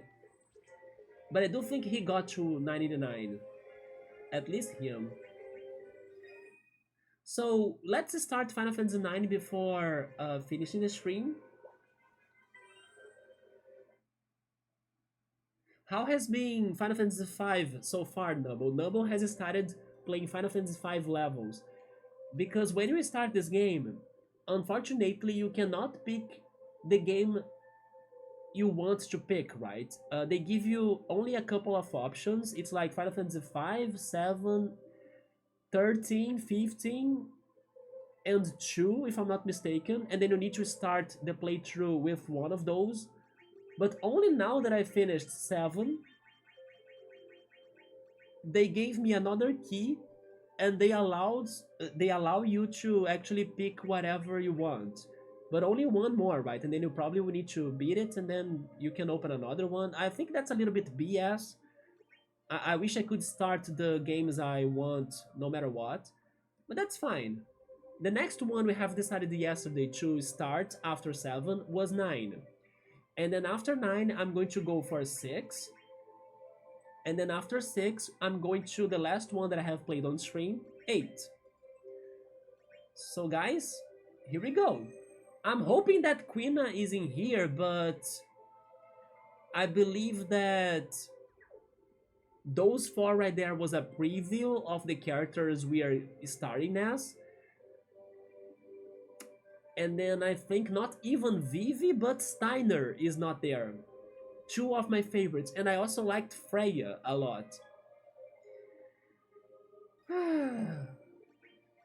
Wait, did I say Vivi? No, no, I meant Quina. Quina is not there, Steiner is not there, and not even Freya.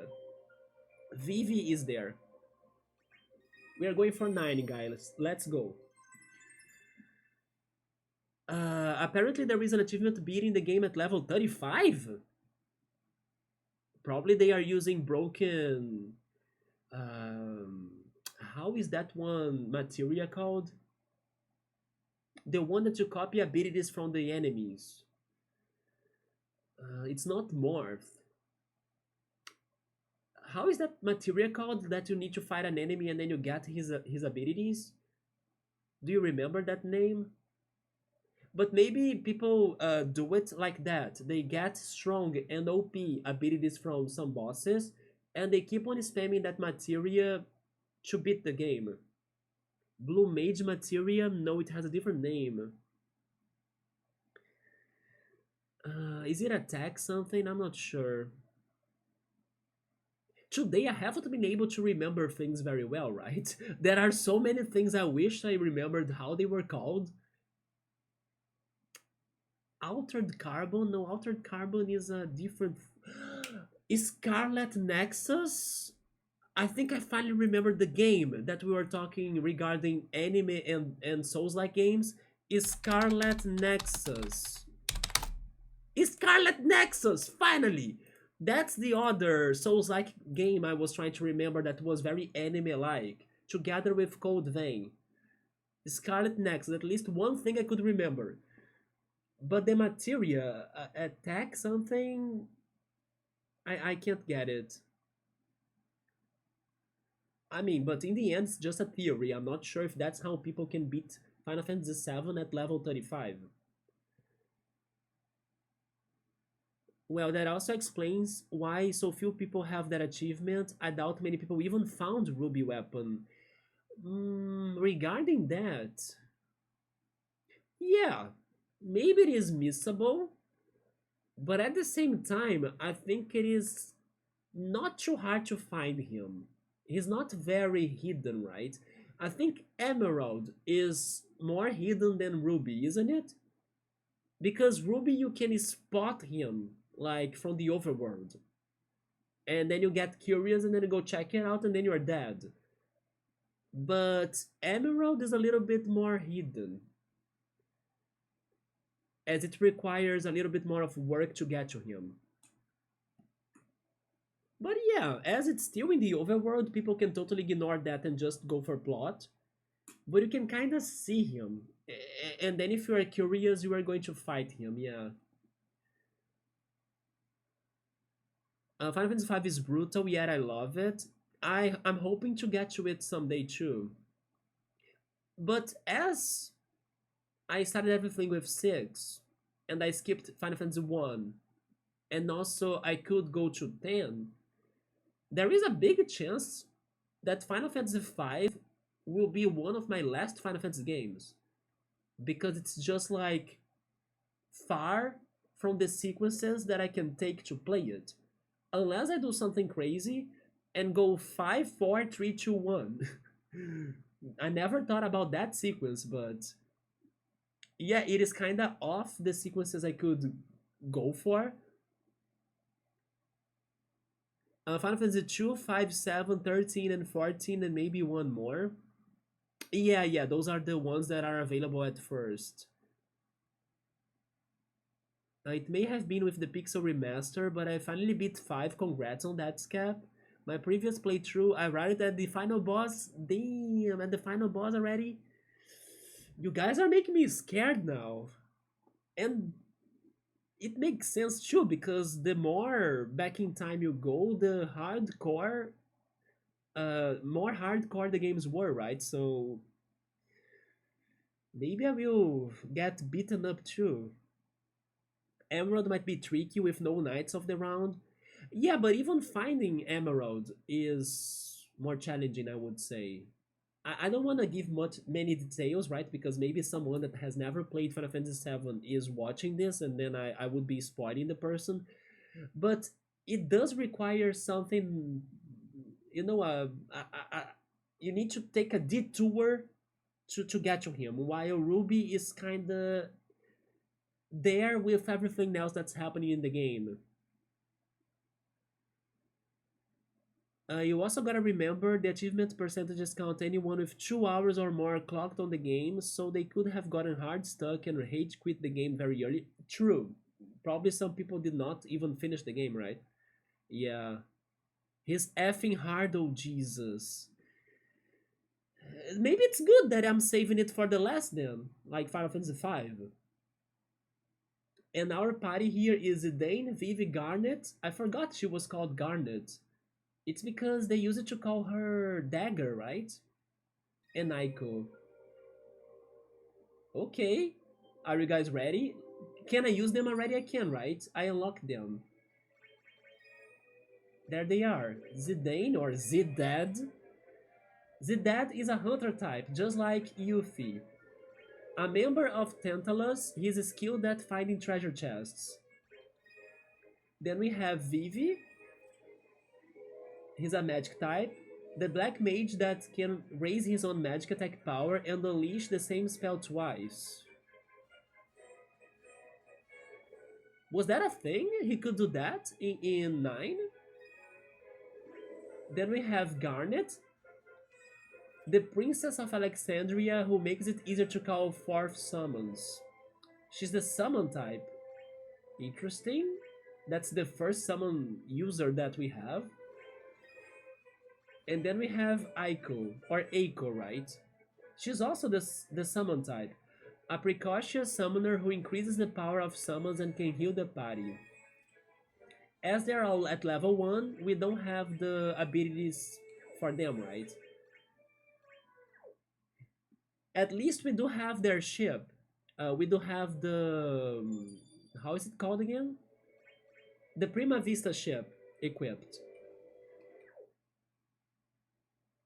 Alright, let's see how this starts.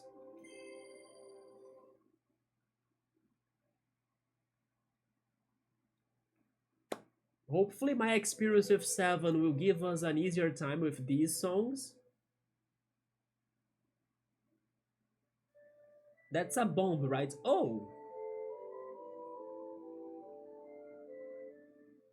This is the Minu team. Then again, I haven't mastered the easy way to defeat him, and there is definitely one. Oh, totally. At this rate, probably there are OP strategies to like all of those bosses in Final Fantasy, right? But of course, it is always more fun, at least I think, when you come up with the strategies yourself after trial and error and sometimes even luck. By the way, a nice little thing I found out about the items, I still haven't tried them. At least with the silver and gold eggs, I think they will be for XP, right? I'm guessing. Is that if you fail a song, it doesn't waste the egg, meaning you can keep retrying until you beat the song and still get the XP buff. Oh yeah, it's for XP buff then, I see. Maybe I should consider start using the items. It's just that so far I haven't felt the need for them. Alright, Bomb, let's see what we can do against you. In this level, we can go for the ultimate level, expert, or basic. I will go for the expert. Thanks to our previous experience with 7, maybe we can take this. Okay, let's see how good is this. I hope they have the Overworld Song of 9, by the way. It was one of my favorite songs of the game.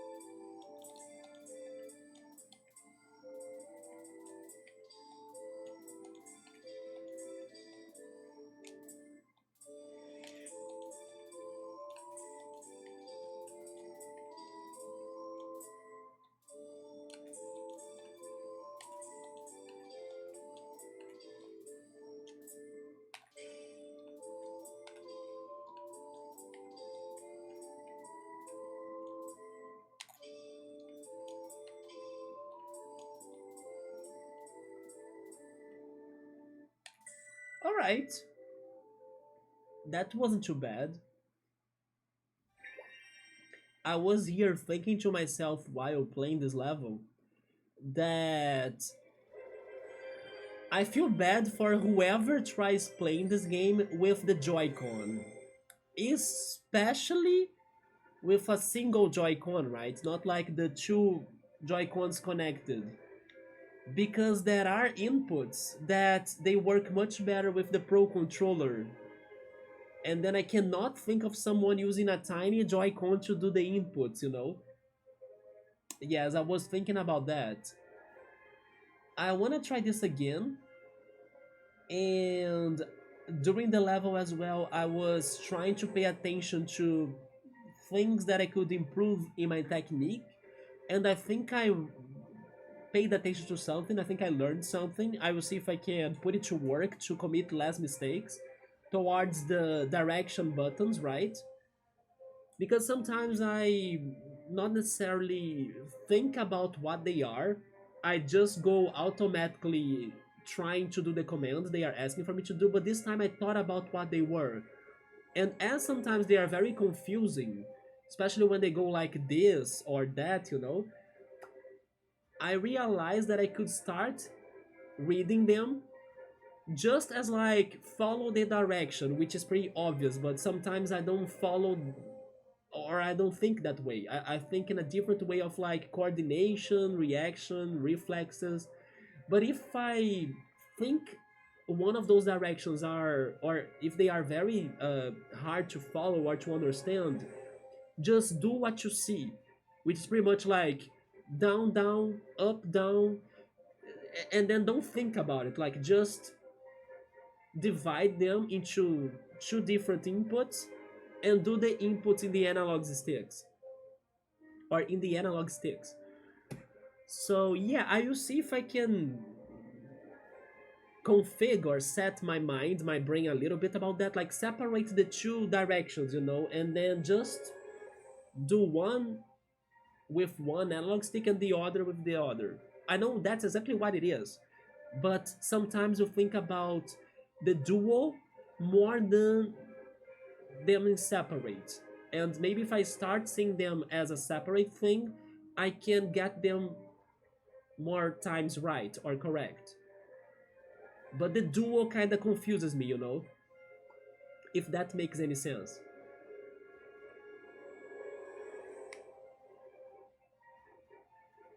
Oh, you got an S rank, let's go, Nubbo. Congrats, man. In the first attempt, you see you are already improving your technique too. I wonder how is this game on the Switch 2? Oh, Nubbo is on the Switch 2. Doesn't change much since there is no upgrade for the Switch 2. At least it is running great, right? But there we go. And most likely he's also using the very well received Switch 2 Pro controller, because people have been saying it's the best controller of all time even. I mean, I never saw one, or I have never seen one, so I don't know how comfortable or how different it feels. Do you have it, Nabo? I'm guessing you do. Is it that different? Is it that great? Because the way people compliment that controller is crazy, right? They say... it's not sarcasm, actually. Do you have a different opinion? Like, tell me the truth, then. How is it? Because, yeah, I swear to God, like, the freaking Brazilian YouTubers have been praising that Pro controller for the Switch 2 like crazy, Like, it's better than everything. And maybe not even the Brazilian YouTubers. I think some cozy games YouTubers that I follow have complimented that controller so much too. I don't know if they were just advertising Nintendo, but... And maybe there will always be the people that will say that the GameCube controller will always be the number one.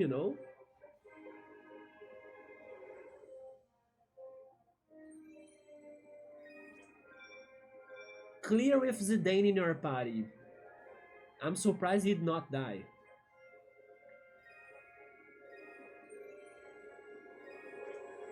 Yeah, I want to try this again, but first I will give my party the abilities, right?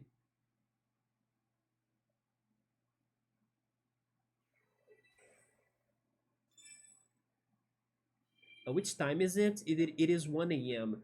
Okay, I will play one more song and then I will call it. He learned haste. Vivi got fire. Swiftness increases how much the summon gauge fills with every trigger hit by a tiny amount. Remember in 7 that we had some quests that were requiring us to use more summons?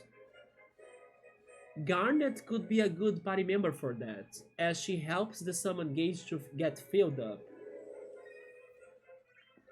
And then Aiko got the mana seed. Seed? I don't know how to say that.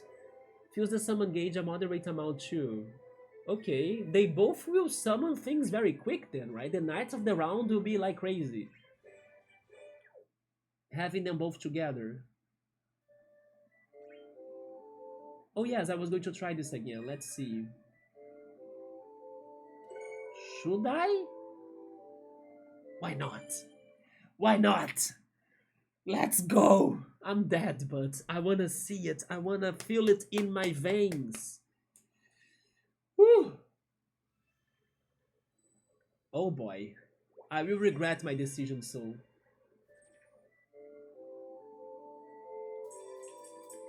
Okay, wait.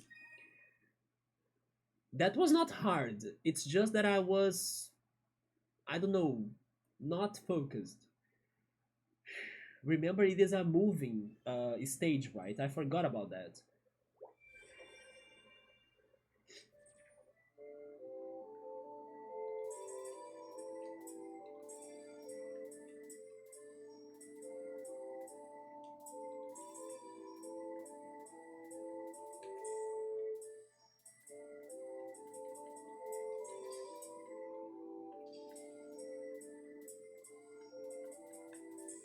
Okay, that was BS.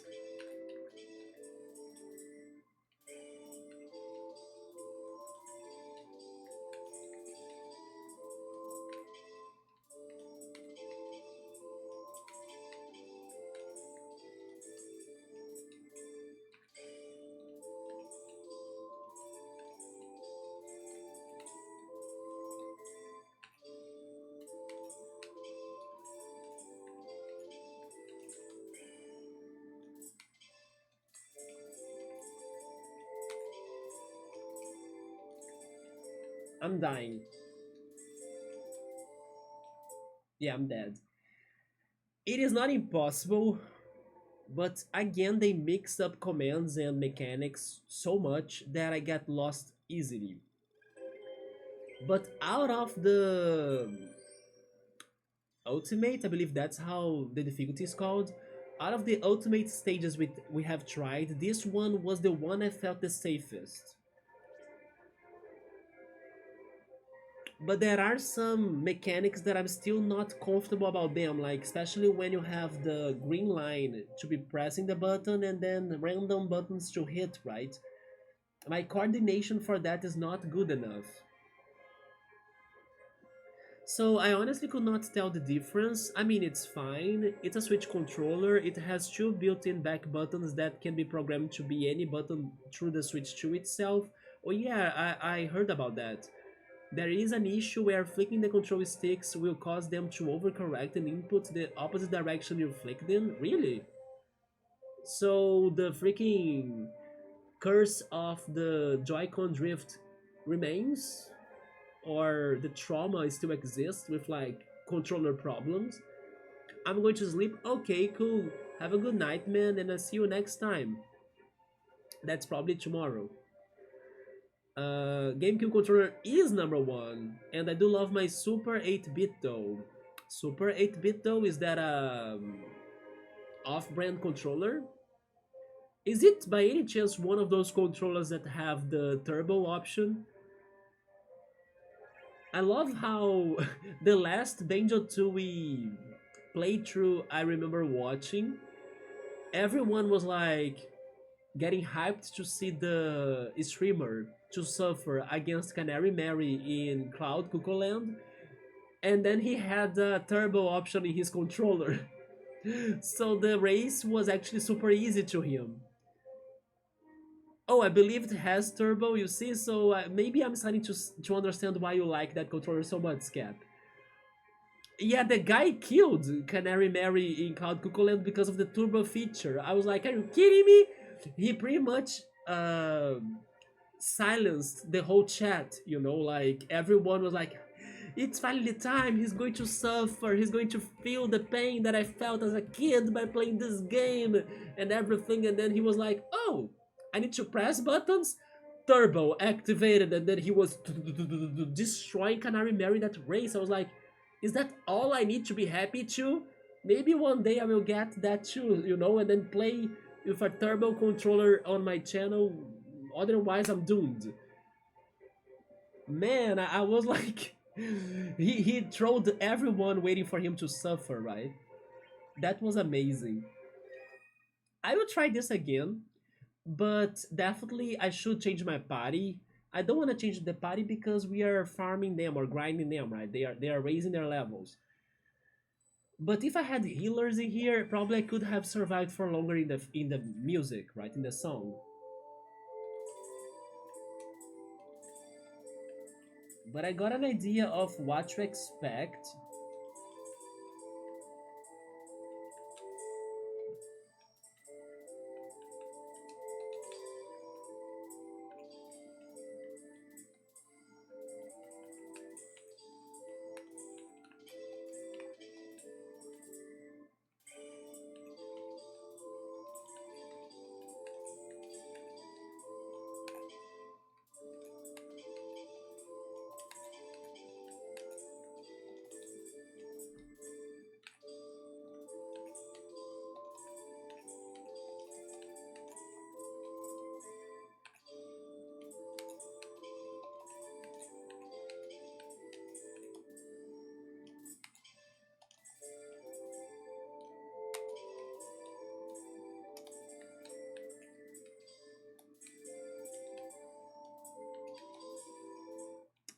Yeah, I need to do something about the line and the buttons to hit. I can't.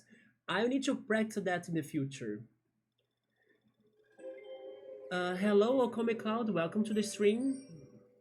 I wonder how is this game on the Switch 2? They upgraded the FPS. Okay, so maybe there is like that difference. Maybe Nubble is not struggling with like um, some frame drops that I might be getting in here sometimes. But I blame them to my capture card, right? Yeah, sometimes the game does give me some frame drops, but I believe it's the capture card, not really the Switch One thing. The latency is better, yeah. Maybe they don't even need to. No, never mind. That counts already as an upgrade, right? They don't. I was going to say that maybe they don't even need to come up with like, oh, we are having a Switch 2 version of this game. It doesn't need that. Yeah. Did they really up the frame rate? Okay. I still don't have a good reason yet to need a Switch 2. Me neither, Scap. Right now, I live in the country. I was even talking about that with the others yesterday. I live in the country that it has the most expensive Switch 2. Piero was doing the conversion in currency, and I believe he said that the Switch 2 in Brazil in dollars it costs $800. And if I'm not mistaken, that's like the price for two Switch 2s, isn't it? So yeah, here in Brazil it sucks if you want to get a Switch 2. But like Scap, I still have nothing in there that makes me crazy for it. Not yet. I have tested 3 hours of the Switch 2 versus 1,300 hours of the Switch 1. You're talking about this game in both platforms, or do you mean in general? You have only played 3 hours of the Switch 2 so far. But I'm guessing you were talking about this game performance, right? I wouldn't have known since they never said there was an upgrade for the Switch 2 version. Oh, about this game, yeah, that's what makes sense. And by the way, Okome Cloud, so far I'm loving this game. Yeah, I'm not a pro at rhythm games or anything, but I'm an enthusiast. I kinda actually wish I could have been playing more rhythm games. You know, another rhythm game that I always loved, but I never really could play them very much? Rhythm Heaven. And maybe with this new Rhythm Heaven game that's coming up, maybe that could be my chance, because now I have the Switch and then I could play it on my Switch. Because the only times I could try playing Rhythm Heaven was thanks to emulators, and it's not the same thing at all for you to try that game in an emulator on your PC with like a mouse control. It doesn't work. But I always wanted to play it seriously. So maybe together with the Professor Layton game that I'm looking forward to get, I should consider getting the Rhythm Heaven game too. It is a franchise that I think it's very fun, I sympathize with it a lot, but I could never invest myself into it. I probably want until new mainline Zelda. Yeah, most people think about a new Zelda game or the Pokemon game, right? But not ZA, like a Generation 10 Pokemon game, a Switch 2 exclusive Pokemon game. In my case, to be honest, I learned how to be even more patient than that. So my biggest wait really is for a better price. So if there is an opportunity for me to like get it on sale with coupons and cashback options and discounts and all of sorts of things, and bonuses and extras and games together with it and bundles, that's what's going to tell me like it's the right time now. But as I know my reality, I think it's going to take at least some years until the price really drops here in Brazil. Not only because the situation in the world, but also because our own taxes. There was recently a commotion of Brazilians trying to reach out to Nintendo and ask for them to localize their prices here, and honestly, they should really do it. But Nintendo takes time to do things too, so I'm still expecting it to only happen after some years, right? But I do hope it happens. I don't use Turbo though, it just looks like a Super Nintendo PlayStation controller with an analog stick, and you like the feel. You're not talking about generic controllers, are you? Because I do have my own in here. Is it like this? It actually has a... No, never mind. It doesn't have a turbo option. It has a button in here in the center, but it's not for turbo.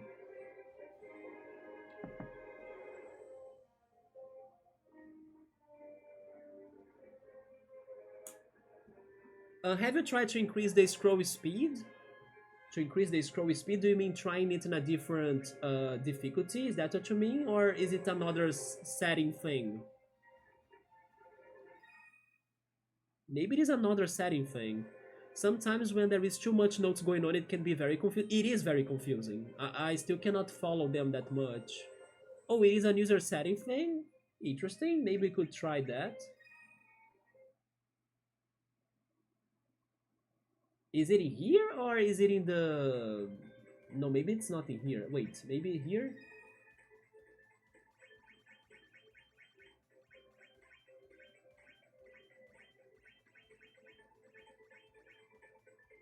Is it in here? Is it the trigger speed by any chance? It is trigger speed? But then, what is the change that it's going to happen? Like, is it going to make this much easier than before? Let's test it out.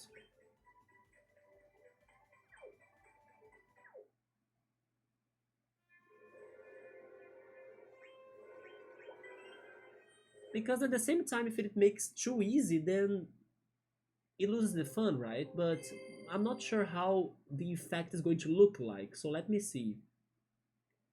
But yeah, sometimes they do come very close to each other and then I cannot press them correctly. Not only because it is hard for you to count them all, but also because they are glued, right? You could set it between 0.5 to 2. Most people play anywhere between 1.3 to 1.8. It spreads the note apart more. Yeah, that's going to be helpful. But then the speed of them is the same, isn't it? Oh, by the way, the next song is Vivi's theme. Let's try this again. Ultimate? I mean... Sure, let's give it another shot on Ultimate. Even though I still think I'm not skilled enough for this. But I gotta finish my stream soon as it's getting late. And I'm also still hungry.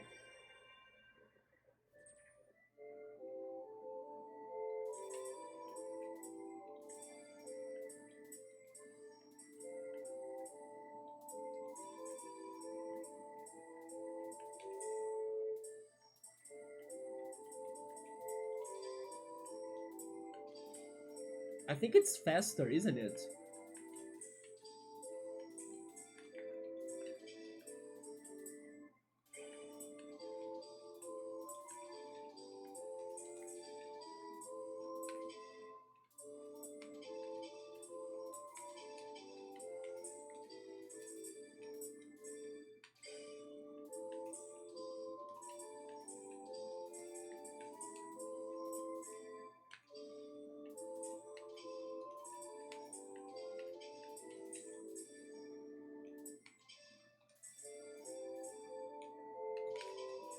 Yeah, when we have the green lines with the hits, I struggle. I still need to find a way to do it better. So, I don't know if I like that change, but at the same time, I'm not sure if it should have been that fast. It was totally faster. My eyes were not at comfortable sight, or I couldn't see that comfortably. But I did notice that the buttons were more distant. Yeah. The play speed is the same? Really? Could it be psychological then? Because I did feel like it was, super fast. My eyes were struggling. Man, let's do it again then, one more time. But my eyes were like, holy shit. It was even blurred, but I kinda could still see the directions of things, but it was blurry. I mean, maybe my vision sucks. Yeah, maybe it's just because my eyes are tired too.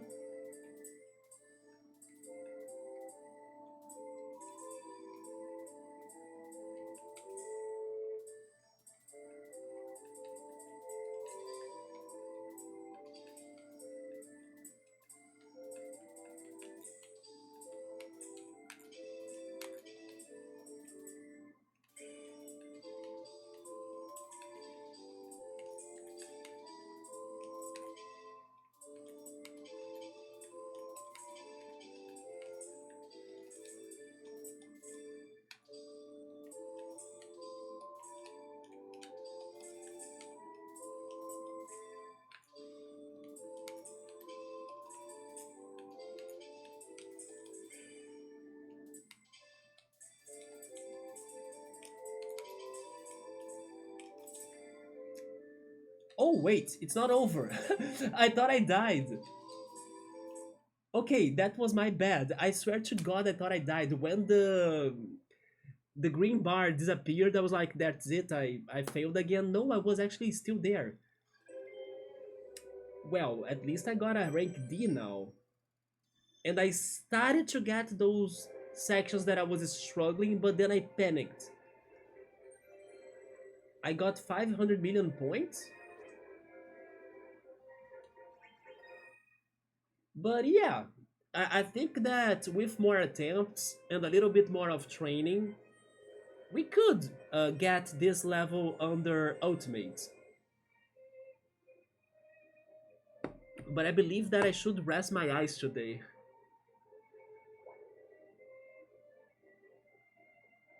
I probably want until the new main Zelda game. Prime's 4 already on the Switch one, that is true. Still no point yet.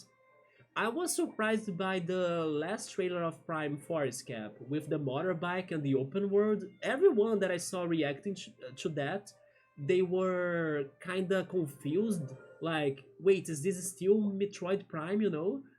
But I think that it was a nice add-on. Like, it's going to expand the universe that she's exploring. I thought it was a nice addition, even though maybe to some people, even though I also never played Metroid Prime, but maybe some people thought like, what is this game becoming like? It's different. That's not really how Metroid Prime works. But again, I thought it was cool. Never read on the line. You won't have the time to process. I agree. Sometimes I kind of trust my ears to get to the beat as well, and then I try to have the coordination, but it's hard, right? It's something that I still need to practice more. And then also sometimes, even though I still focus a lot on the line, sometimes I kind of check what's coming up and then I memorize it and then I do it. The other potential reason is green background to green notes can be camouflaged. That can be fixed via darkened backgrounds. So there are a lot of options you could be customizing to help it out. And then for 1.5, usually we read in the center of the screen. That distant?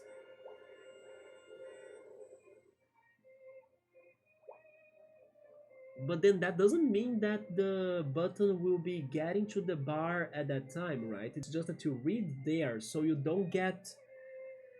I see. Maybe that's why it's blurry, right? Because I'm not looking where I should be looking, and then I need to follow the rhythm with my ears to get to the timing right. Huh.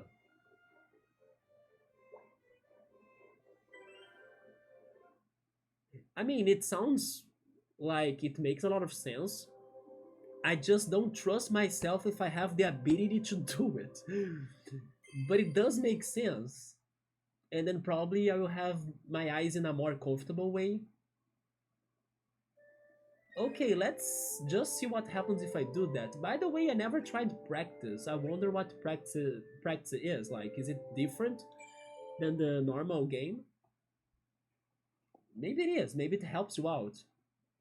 Okay, let me see what happens if I look at the center of the screen, and then maybe my peripheral vision can see the buttons hitting the bar, right?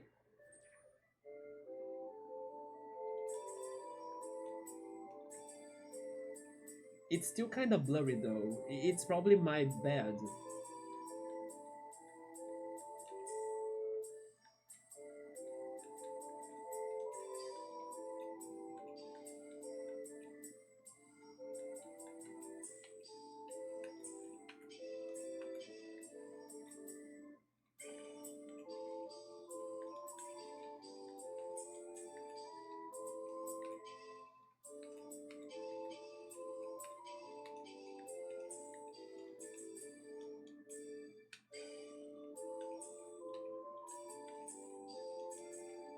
Yeah, I'll need to practice this more, but I could see uh, the difference already. But I'm bad. I need to practice more, maybe with a different speed as well, like an easier speed.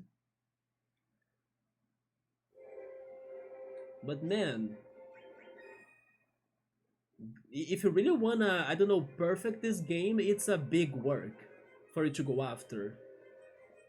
The other potential reason is the green background. Also, level 9 may be too hard. Yeah, I know. I was just testing it out. I have been getting better at expert. You just need time to get used to it. That's for sure, because in comparison to yesterday when I was first streaming this and today, I could already see the progression. Like there were even levels that I was struggling a lot, and then today I did them much better, right? Before you went, just show you a shortcut. Before you start a song, tap Y. You can get to, oh, okay, to the same settings screen. Serious quest. I think I actually saw that at some point. That was like an option to change things.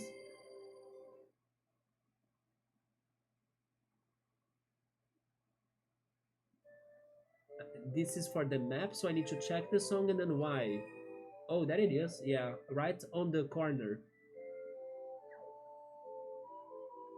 I have no idea how to feel about that bike yet. Really? So you were also surprised by the open world thing? I kinda thought it was nice. At least this game will be innovating on something in comparison to the previous Prime games. So you play speed 1.9, you read the center of the screen. Also, you did mention getting distracted at the left, because I try reading maybe um, even earlier than the center, but then when I start committing mistakes, I panic and then I check the bar, and then all of that, change of focus makes me to lose myself, or like I get lost. Yeah, practice to not die, but doesn't save scores neither. Yeah, I'm inexperienced. You're right. Maybe going under 1.2 and 1.3. We can try that. Check the song and press Y, right? There we go. Maybe 1.2. It's just different. Yeah. Sadly, Nintendo and their latest games, they haven't gotten to people that much so far on the Switch 2. For example, Super Mario Kart World, that tried to be different than the others. People did not like that game that much. Maybe they like it more now after the update, but when they were trying to go different, it was not very well received. And I'm now hoping that that doesn't happen to Metroid Prime 2.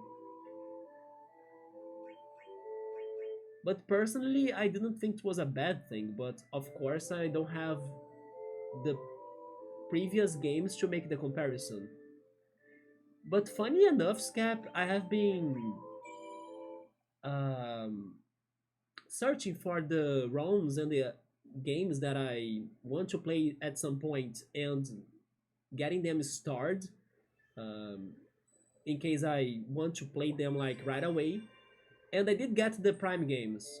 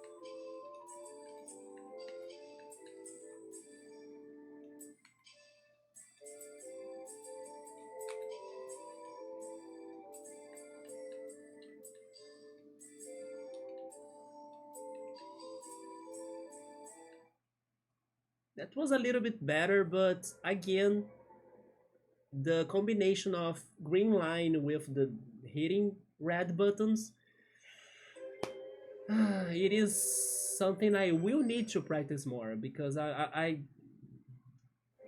my fingers can't do them. You know, it's like opposite mechanics working together, but my fingers are not responding to them. But that's it for me for tonight. A few ideas as well, since you are getting distracted on the left, you can cover the whole thing with lane cover 1. Lane cover 1? That's another setting?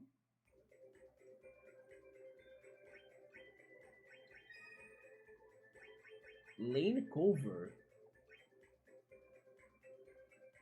Interesting. I will try that out next time then.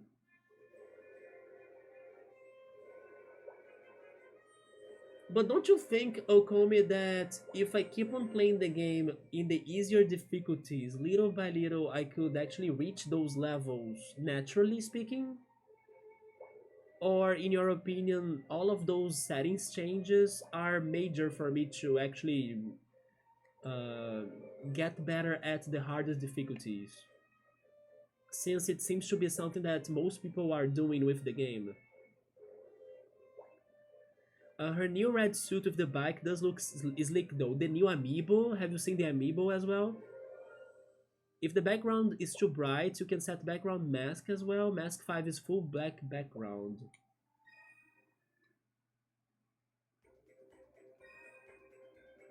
This one?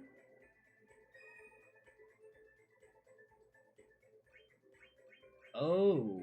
No, but then I kinda want to see the things, right? But we also have this option. I mean, I'm not really aiming to become a pro at this game. I'm just having fun with our memories of those Final Fantasy games and the songs and everything, and trying my hard to like, I don't know, at least get to some things done in the levels. But now I'm seeing the meta of this, right? Like, there are really multiple mechanics that you could be changing. But I do think that having the animation is also entertaining for people that are watching the stream, right? Not just the rhythm sections. Prime 2 for sure, but I will just get you to wait. I will just get you the P1 Switch remaster. It looks amazing. Oh, it is worth getting the Prime 1 remaster on the Switch one. Yeah, I can check it out then. But before playing Prime, I believe I should go for the other Metroidvania like games, right? You need to play more experts to learn more patterns. There are even more patterns, but need to set your settings right as well. Man, so there are even settings that can be unlocked after more expert levels done. That's crazy. But okay, at least today's goals, besides, of course, finding and beating Scorpion in one of the Final Fantasy VII levels. Um, Besides that, we were able to do what was the plan, which was completing Final Fantasy VII, then fighting Sexy Frog, and starting the next game, which was 9. So that's alright for tonight. Most likely I'm back tomorrow, but I'm not sure, but I think I will. Any case, I will say something on Discord. And yeah, thank you so much everybody for stopping by. Thank you, Okome, for all of the support and help, especially on the settings. It's just my second day playing this, so definitely there is a long road for me to go through. But like I was telling you, in comparison to yesterday, I already saw a lot of improvement in myself. But I will see, I will be testing those settings little by little and see what fits me the most. And yeah, I'm now surprised even more about the game giving you so many options to change, right? But I need to rest now because my eyes are, I don't know, are tired. Because I played a lot of ultimates before you are ready to play the Supremes. Yeah, it's the natural order of things, right? How exciting. Thank you for streaming too. Thank you for stopping by again, Bookmark. I'm happy that you could see still a little bit more on Final Fantasy VII, that we were finishing it. And now, we are going to 9. Will we see your favorite character of 9, Bookmark? I hope you will, right? Maybe he's going to show up. If not in the levels, then maybe in the final clip that they did for 7. I'm expecting now one for 9 too, and then maybe he shows up in there. I hope so. If I do not know how to read and process patterns, I definitely won't be able to play the higher levels. Yes. You know, when you just try to see how bad it is, that's pretty much what we were trying to do.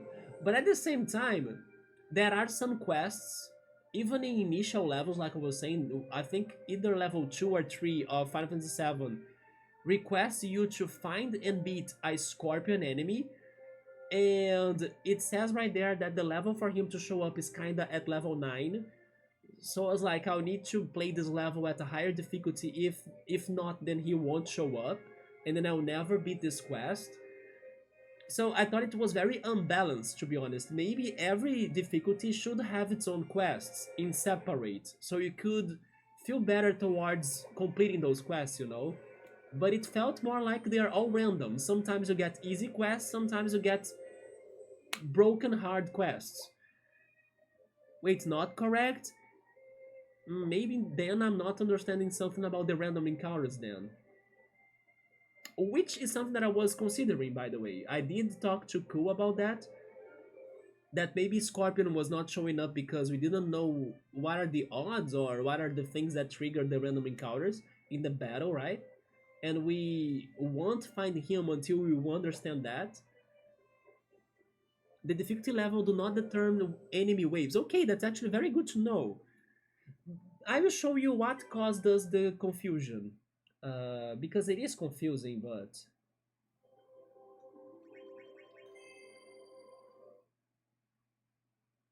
So it maybe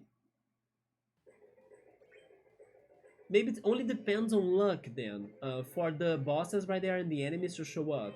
But look at that, that's the quest I was talking about. Defeat one or more guard scorpion enemies in this level. And then after that, it says difficulty level 9. I was thinking that difficulty was for the... I pressed the wrong button. It was for the level song, right? Like ultimate. Ultimate says right there that's 8, the difficulty. And then Supreme says it's 14, so maybe somewhere between those two levels he could show up. I was also kind of confused because like, but where is the number 9 in specific? It's nowhere. But I see, maybe now that I'm thinking about this differently, the difficulty with that 9 right there is for the boss itself. Like, when he finally shows up, he's going to be at level 9 of difficulty. Maybe that's what that 9 is for. It's just that we could never get him, or we could never really beat him, right? There is also that. We need to act fast in the level, so we have time to beat the bosses that show up.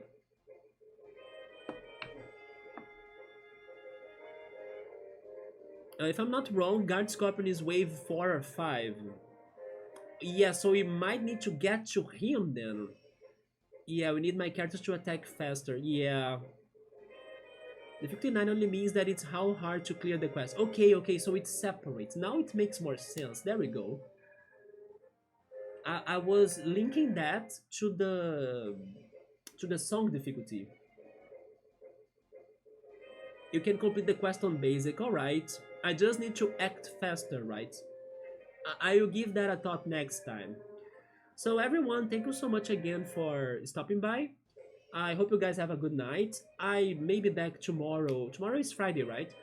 But if not, then in the weekend for sure. But yeah, take care, have a good night, and I see you then. Good night.